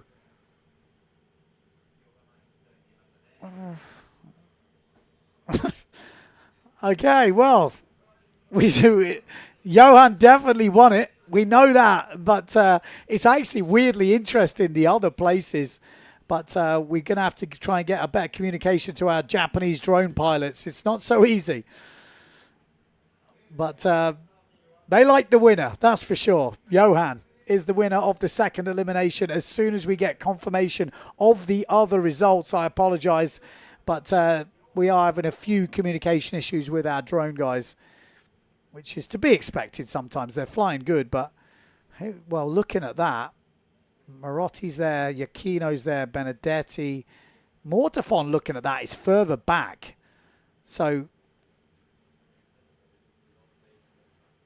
okay, results based on the tracking. This is maybe not 100%, but Johan, Iachino, Marotti, that looks right. Mortefon in fourth ahead of Benedetti, and that's the big one. So Mortefon is extending his lead ahead of Daniela Benedetti. Matchek in sixth, Amado seventh, and Mattis in eighth. I think that looks pretty correct. But, yeah. Wow.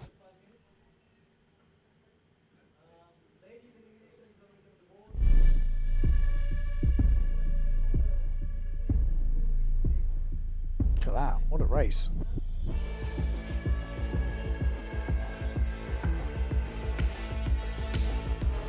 Good racing. I mean, you look at Johan in that position, and from there he went to first with it, you know, out of that jibe, which is kind of crazy.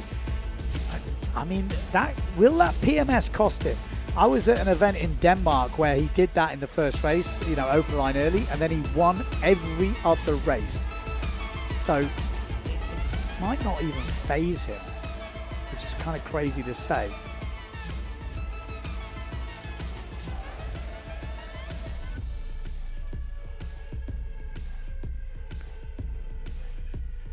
So a first and a ninth for Johan, which is obviously like a 4.7 and a fifth if you look at it like that.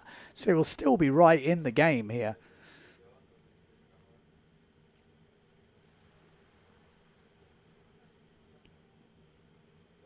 That's how it's looking on the beach.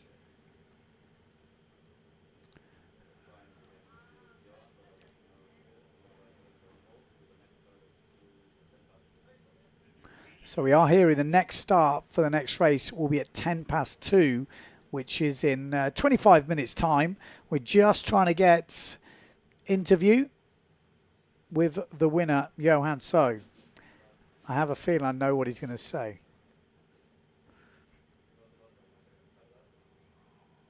So yeah, look at that. That's how we're looking here in Japan. Kind of an easy setup, you know, not far to walk from the beach. Okay, straight to the beach interview with Johan So. Johan, beast mode is back. Talk me through that race. That was a nice start, and then Enrico was going fast in the bottom, also Pierre. So I managed to get Pierre, but Enrico I didn't get. So he kind of pushed me wide. Then I had a little bit better exit, so and then I took the lead from there. So it was nice to come back after over early in the semi. Yeah, so over early in the first round as well. Yeah. Do you feel like the pressure's off a little bit this week, knowing that you can't get the overall rankings? I don't think about it, you know. If I was in for the title, you know, I would go for the event win anyway. So I just think about this event.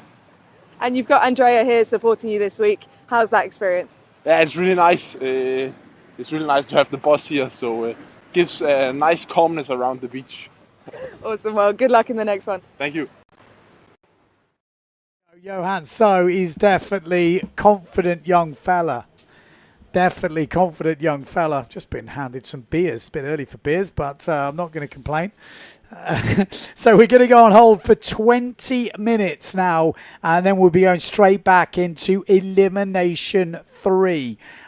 Join us, don't go away. This is going to be an exciting showdown to see who gets this world title. Benedetti, Mortafon is not over. That event title here is not over. Johan So is back. Keep your eye on the women. Mortafon looking good. Join us in 20 minutes time.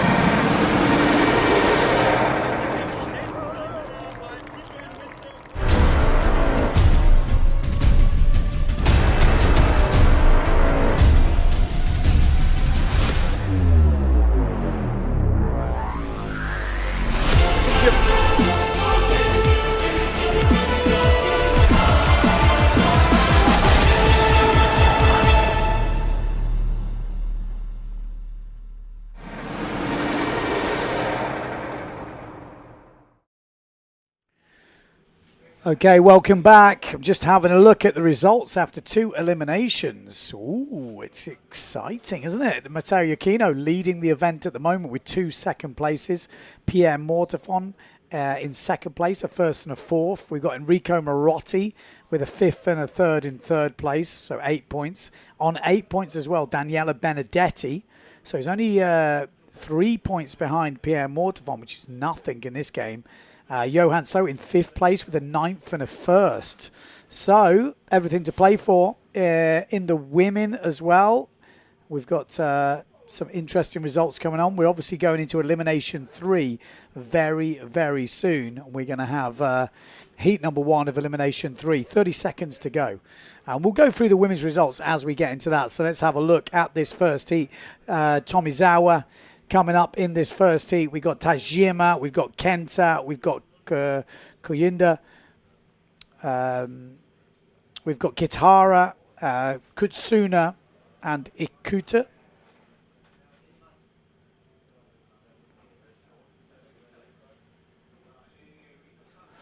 There we go. An all Japanese affair in this first round. Like a Japanese national event, this one. We're expecting Tomizawa to be pushing pretty hard in this. I think Kenta as well. Is he on the 0.7? Tajima will be on the Neil Pride. So these two are having some good battles, Tajima and Tomizawa. But they're not leading this one at the moment. Sitting in 2nd and 3rd, you can see Tomizawa and Tajima fighting it out. But out in the lead, could be Kenta. We'll get a good view of the sale number in a minute, but the 0.7 and Future Fly equipment, I think it is Kenta. Yeah, Japan's 6, which is Kenta. So Kenta leading. Koyinda is in 4th place. And then we've got Japan 84, which is Kitahara.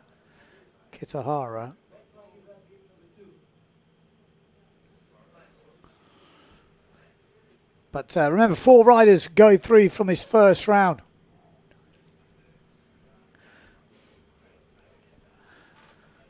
To the quarterfinals.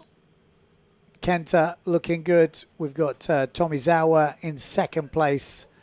Tajima in 3rd.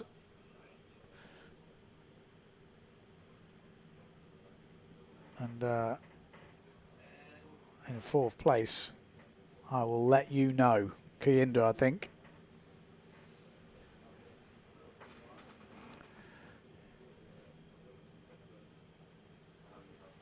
Looking good from Kenta.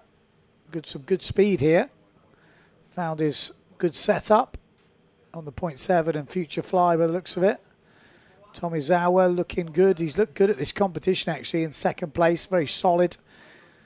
Tajima 3rd.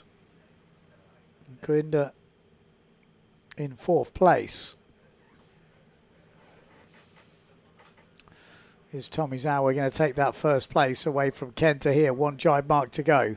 Early rounds here. Elimination 3, day 2 of the Fly A&A Windsurfing World Cup in Japan, Yokosuka. Is Kenta that goes around in first. He left a bit of a door open on the inside. I think Tomizawa will capitalise on that.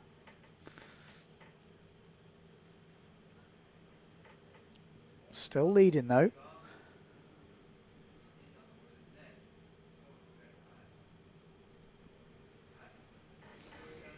Kitahara trying to get into the top 4, but doesn't look like he's going to do it. Well, it's been a good race, hasn't it? Tomizawa might just get him. Kenta trying to hold him off. It's a good race from the Japanese crew. Tajima in 3rd.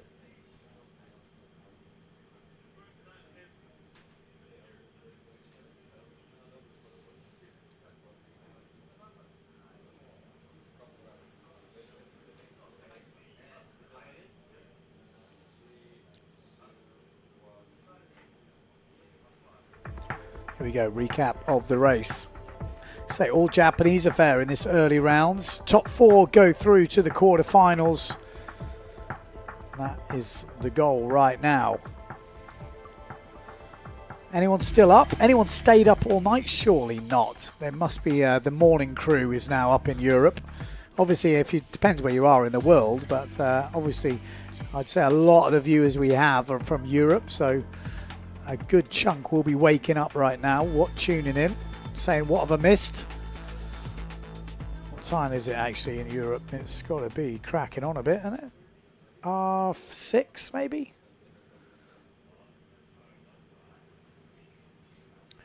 Anyone just waking up? Anyone made to through the night?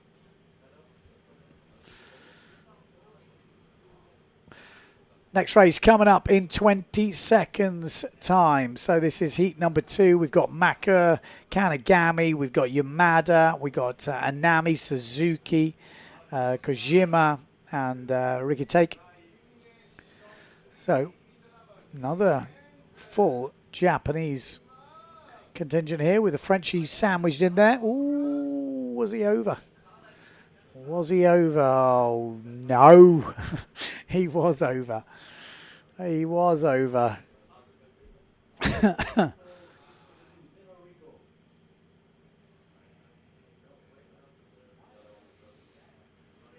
We got Andrea Pagan. He's doing the morning shift. Good morning. Or hood morning, depending which way you say it. Thought it was some gangster talking to me. Come on, who's listening? Who's tuning in? Who's up early? Who's got up before the kids have got up? We know that feeling, don't you? You know that feeling. You either stay up late, get a bit of quiet time, or you get up early.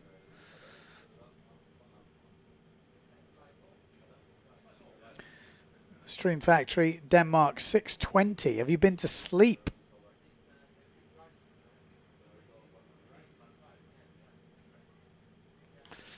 Andrea Pagan said he's forgot his glasses. I'll be honest. I've had a bit of an awakening this last year. My eyesight is getting worse. I'm like, oh no, I'm getting old. I might need glasses. 46. Took a turn.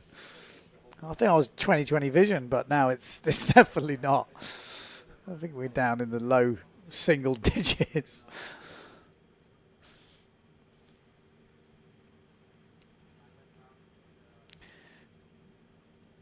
YT75009. Are you an AI? Tuning in. That's a hell of a name.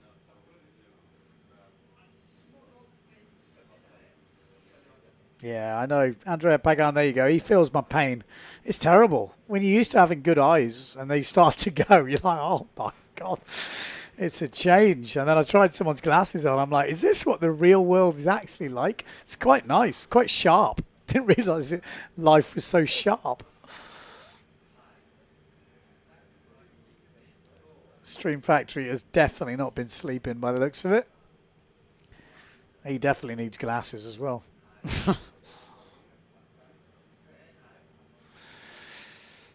Mr. Bynes says that the world has just gotten more blurry. I thought that. I honestly thought. I was like, oh, it's scary when you put glasses on when you're not used to wearing them. It's like, wow, it's like a new world.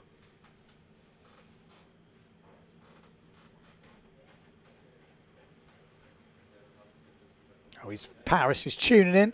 Next race is in 2 minutes' time.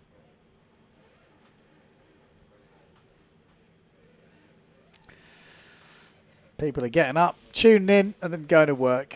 Good luck, people out there.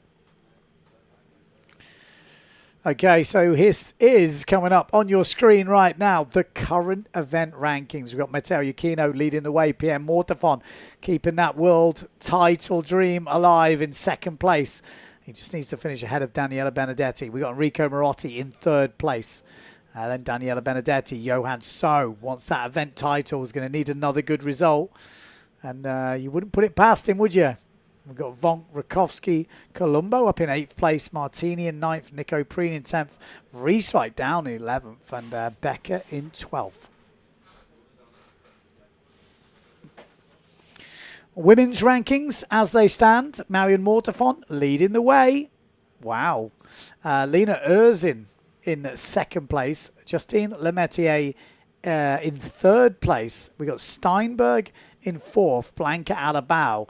If Steinberg and Alabao gets ahead of Justine Lemaitre, what does that mean?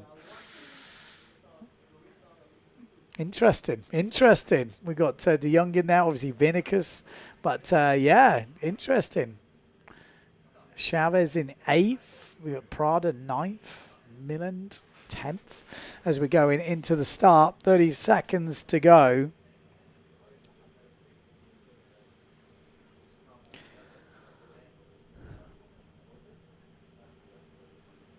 Oh, Billy's still up. 5:20 in the UK. That's a good stint, mate. Well done.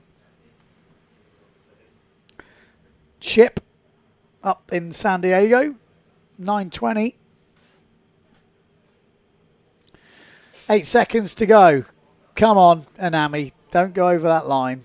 We've definitely lost a few. PMS, OCS. And there we go. Good start. Looks like it. This should be a bit of a cruise for these guys. Makur looking good. Anami looking good. Yamada also looking good. But Pierre Makur has definitely got the advantage here.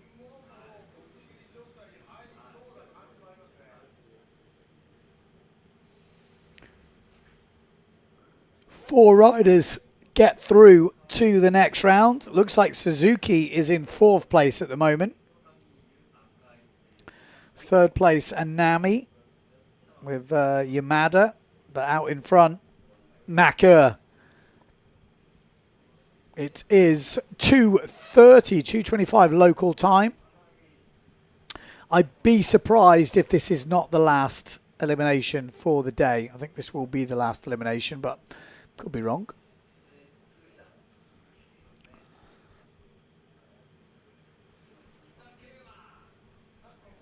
Solid racing. This is Pierre Makur. He's actually number of finals, made 5 finals, pretty solid. 22nd in the overall rankings, 26 years old, and he's definitely getting quicker. Pierre, he's definitely got quicker over the last years.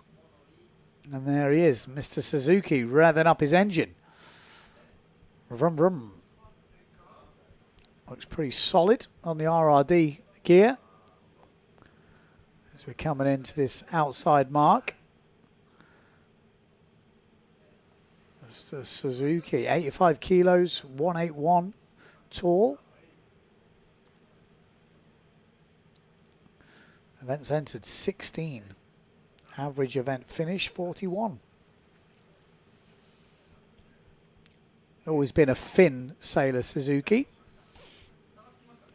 Obviously, a change is happening, definitely over here in Japan. Makur leading this one, though. Anami still in 2nd, Yamada in 3rd, and Suzuki in 4th place. Obviously, we had a few over earlies in this, and this one will be a bit of a cruise, I think, for the guys. General record, it was Kanagami that was disqualified.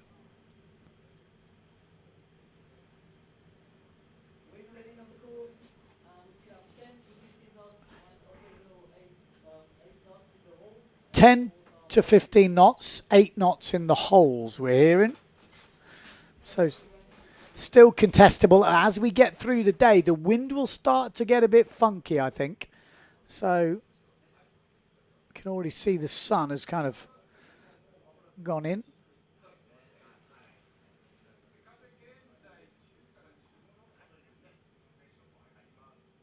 Oh.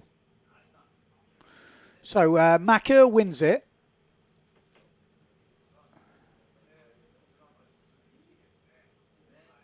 By quite some way.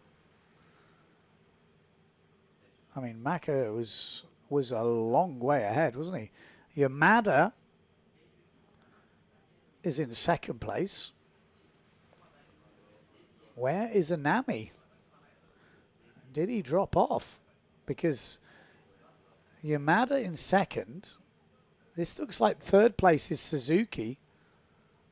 So maybe Anami has had a bit of a crash. Yeah, maybe. We might be seeing a new rider in the quarterfinals because I don't see where Anami is. Did he break something? Did I miss it? I thought it was just an easy cruise. I took my eye off the game. Maybe we'll see it in the highlights. Oh, well, that was Yamada. Okay, well, we'll wait for the results to come through, but there was someone falling off there in the background. So yeah, Maka, Yamada, Suzuki, and Kojima, and Anami actually misses out. Well, didn't see that happening. Kojima, was he on the Liberty Sail? Maybe. Okay, next start coming up. Here we go. Straight into heat number 3. It's a bit of a smaller fleet, this one. We've got Takeda, we've got Kundo, we've got Riegler, Ikoma, Takajima, and Nakajima. Nakajima. Is that a song? Hey, Nakajima. No, I don't think it is. Well, looking solid. First round, 4 riders going to go through from this one. We would expect to see Ikoma, Riegler, Kudo, and Takeda. These would be the top seeds in this one. So Riegler's there in about first or second place at the moment. Ikoma as well. Kudo. Ikoma is there though. The wind is definitely getting lighter. You can see now there's a few holes appearing. But it is Kudo is in fighting it out with Riegler for first place. And then we have Takeda and Ikoma in the third and fourth places. At the moment, it's the Nakajima couple that's not quite making it through. But Riegler into first place now. Kudo in second. Oh, there's a bit of a fight. Bit of a fight with Nakajima. Good jibe, that pink wetsuit. Definitely won't miss him. Oh, dropping out here on the Neil Pride. Japan 21, which is Ikoma. And Nakajima is coming through. He's not got past just yet. Riegler still leading. Kudo in second place. Third place, Takeda. And Ikoma has actually pulled back into fourth place. Nakajima still in fifth. Oh, not anymore. See you later. See you later. Ikoma is down. And Nakajima is up into a qualifying spot right now.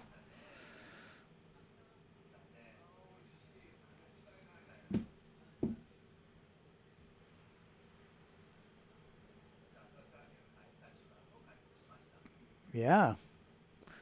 Well, that's what you got to do. Stay in the game.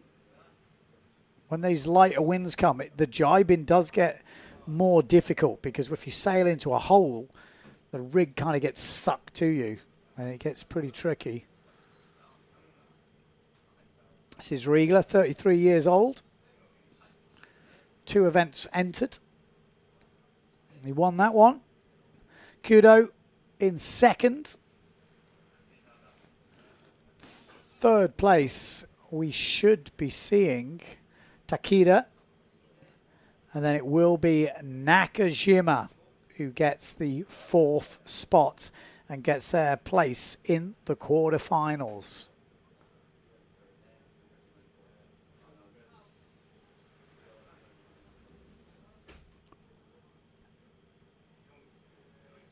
There we go. Bam. So that was heat number 3.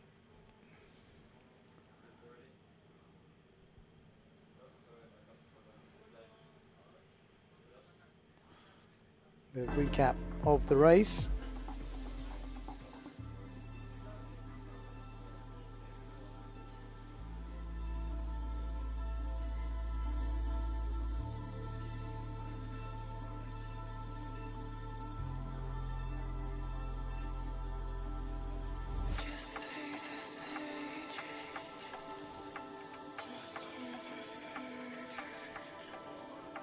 Oof, that was that moment.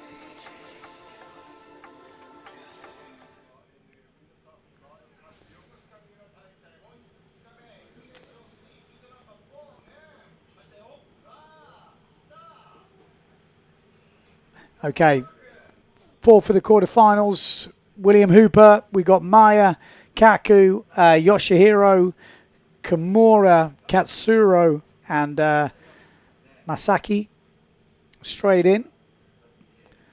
No cam sail, that blue and yellow Liberty sail apparently. Trying to fight it out with the full racing gear in the foil. Looks like Hooper looking pretty solid. Maya from New Caledonia in second place.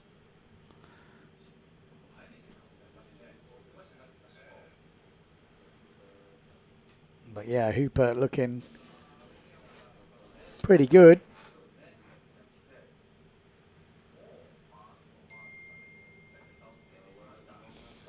Out on his own. He wants to be in the top 16 seeded round, that's for sure. Maya round in second. And then got a couple of the Japanese crew. Maybe Kimura, Yoshihiro, he's been sailing good. Yeah, so it does look like Japan at 28, which is Kaku and Yoshihiro are in that mix for the top 4 places. Obviously Kimura as well. He's in the game. Hooper looking solid at the front. Same as Maya from New Caledonia.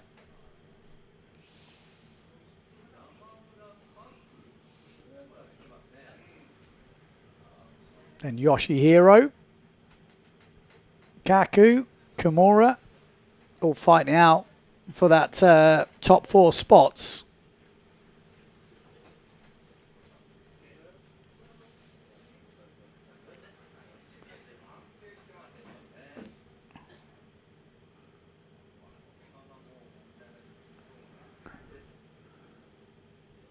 Solid. Solid.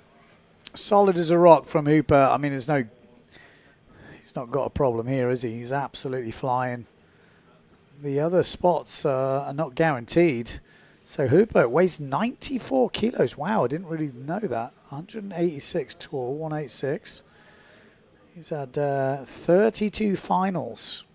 He's been on the podium before in the foiling. I think he might even be the world foil speed record holder, or at least speed world champion from last year. So Hooper definitely getting lighter. Will that make a difference in the results? Maybe. Maybe. Will it make a difference to the whole situation with Benedetti and Mortafon? Mortafon's beat him twice, but one result now, if Benedetti's further enough ahead of Mortafon, would change everything. And this third elimination could deliver that if the wind gets a bit lighter. Who has the advantage in the lighter winds? Maybe Benedetti. Hooper looking solid there. Easy qualification for him. Maya in second place. Easy qualification for him. And then there's the fight between the Japanese boys. And it looks to me as if Yoshihiro is going to get that 3rd place and Kaku is going to get the 4th place. He's fighting it out with Kimura at the moment, but it does look like it will be going that way. It's going to get all the way to the line. So Kaku and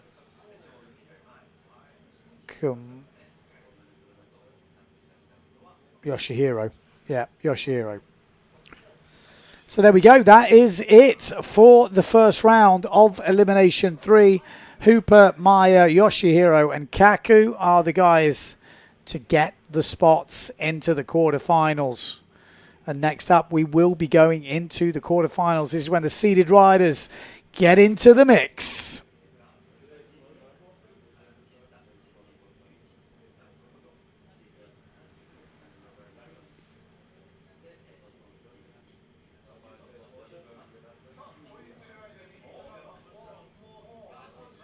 Steve Smith couldn't sleep, so up early in Devon. Pleased to see the stream on. 6:25 in Port Nouvelle. Mortefon's place. Weather is a mess. Good to hear. Right, here we go. Quarterfinals. Let's get it on. We've got Enrico Marotti, Vrieswijk, Vonk, Everard, Kenta, Tomizawa, Tajima, Kuunda. All starting cleanly here, which is what we want to see. Vrieswijk's not been looking his normal self, I don't think. Not quite found his mojo yet. Out in the front, though, Marotti does look like he's finding his mojo. Jordi Vonk may be waking his one up as well. And then we've also got Kenta. Japan 6, it says, is in 4th place. Oh, no. Yes. Whoa. Oh, look at this. Tomizawa's coming through. Everard's got a battle on here. Tomizawa, he's impressed me so far, Tomizawa. Seems like he's got the speed. Everard's got a bit of a battle on here with Kenta and Tomizawa. So far, he's been winning those battles. But remember, this is the quarterfinal. Top 4 gets you into the top 16. Tomizawa's already made one top 16. And at the moment, he's ahead of Everard. And it looks like a good... Oh, and Kenta's gone inside Everard here. Closes in. It just slipped through Everard. Great racing from the boys here. The battle for 4th place. It's always where the good battles are going on. And Everard, still a bit of work to do. Look at that top of the sail. There's a bit of wind out there. Flapping around.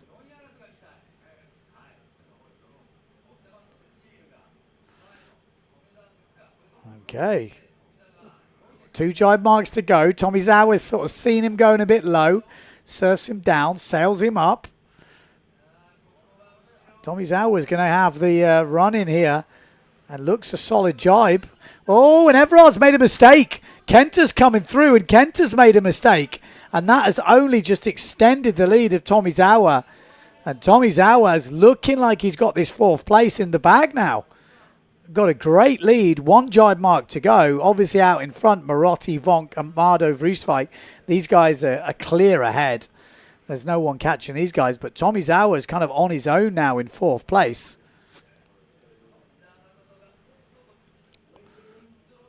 He's 2 events entered before. Just need to keep it clean now. Keep it clean. It's in the bag, my son. Good job. 2nd, top 16. So, Tomizawa seems to be the top-ranked Japanese rider at this event so far. And it looks like Vonk is going to win this one. So Vonk wins it. Vrieswijk 2nd. Marotti in 3rd. And then Tomizawa from Japan will cross the line in 4th place. And another top 16 place for him. Actually looked like Kenta might have even got Everard there on the line as well.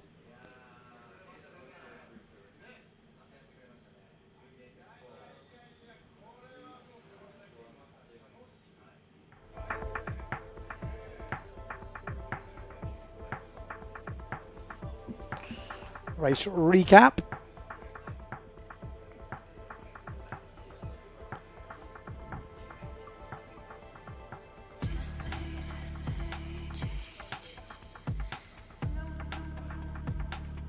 Yeah, good race.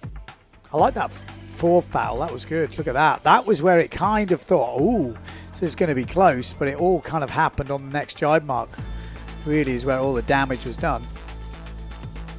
That's it. Touchdown from Everard. Kenta goes inside. Tomizawa gets away. Good night. Game over.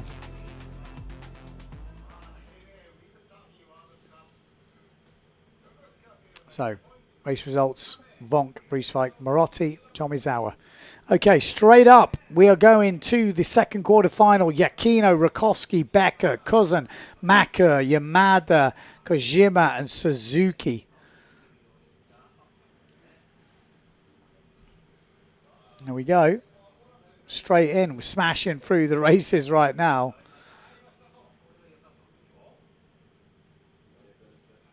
Wind is definitely getting lighter.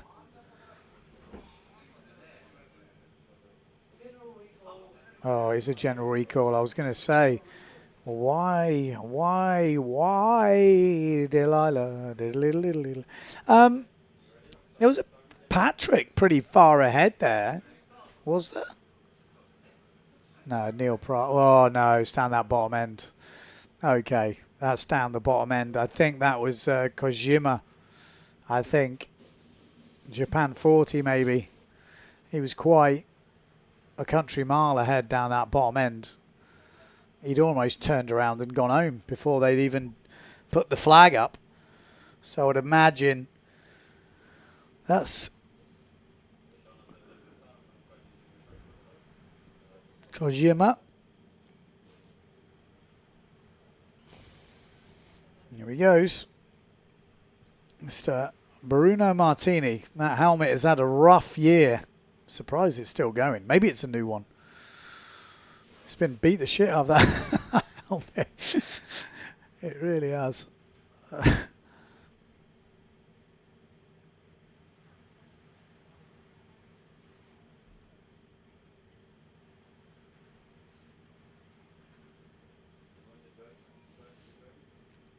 But it's... There he is, Mr. Marotti. Oh, changing gear, going big. Go big or go home. He's going home. Is that enough? Packing up.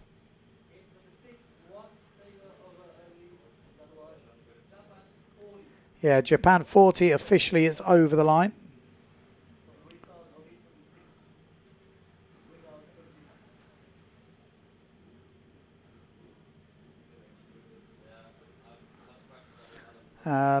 Someone saying not as exciting as the Finn. Well, I think in these conditions, I don't think Finn racing would be very exciting, I'll be honest.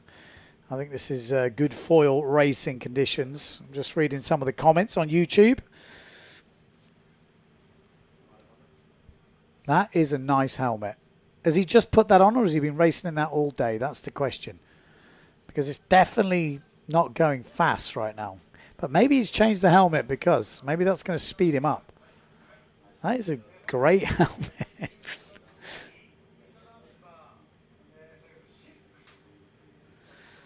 Sam says, let's speak about wing sizes. 475 as the medium wing for a 95 kilo guy. Well, it seems to be working for him. Billy, what did Marotti do to lose 2 places? Well, it's a qualifying, so if people are pushing, you don't need to push, I guess.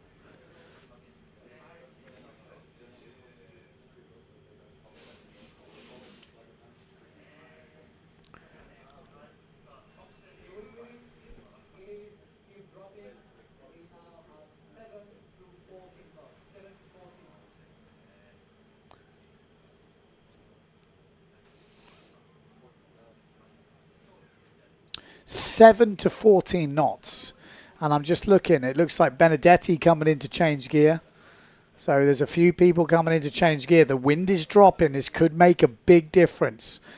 Will it suit Benedetti? Benedetti is there, right on the inside now. Maybe changing the gear. Will it suit him better? Will it be worse? I mean, I guess we will find out. Does it suit Mortafon more? Who likes the lighter winds, stronger winds?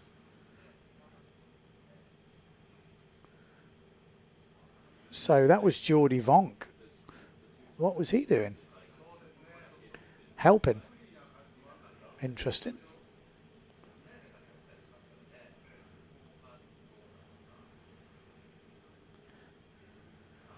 A very helpful young fella. I guess I could have come up with a conspiracy theory, but I'm not going to. 25 seconds to go. 20 seconds. Let's see where we're at. We've lost Kojima. We've got Yakino, Rakovsky, Becker, Cousin, Maka, Yamada, Suzuki, all in this race. We've got Maka at this top end. Looks like Becker. Oh, Matteo Yakino right at this top end. Easy start for the guys. Wind is definitely dropping. Have they got big enough rigs? Can already see, you know, they're not super comfortable. There's enough wind, but they're not as locked as they were before. Becker looks pretty good in this stuff. Matteo Yakino still got the speed. We've got Becker and Kuzan in this. Looks like Alex Kuzan and Becker looking good. Matteo Yakino in third place. Maka in fourth. But it is going to be Becker that goes round in first place. So Becker in first. Kuzan second. Matteo in third place. And Maka in fourth. And Maciek Rakowski is not in the game here. He's got to overtake Maka.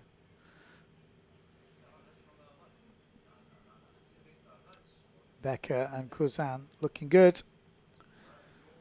So yeah, Maciek, look, you can see he looks a little bit under. He's having to pump down the reach, which is never a good sign, but maybe he's pumping just to give himself that little edge. If he's on the, well, if he's on the edge of power, it's going to be difficult. Will he make a move on Maka here? Maka's had already a race to get used to it. But we know what Maciek. Rakowski's got a great jibe from Maciek. He's really struggling to keep it on the foil. Really's had to work this. Maka dropped off, and Maciek is still pumping to get this thing flying. He can't stop at the moment. There we go. This is going to be a hard race, this. Maciek Rakowski, though, in that fourth place, 32 years old, 72 events. I mean, he's doing it a long time. He's had 17 wins and currently ranked number 6 in the world. Previous world title, podium places. He's put the work in over the years. But if you drop off the foil here, no guarantees. You've got to keep that thing foiling. He knows it better than anybody. And you're going to get back-winded because you're driving into no wind, but great jibe from Maciek Rakowski. But you can see the wind, as we've lost the sun, that sort of thermal wind has dropped off a little bit. Looks okay for the top boys, though.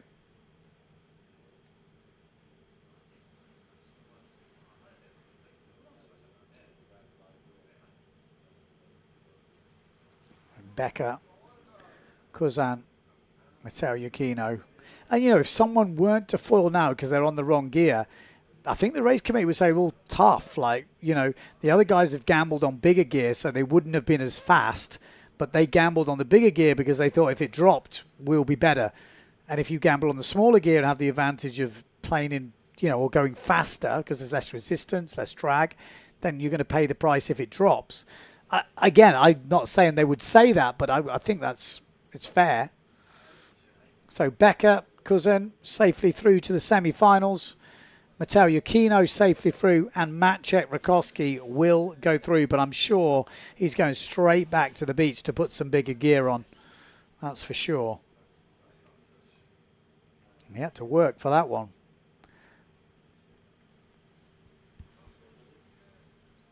Yeah, who does this suit? Does it suit Mortafon? Does it suit Benedetti?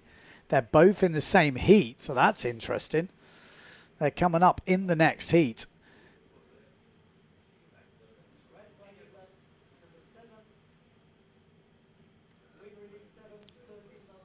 Seven to 13 knots.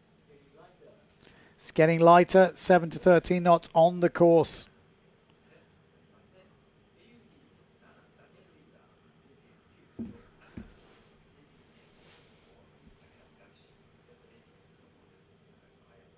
As the results, Becca Cousin, Yukino Rakowski.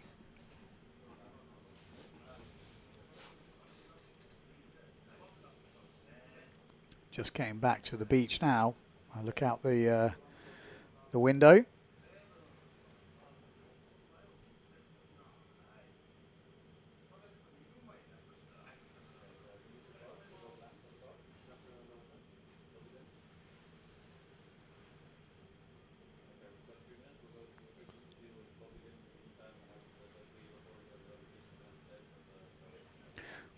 Okay, we got a little bit of time for the next race. Let's go down to the beach to see who we can find. Bobby Lynn, you're having some great racing so far. How's it been for you? It's been amazing. Like they're good conditions and everything, so I'm very happy. Yeah. What are the conditions like? It's very windy and gusty. There are like some wind holes, so sometimes at the buoy you're like pumping, and other times you're like overpowered. So yeah, it's crazy. What size gear have you been on? I've been on the 5.7 and 79 starboard. It's 15. And how is it? Some of the girls are on 8-meter IQ sails. How are you finding that balance being on such smaller gear? Yeah, I see them show up at like an 8.0 and I'm like, oh my gosh. But yeah, it's good. Like, I think some of the other girls are like also on 6.0, so it's good. And how is it for you being the youngest by quite a long way? I really like it. Yeah, it's amazing to be racing with like the older women, and yeah, I like it. You're racing super well. Congratulations and good luck in the next one. Thank you. There we go. Bobby Lynn making a name for herself, only 14 years old, and she is holding it together with some of the big guns out there. So I think she's only going to get better. And always smiling, always happy. Sponsor's dream, you'd imagine.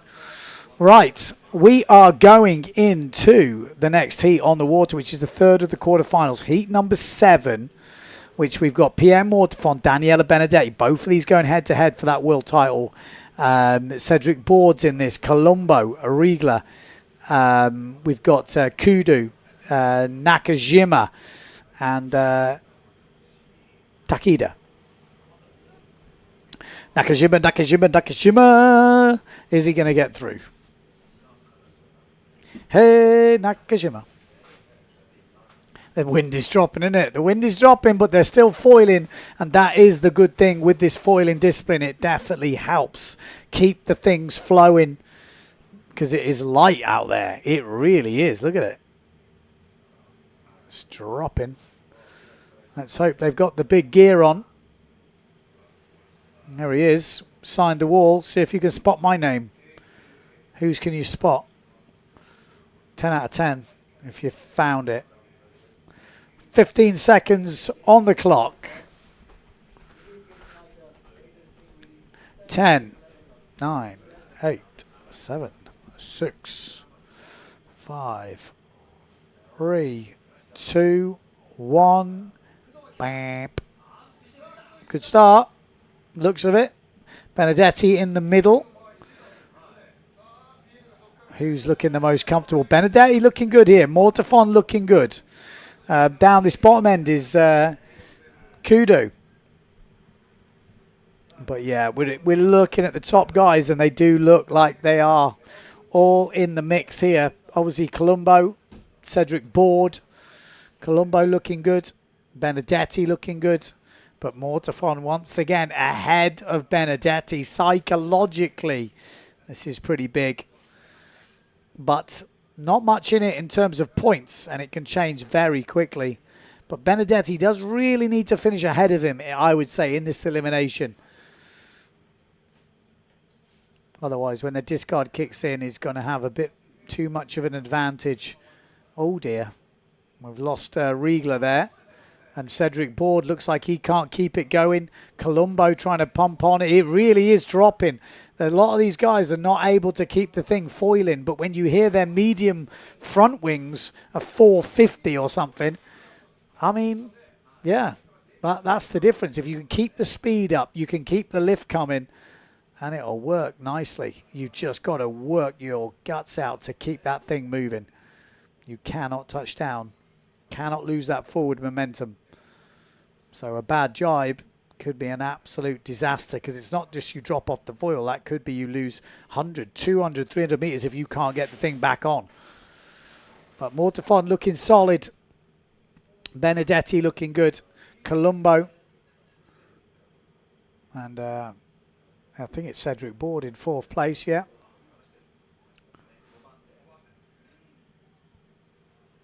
Pierre Mortafon, 82 events entered.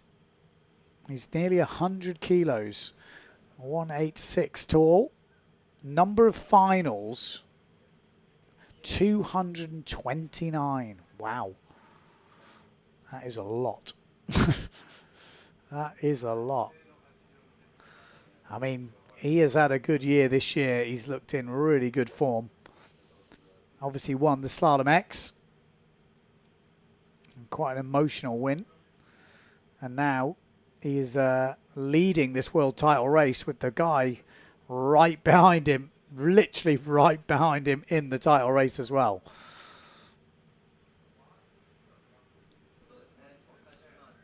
So looking pretty solid. Wind is dropping. I thought it might favour Daniele Benedetti, the dropping wind, but Mortafon seems to be all right, doesn't he? Doesn't seem to have lost an advantage here. You can see the speeds are a lot less than earlier. We saw up to 32 knots or something like that earlier. Now we're seeing kind of mid to low 20s. But Pierre Mortafon making easy work of that quarterfinal, securing himself in the semi. The semi is really where it all happens for these guys at this level. You know, they're not really going to go out the quarters. You wouldn't expect it. So Benedetti and Mortafon both safely round. He had a little look over his shoulder, just thinking, well, you never know. Okay, so the wind is dropping. We're hearing on the start boat, AP flag is up, but this race will count. On board is going over and qualifying for the semi-final. And Colombo, where's Colombo gone?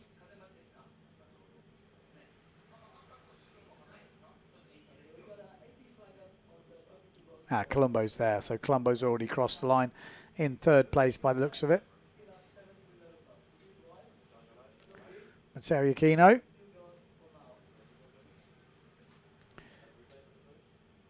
See, those harnesses are taking over in the racing fleet. Those half waist harnesses, half seat.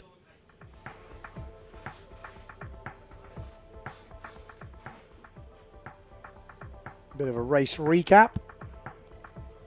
But that doesn't sound good news that the postponement flag is up on the committee boat. It's definitely dropping. We've had some good races today. So, you know, I don't think they're going to push through in bad conditions. They definitely don't want that. The question is, are the conditions bad? Are they competable? It looks tricky out there, but I like it. But I know I'm sometimes in the minority for how I like the low end to happen.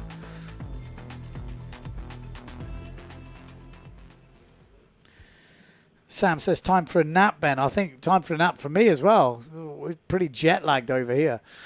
So there we are. Mortafon, Benedetti, Colombo and Board. That is your qualifying through to the next round.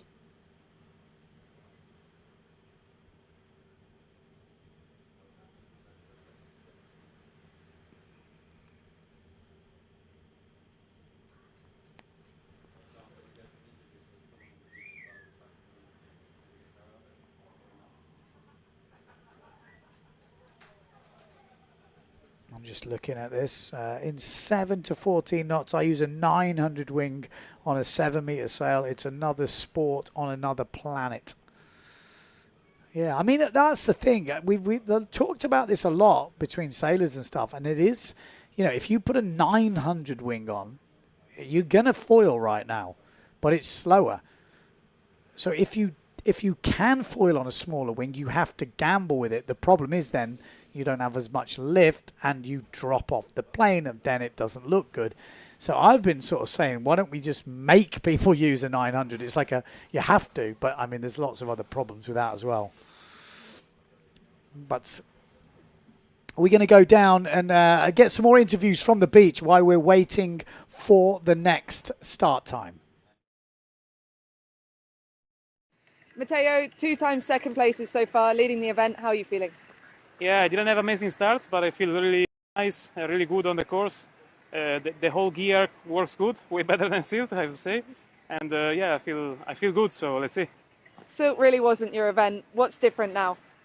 Yeah, mainly there is no seaweed in the water, so like the setup I found out at home, I can use it here, and I feel good on it. I feel kind of easy on it, so I guess that's the main difference. What have you been doing for the last month to train for this event? Yeah, I was home, focusing for the event, going to the gym, training on the water as much as I could, and relaxing as much as I could as well. It's been nice to see you back up there. Well done, and good luck in the next one. Thank you. There we go. That's the secret. Relaxing. No, I'm sure he's been working his nuts off, trying to get everything dialed in and ready. But he looks good. He does look good in the races we've seen so far. You know, even just after that first one, you could see the speed was back. Obviously, we know how good he is at racing, but unless you've got that speed to hang it with the top guys at the time, it's very difficult to race like you can. So he's definitely got his speed back, set up as he just said there. He's super happy with, and yeah, he's fully competitive right now, and he'll be going for the win here in Japan, and that's the way he's going to want to end that year. But there's a lot of other people who want to end the year with a win. So we're going to have definitely some good races this week. The forecast is looking pretty solid. Tomorrow, maybe a little bit more winds today, maybe very similar. Monday, there is a bit of rain around, but they're saying wind. And then I think for the last day of the competition, there's not a lot of wind. So we might find that the competition is today, which is coming to an end, as you can see, and tomorrow. I don't think there's any guarantees for Monday with that rain, but I'm not a weatherman. But we're going to go down to the beach while we're still waiting with interview with Enrico Marotti. Enrico, what's it like out there? It was nice all day long, but now it's quite light. So let's see what's going to happen. Yeah, I mean, it was nice, long day in the water, and we enjoyed it. We sailed a lot. We raced nice, and now we did 8 hits, and let's see what the call is. Will we continue or we stop for now? It looks like we're continuing. What size gear have you been on? The biggest, everything big, 8.7, big wing, everything big. And for the rest of the day, has it been changing, or have you been mainly on the big gear? No, it's changing all the time. I changed today like 6-7 times from 6.6 to 7.8, from medium wing, small wing, big wing. We changed fuselages, so conditions are changing all the time, and there are big holes between the strong gusts. So the gust is strong, and when the gust pass, there is not much wind. So yeah, it's technical and it's hard to feel great in general, like in overall situations. So yeah, but we are trying, we are fighting, and it's good. It's nice first day of racing and many more to come, so great. Good luck for the rest of the day and the rest of the event. Thank you very much. Thank you. It sounded like Enrico was done for the day then. He's like, it was nice, we had a good day. We're still going. We're still going. It's still happening right now. 40 seconds to go till the next heat on the water, which will be... Next heat on the water is number 4. Yes, number 4, which is Johan So, Mattis, Martini, Preen, Hooper, Maya, Kaku, and Yoshihiro. So yeah, we are on right now. Not long to go. Let's have a look how that wind is. Oh, someone's trying to get going late. That's not going to work, is it? You've got to come in with speed with wind like this. Johan So looks like he's going to get this start absolutely nailed by the looks of it. No one over.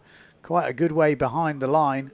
But Johan So, good start from him. I think Perrine maybe with a good start down this bottom end. Mattis as well. Bruno Martini. Looks to be the usual suspects. So, Mattis, Martini, Preen. Hooper, not his best start, but maybe still in the game in these light winds, you never know. Obviously, Hooper's further up, so he might have a little shot at this. But Johan So, look at this. I mean, he looks so good in the light winds. You might think, like, oh, when it drops a bit, maybe he's going to struggle. But actually, I think he gets even faster in the light stuff. So, Johan So, round in first place. Second place, Bruno Martini. No, second place, Preen, then Bruno Martini, then Mattis, then Hooper. On the edge. I like this sort of racing. I feel like anything can happen, which is how I like to watch racing, when I think anything can change. You know, coming down to the last mark, if you put that board in the water, get a bit stuck, you're not coming back up, and then you can get overtaken even from someone 100 meters back, which for me is exciting to watch. Again, not saying the sailors like that, but I think it's technical, you know, super physical as well. You've really got to keep that thing flying, and to do it, it's a physical thing. You've got to pump that thing, work the legs, get the thing, bit of lift, any bit of lift you can have. Mattis and Hooper having a right fight here for the fourth place, and it looks like Hooper's coming back at Mattis. Hooper is definitely putting in the work here, but Mattis stays ahead of him. He does stay ahead. Remember, top four, they're the ones that qualify through to the semi-finals. Johan So, front of the fleet.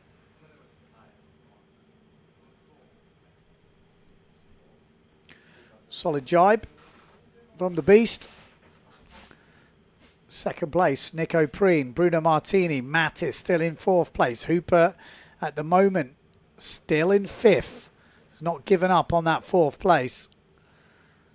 But Mattis has definitely not given up on that fourth place. He's trying to just get every bit of space between him and Hooper, and it can make a difference. Those extra couple of pumps, couple of extra meters can be the difference at the end of the race. Or maybe even the opportunity with someone jibing inside you. Johan So, just so smooth. Preen, Martini, and it does look like Mattis has got that fourth spot. He's not going to let it go, though. He's pumping. It's not a given in this light winds, but he's got a clear lead. And it looks like he will take that fourth spot. So Alexis Mattis will get fourth. Third place, Bruno Martini. Second place, Nico Preen. But winning it is Johan So. All those four riders will be into the semi-finals, going against Mortafon, Benedetti, Colombo, and Board. And Hooper does miss out.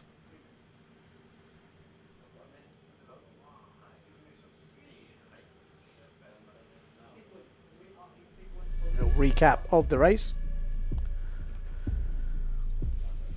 Next up, we're going to have the women.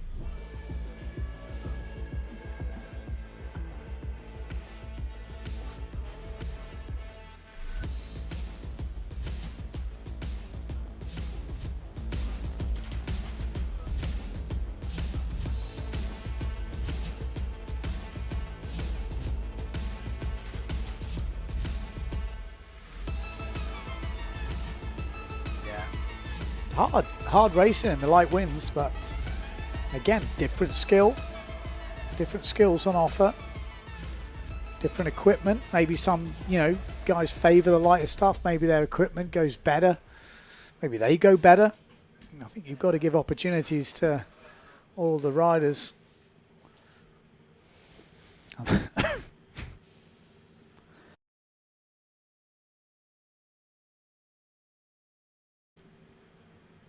Yeah, and that's how the results look. Mattis, Martini, Preen, and So. Next up, we're going to go to the women's. So yeah, we got Steinberg, Vinicius, Alabau, De Jong. We've got Prada, Davico, Sharin. We've got Blinica. We've got Saki. We've got Cripsey, Rickard, and Gurk.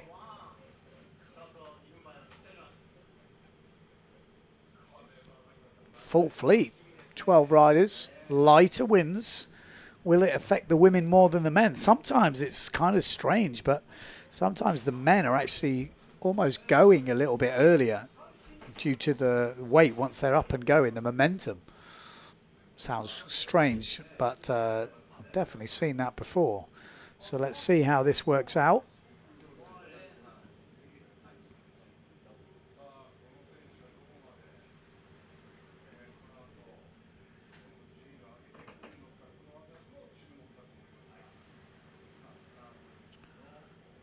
Said Sean Hogan says, totally with you on that, Ben. Foiling is supposed to help run in light conditions. They do have larger front wings. Yeah. Like I said, I'm not saying all the sailors agree with me. But, Stream Facts, he totally agrees. Super interesting, the light wind racing. Yeah.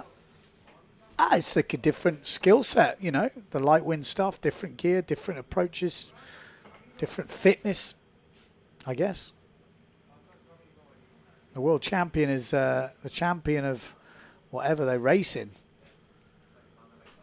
Prada up here on the Severn with the Brazilian flag. We've got Steinberg on that Neil Pride with the Future Fly logo. We've got De Jong from Bonaire up here on the Neil Pride, closest to us. We've got the Aussie coming through. Sarah Vinicius there on the Severn with the Future Fly as well. So who are the light winds? Who will go well in the light winds? Will Steinberg be the one? Got down that bottom end. We've got Davico in the middle. Got Blinica. Also looking pretty good from Finland.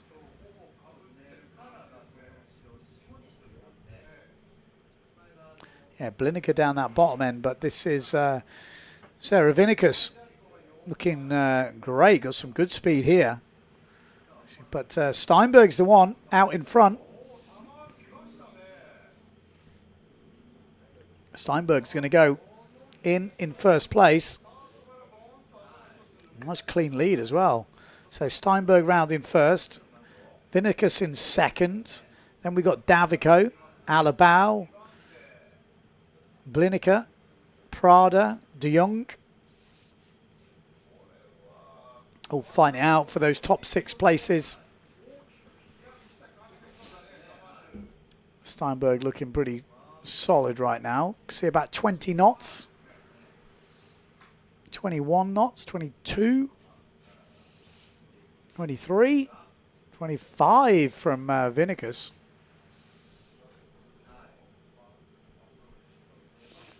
So light winds, but managing to get the speeds up there.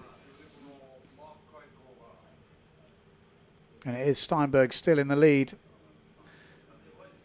Vinicius in second place. Blanca Alabau in third. And we've got Davico. Oh, just drops the jibe. Blinica coming through. Prada coming through. And Davico's in trouble there. She's not going to get that thing going again. Too many people around her. And she's dropped outside the top 6 as De Jong comes through. And Blinica. Steinberg looking in control. 18 years old. So pretty young. She's had 2 events entered before. No eliminations, 1. Could this be the day?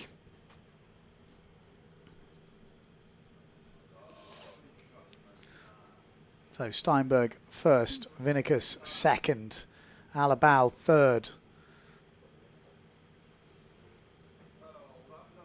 And we've got Prada, Blinica, De Jong. Great job from all the riders there. No mistakes. Top 6 go through to the final.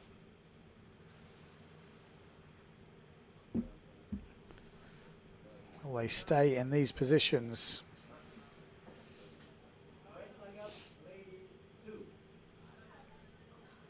"14 years old.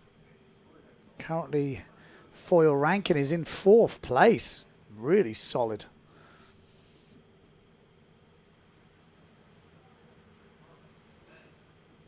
Looks like all the riders staying on the foil. That's the main thing. You just need to be in that top 6. Keep on the foil. Keep things moving. Get into that final.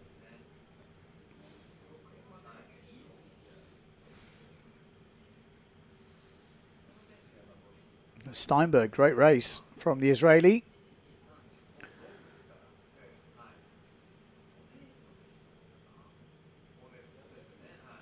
So Steinberg wins it. Vinegas is second. So Future Fly, be happy. 2 of their riders in the final. Alabao and Prada on the starboards. Plinica, and then De Jong takes that 6th spot. And that will be your 6 finalists.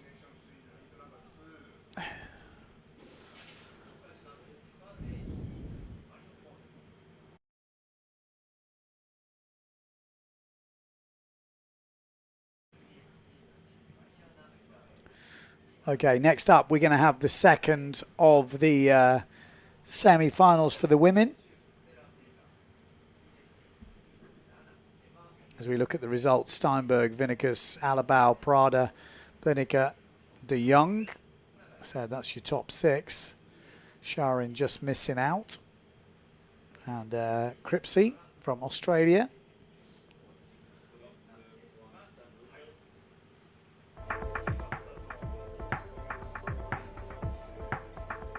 There we go, that's the race recap.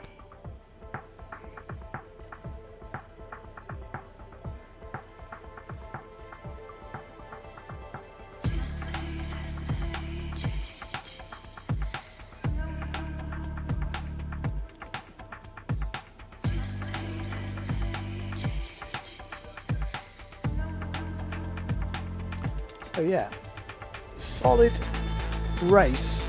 Lighter wins, but definitely still enough to keep it nice and fair.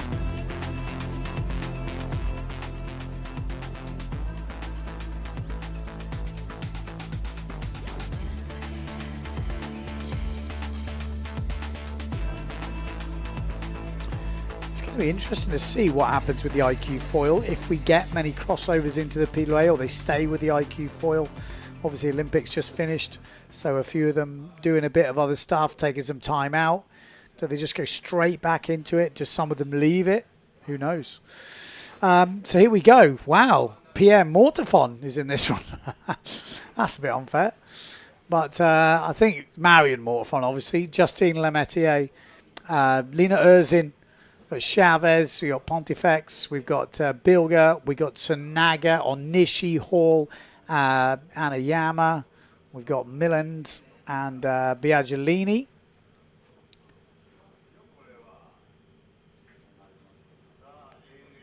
Oh, there we go. Marion Mortefon's back in. That was a shame. Would have been interesting to see how he got.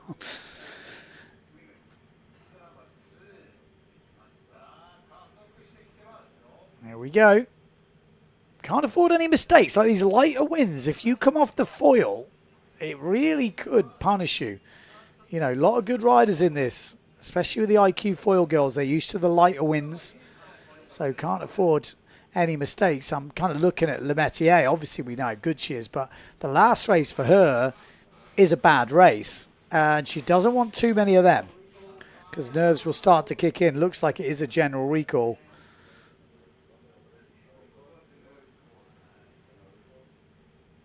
So, someone was pushing the line. Girls, come on. Too early. Definitely doesn't happen in my house, that. The girls are always late. In my house. They would never be over the line early, I can tell you that much. But someone was over the line early here.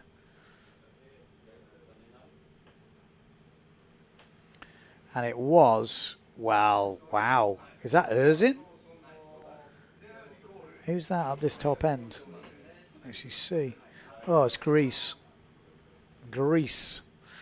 Looks like our Greek contingent here, Pontifex, is going to be over the line early. Greece 1-3-7. I wouldn't be taking many bets that she's going to make the final right now. It's not looking good. Yeah, she's poking out. I mean, there's a few up that top end, depending when the flag went up. Maybe Milland as well was looking a little bit.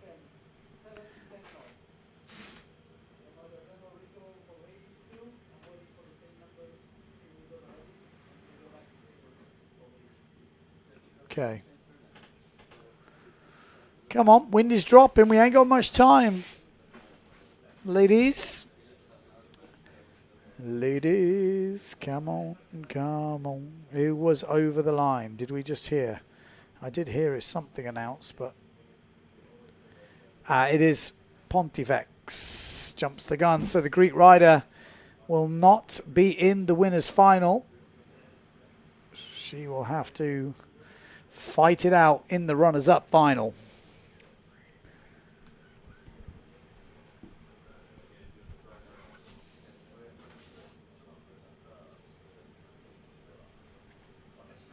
Like I say, good to see some different nationalities here. What's the sail number? SGP. Singapore. It is Singapore. Okay, just checking. So Israel, Netherlands, Spain, Bonaire, Brazil, France, Singapore, Finland, Australia, Canada, Slovenia, Mexico, Greece, New Zealand, Estonia, Italy, USA. That's pretty, and obviously Japan. That's quite a big array of countries, isn't it? I like it. Good to see.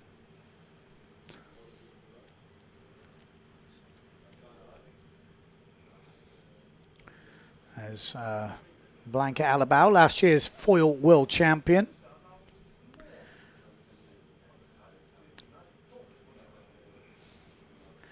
What's she thinking right now? She's thinking...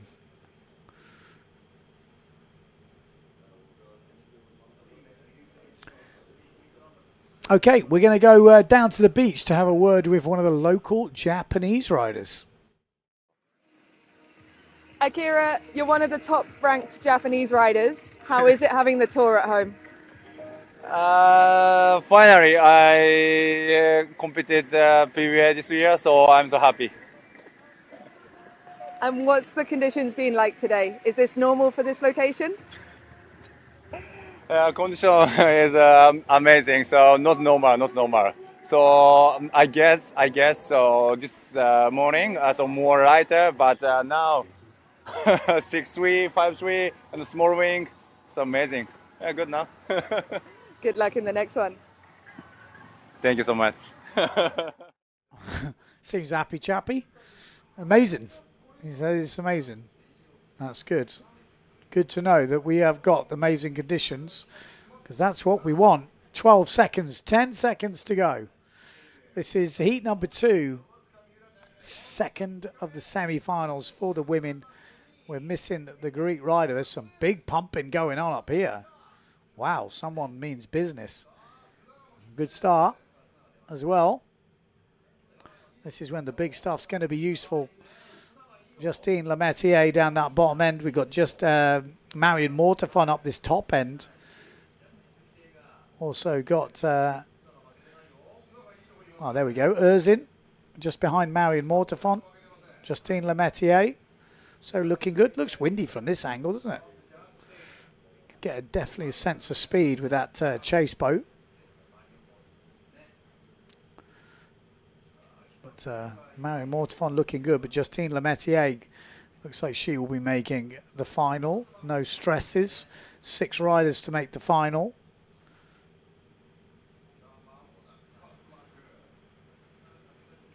And there we go. Lemaitre rounding first. Marion Mortafon second. Oh, little touchdown behind from Erzin. Got to be careful. Don't want to get stuck. We've also got New Zealand rider Bilger. Mexican is in there as well, which is Chavez in 6th place. Japan 470, which is Sunaga. And that looks like Onishi on the black 0.7. Justine Lemaitre, though, is the one round in 1st place. Marion Mortafon in 2nd. Erzin in 3rd, maybe. Chavez in there. Anayama. It's close. Close racing. That 6th place is going to be hotly contested. At the moment, ooh, that didn't need that touchdown from Sanaga, just behind Anayama. Anayama in 6th place at the moment. Chavez, the Mexican, on the green loft, is in 5th place. Bilger in 4th from New Zealand. Erzin 3rd. Marion Mortafon 2nd. And out in front, it's obviously Justine Lemaitre.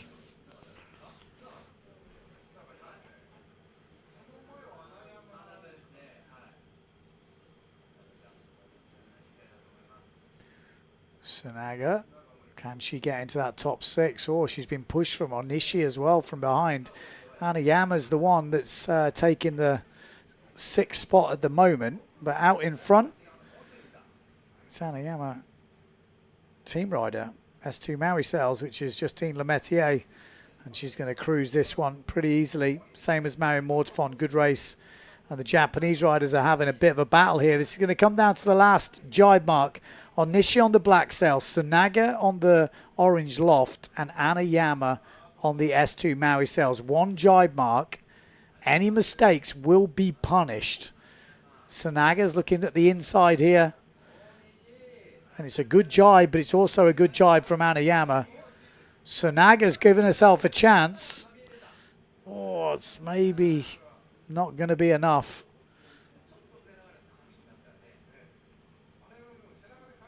No, it looks like it's not going to be enough. Anayama's going to take that 6th spot. Chavez in 5th. Bilger from New Zealand. Erzin, Mortafon, and Justine Lemaitre. She gave it a good go, Sunaga. But in the end, it is going to be Anayama that gets it.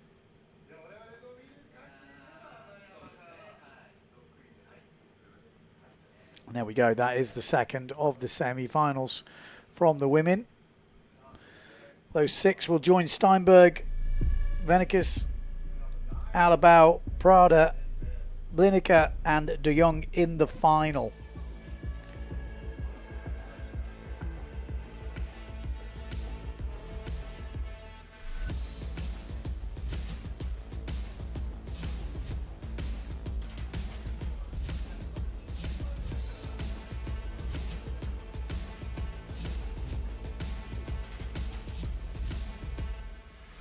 Good racing once again. Like I said, light winds, but some good race going on.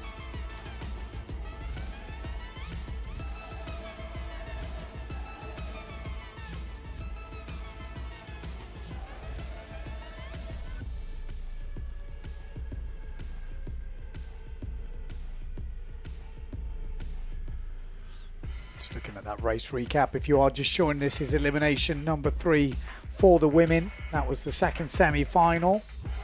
Next up, we've got the men's semi-finals, and it's pretty big because we're going to have Mortafon and Benedetti in the same heat, I think. I'll have to have another check, actually. But in that second one, yeah. So the first one, we're going to have Vonk, Vrieswijk, Marotti, Tomizawa, Becker, Kuzan, Yakino, and Rakowski. 4 riders make it through to the final. Will we see any upsets? We will about to find out.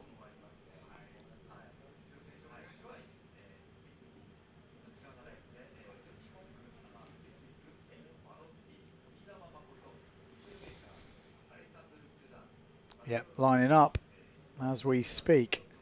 Who's tuning in? Finland cheerleader team watching. Go Ali. Great sailing. Good to see Finland tuning in.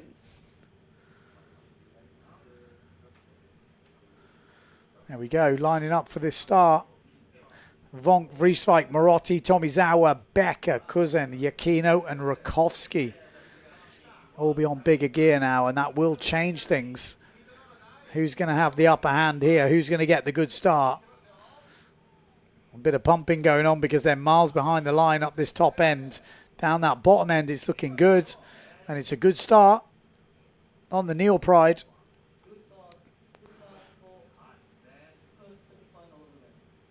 Yeah, really good start. Is that Nico Preen? No, because he's not in this heat. It's definitely a good start from Marotti down that bottom end. Vonk looking pretty solid as well, as is Matteo Yakino. Maciek a bit further back.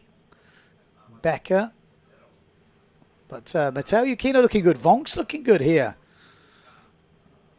Vonk going to get a nice inside line as Marotti will go in first. Matteo Yakino, Jordi Vonk.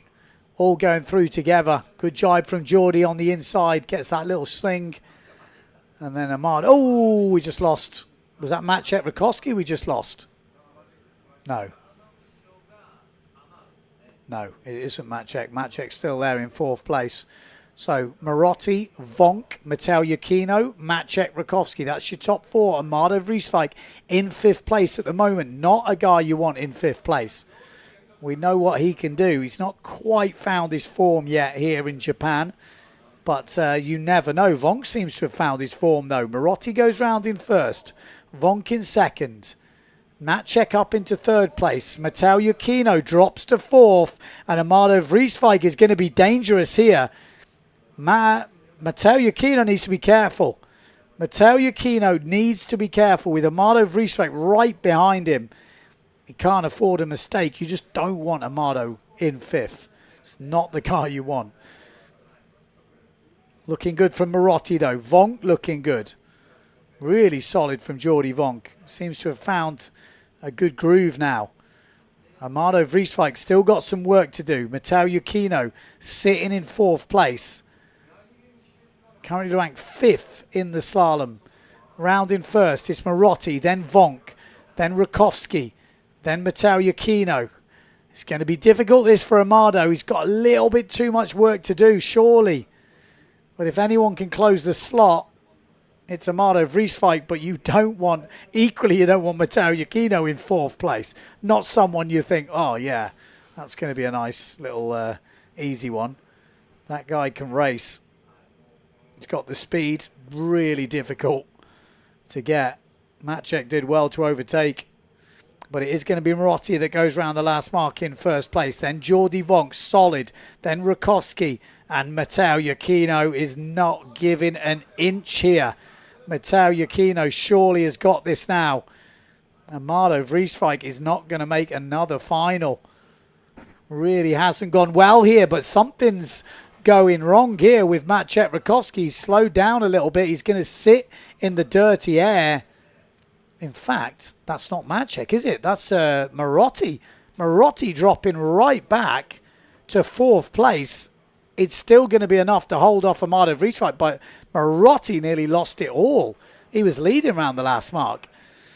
So Jordi Vonk, Maciek Rakowski, Matteo Yakino, and Enrico Marotti are your 4 finalists from the first semi-final.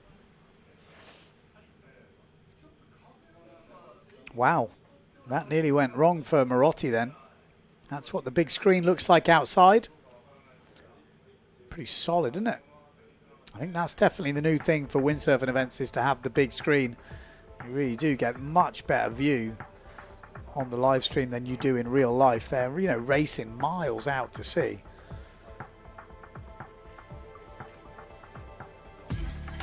I mean, Amado just is not there at the start. He's just got so much more work to do.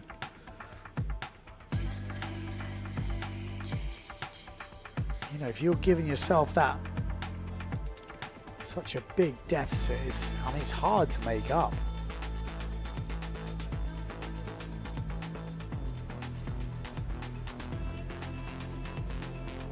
But, you know, Marotti was leading. Interesting to see that last mark, exactly what happened, because I'm pretty sure he went round in first. Must have touched down on the jibe there. Touchdown, okay.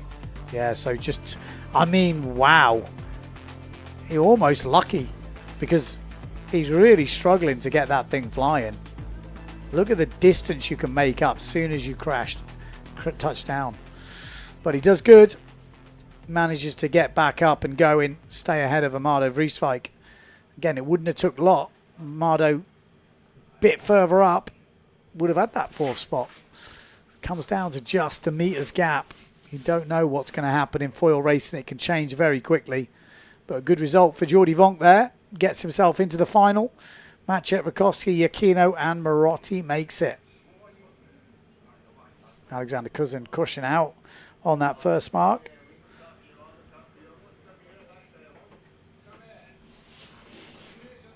Okay, here we go. Mortafon, Benedetti, Colombo, Board, So, Preen, Mattis, Martini. Big heat this one. Pierre Mortafon, Daniela Benedetti. Both of these guys have to make the final. Keep that world title dream alive. And here we go. Straight into the start. Mattis up this top end. We've got Colombo on the Patrick gear. All the riders pumping. I like this stuff. I like it when it's on the edge. It's got that such unpredictability about it. Johan So pushing out in the middle once again. He loves the light wind racing. It's not such a great start for Mortafon. It looks better for Benedetti, but we know Mortafon comes down with plenty of speed from that top end. But maybe it is a little advantage. Or maybe it's exactly level, actually, in saying that. Mattis looking good. Colombo doesn't mind the light winds. Johan So definitely doesn't mind the light winds. Flying 30, almost 32 knots there as they come into the first mark. So it is Johan So rounding first. Then it's Colombo. Then Benedetti just ahead of Mortafon. Mortafon gets the inside line. Mattis is right there. And actually Mortafon has gone ahead of Benedetti with a great inside jibe. He's really on the edge though. You wouldn't want to predict this, but Mortafon looking very comfortable in the races we've seen so far. He wants that world title, obviously. Nico Preen, bit further back. Mattis further back. Top four at the moment. Benedetti, Colombo, Mortafon, and Johan So. Benedetti having a little look. Going a bit lower. Doesn't want to have such a wide jibe. Ooh, gets caught a little bit below Colombo, but manages to get away with it. Got a little stuck in the wake there. The one thing I'm noticing, though, is Mortafon doesn't seem to have a weakness at the moment. Looking super focused. Looks tuned in. Got the speed. And he's been there before. That's the difference. Daniela Benedetti has not really done much wrong here. He's still making finals. And it is far from over. You just need to be in the top four. Remember, this is just a semi-final. Just need to be in there. One mistake from any of these riders could be massively costly. Benedetti, great jibe from him, is going to go ahead of Colombo, and Mattis is going to take a move here. Colombo really pumping hard to keep that thing flying. He knows, oh, look at that. You don't get that in IQ foil. Wow. Mattis just smokes down on top of him, just sits on him. He sweeps past him. And Colombo has dropped outside the top 4 now. Pushing hard there, Mattis. He knows those differences are huge. Johan So looking really unstoppable. Mortafon safely through. Benedetti safely through. Mattis safely through. And it's a great jibe. Keeps the speed on. Preen comes back. But surely it's too much to do now with Mattis quite clearly ahead. Preen has actually gained on Mattis. But Mattis has not stopped pumping. He's got a lower line. So he's going to be able to come up and keep the power in the sail. Top 4 make the final, remember, and it looks like it will be Alexis Mattis that takes that 4th spot. He's had to work hard for it. Preen came back, but it wasn't enough in the end, and it will be Johan So, Pierre Mortafon, Daniela Benedetti, and Nico Preen. Benedetti has not beaten Mortafon so far. There's still everything to play for. One result in this final. Benedetti gets a good one. Pierre is 3 places behind or something. Then Benedetti is leading the world title race. It's that close.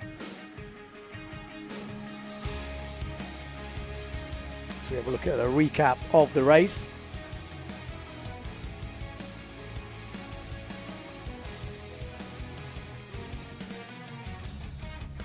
Someone said, is this early morning or sunset? This is sunset. I say sunset. It's 3:45 local time. So we are just going to have enough time to finish the race. It's been a long day for the guys, to be fair. Started at 9. So it is 7 hours on the water. It's been non-stop. It's pretty hectic, but it will be a short event in terms of event window, and you know, the wind forecast for the last day doesn't look good, so it could be like a 3-day event. That was a big move from Mattis there, and that is what secured him in that final. And it does just come down to those like aggressive maneuvers, not dangerous, just aggressive racing maneuvers. And there we go. Mattis 4th, Benedetti 3rd, Mortafon 2nd, Johan So in 1st place. All of those guys making the final in Elimination 3. Okay, runners-up final next. Sharin, we've got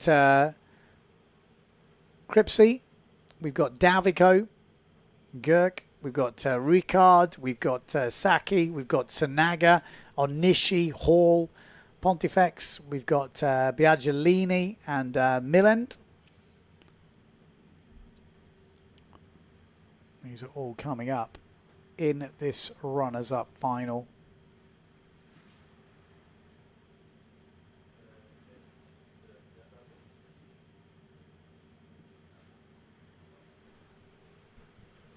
Two minutes to go until the start. Still wind on the race course.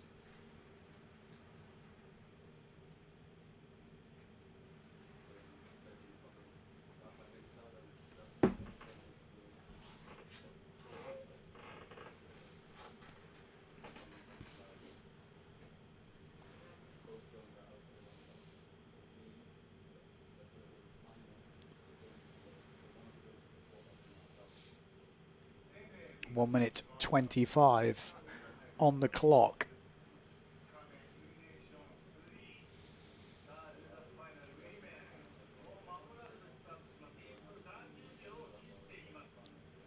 Who's going to win this runners-up final? Well, Pontifex was actually over the line early. Also seen Davico looking good in these early ones. On Nishi is another one. Milan's had some good results. But lighter wins, let's see. 45 seconds on the clock.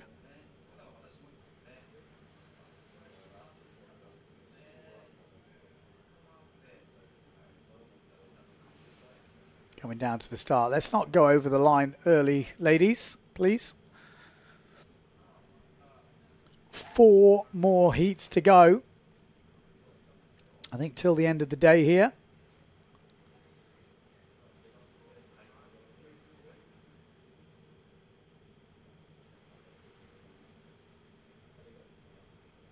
10 seconds on the clock. Let's go. Someone coming in with speed from behind. Oh, let's hope that's okay. Sanaga down this bottom end with a good fast start. I mean, she was gone. Let's hope she wasn't over the line early. Looks good. I mean, she was gone, wasn't she? I think it was Sanaga. A good start. So we are here and it's a good start. Everyone's clean away.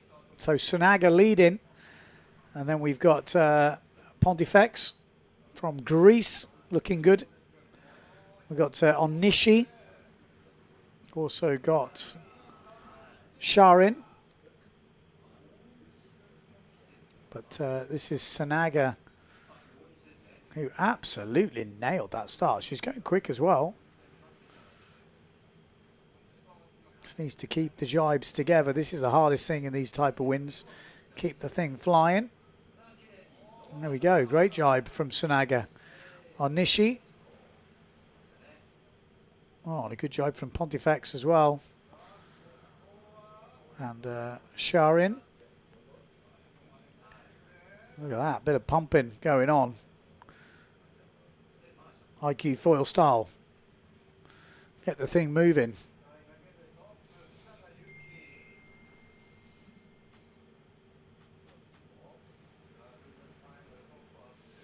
Sanaga, can she hold on here?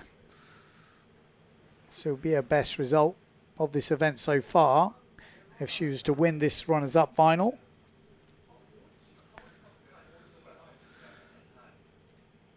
Still keeping hold of that lead ahead of Onishi.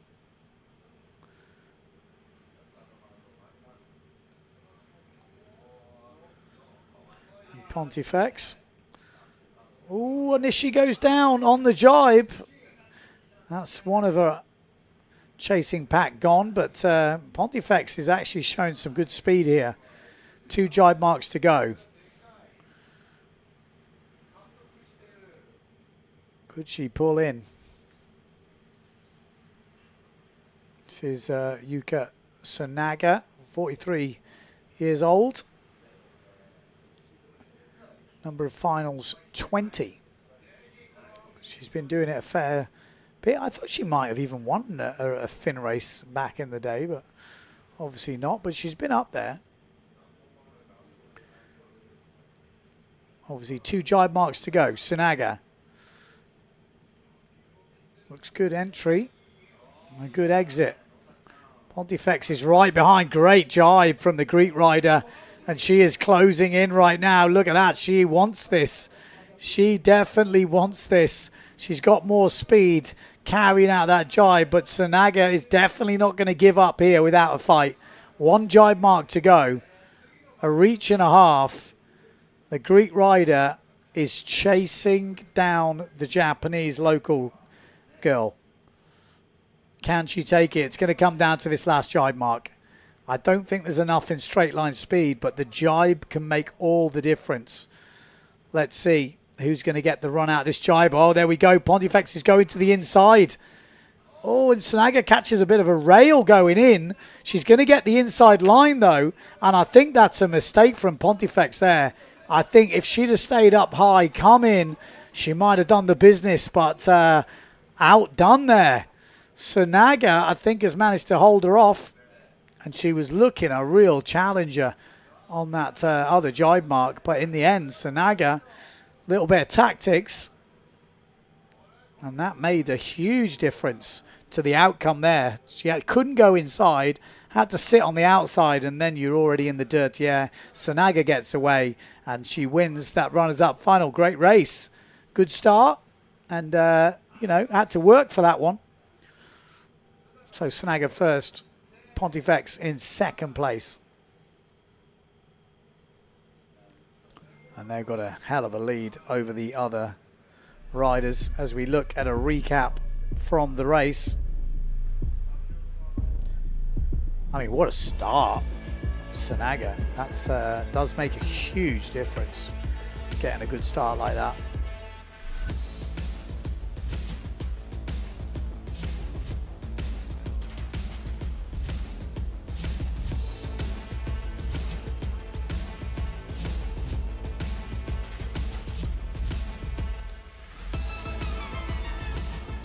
was doing some good jives, Pontifex. That was one of them. This next jibe, though, I think was the one where I really thought it was good night for Sanaga. I didn't think she'd be able to hold her off this jibe. Look at the distance. It comes in here. Wham.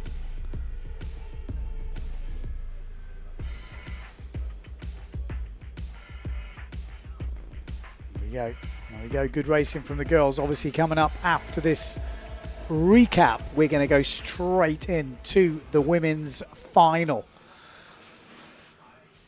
And this is who we've got in that final. We've got Steinberg, Vinicus, Alabau. We've got Prada in this, Blinica. We've got De Jong, Lemetier. We've got Mortefon, Erzin, Bilger. We've got Chavez, Pion, and Anayama. So all the big players in this. Will we see any upsets? Could Marion Mortefon get another win? We will find out very soon. Different wind strengths, a little bit lighter winds might not suit Marion Mortefon. Let's see who will suit these lighter winds. Could we see Erzin take it on? Does she like the stronger winds? Are we going to see Steinberg get her first win on tour? Alabau, last year's world champ, or maybe Vinicus. Lots to choose from in this. But one thing's for sure, Justine Lemetier will be pushing hard. She wants to guarantee this world title. Get it done and dusted. This is Erzin up this top end. Just down from her is Chavez, Anayama, De Jong. I think it's good. Good start. Good start on the loft sail there. Bit of pumping going on from Blinica. Steinberg also with a good start, and Justine Lemetier with a very good start down this bottom end. You'd have to think it's advantage the current tour leader, because that is a hell of a start down the pin end. She's given everyone else a bit of work to do here. You can see Steinberg behind. Alabau, Vinicus is in there. Mortefon. And look at the distance already from Justine Lemetier just from the start. Wow. I mean, she's obviously got the speed as well. We're seeing, wow, a lot faster. A couple of knots faster if you look at the speeds. 24 versus 22s on the others. So Lemetier rounding first. Second place is that Vinicus in second, then Steinberg, Mortefon. Could actually be Alabau's, apologise. Yeah, Alabau in second place. So Alabau in second, Steinberg in third. Alabau not stopped pumping down this reach. She wants a good result. You've got to put the effort in to get those points. Can't afford to drop off the foil. Justine Lemetier. This is looking better from the current tour leader. A second, a fourth. A first would feel pretty good right now. And a lot of the girls you can see, a first and a fifth for Erzin, a first and a fourth for Mortefon.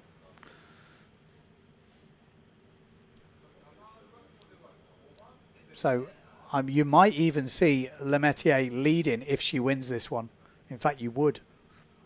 If she wins this and the other results go as they are now, Lemetier would be leading this event after 3 eliminations. And by her standards, not her best day, but with a first here, it changes everything. A first, a second, and then it would be that fourth, which would be the outlier. So not a bad day at all. A bad result in this third elimination would be a whole different story. But Lemetier looking good right now. Second place. Oh, Marion Mortefon looks like she's up to second place. Is that right? Doesn't look like it. No, she's in third. Blanca Alabau in second. And it looks like Vinicus, Steinberg, Blinica, Bilger, Prada, Chavez, and Erzin right back at the moment. After winning that first one, I think she likes it windy, Erzin. One drive mark to go. And Justine Lemaitre has got this wrapped up, surely, barring an absolute disaster. Good fight for second place. Marion Mortefont and Alabao. It would make a difference in the overalls. If Marion Mortefont could finish second, she would have exactly the same points as Justine Lemaitre. And it does look like she might have just snuck into second place, Marion Mortefont. I think Marion Mortefont is up into second place now, and she will have exactly the same points as Justine Lemaitre. And I think Justine will win due to she won the last race. There we go. She wanted that. She was feeling a bit of pressure there, because that is a claim of a girl who knows that means so much. You know, a bad result in this last one would have had a whole different outcome to how this day feels. Now she's leading level points with Marion Mortefont, and it's a whole different feeling. Oh, Vinicus gets ahead of Alabao. Alabao dropped right back. And then I'm guessing Steinberg must be close after that. But that's a good way to finish the day, finishing it on a high from the current tour leader, Justine Lemaitre, and she will be leading this event by my maths due to the fact she won the last race, because her and Marion Mortefont are equal on all the other points, as far as I'm aware. Fourth. Oh, maybe not. Yes, because she has beat her more times as well. So it will be Justine that's leading at the end of day 2. Here we go, a little recap of the race.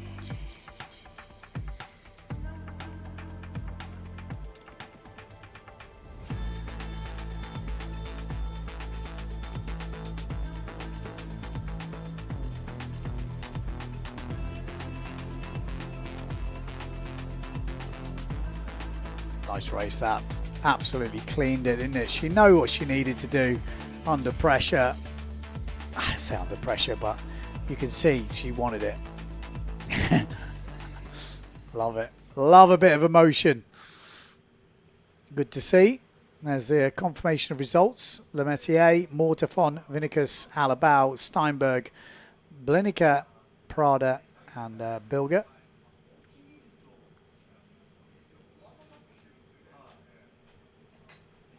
It's pretty much, I can't say a done deal because it's mathematically possible, but it's looking good, let's say, for Lemaitre.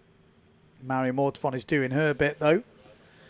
She can't really control what Justine does, but she's on the same points at the moment. And we're going to go into the men's runners-up final. 2 more heats to finish the day.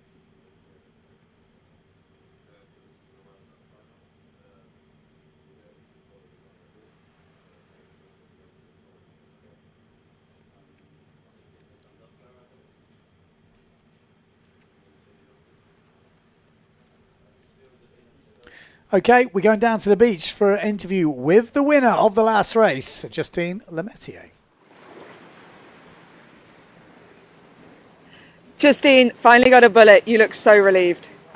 Yeah, it was getting really hard in the head when you don't manage to race the way you want. So I'm happy I finished the day like this and looking forward to tomorrow, and yeah, happy I saved the day. You were pretty upset after that second race. How did you mentally reset? I called my parents, thank you for being awake at I don't know how early in France. But they helped me, gave me a bit of confidence, and then I also have put some good music, think about everything we did with my mental coach and all of this together. It also gave me quite some anger, which probably helped on this one. But I'll try to be angry straight in the morning next time. So what gear were you on for that last race?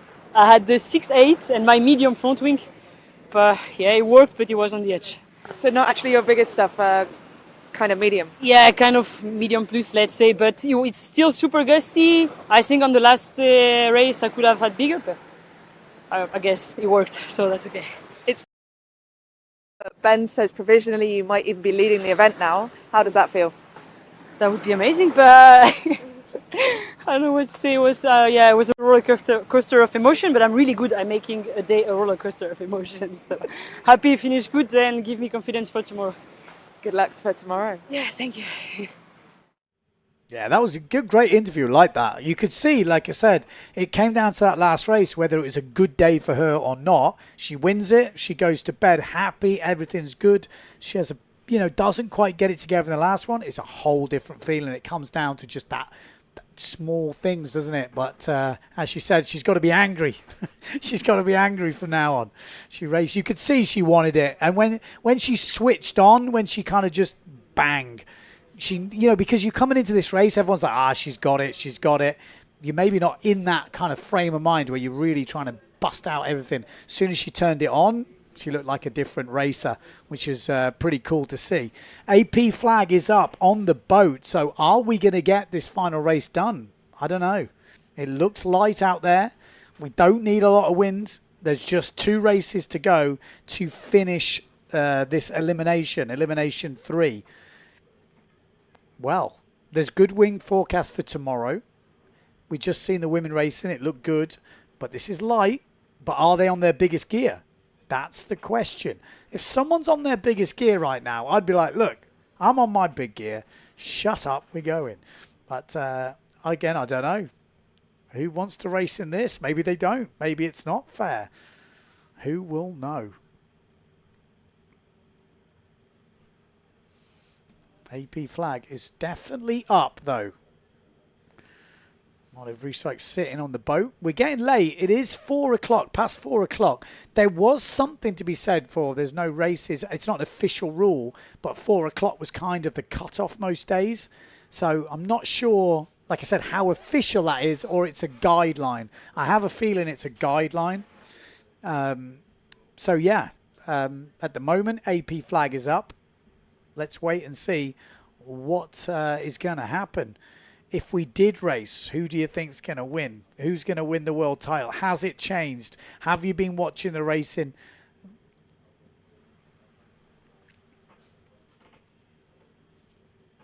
Okay, so what have we got? We got Filippo saying it's 8 a.m. Oh, man, lazy. We've had people here all night, but good job for tuning in. French girls dominate, says Jean-Baptiste. Okay, so it looks like Z flag is up on the boat. That means everyone back to the beach, which probably means that is it for the day. Yeah, that's back to the beach. So they're not going to send everyone back to the beach. I can't see us going back out again. So we'll get an official confirmation soon, but I'm pretty sure that will be it for the day. But that's we're going to show you the overall rankings in a couple of minutes. We're just updating them now just to tell you what's happened today, because obviously you guys, a lot of you, will be just waking up wondering what's going on. We'll give you an updated list of those, talk you through it.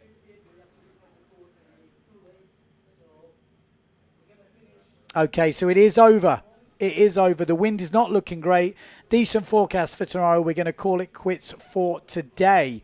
So that is it. Right, we're going to bring you the rankings very soon because the women have done all their races today. They've done all 3 eliminations. Okay. Men's current event rankings after 2 eliminations looks like this. Matteo Yukino leading at the moment. 2 second places today look very good, very comfortable. Pierre Mortefon, a 1st and a 4th, still leading the world rankings, 2nd at the event, and he is ahead of Daniele Benedetti. That is the main concern for him at this event. Enrico Marotti, solid day, broke a mast early, borrowed a sail from Bruno Martini, managed to get a 5th and a 3rd. He's level points with Daniele Benedetti on 8 points in 3rd and 4th. And Johan So PMS'd over the line early in the first elimination, but won the runners-up final, looked good, and then won that winners final in the second one and looked very good for the third elimination. So he'll be a bit gutted with that. Jordi Vonk looks like he's getting stronger. Maciej Rakowski's there. And then we can go down the list. But that is how the results are looking after 2 eliminations. In the women, that is how we're looking. Yeah, like I said, Justine Lemaitre and Marion Mortefon level points at the top. 6.7 points. Lemaitre wins on who beat who the most times and the last win. So she's leading. Marion Mortefon doing what she does. Steinberg looking good, though, from Israel in third place, on the podium with 12 points. Blanca Alabau in 4th place. Lena Erzin started off with a bullet, but then hasn't really got it together since then. Sarah Vinicus showed glimpses of what she can offer. I think she's still trying to get used to the gear. And Bobby Lynn, 14 years old, still right up there in 7th place. And then we've got some new girls on the tour. Prada, Chavez, you can see that, Bilger, Pontifex and Blinica. All, I think, doing some of their first events here on the PWA, coming from the IQ4. So great to see such a mixture of different countries. But that is it. That is it for the day. Thanks so much for everyone for tuning in. The guys that stayed up late, you are absolute legends. Well done for supporting the live stream. If you are just tuning in, I guess you're going to watch it back. But join us tomorrow. Day number 3. The forecast is looking good. We've got sun, very similar day to today. And you never know. That could be the last day of racing. There's rain forecast for Monday and wind, but you don't guarantee. And the last day not looking good. So tomorrow is a massive day. Make sure you tune into the live stream. And thanks for tuning in today. See you tomorrow.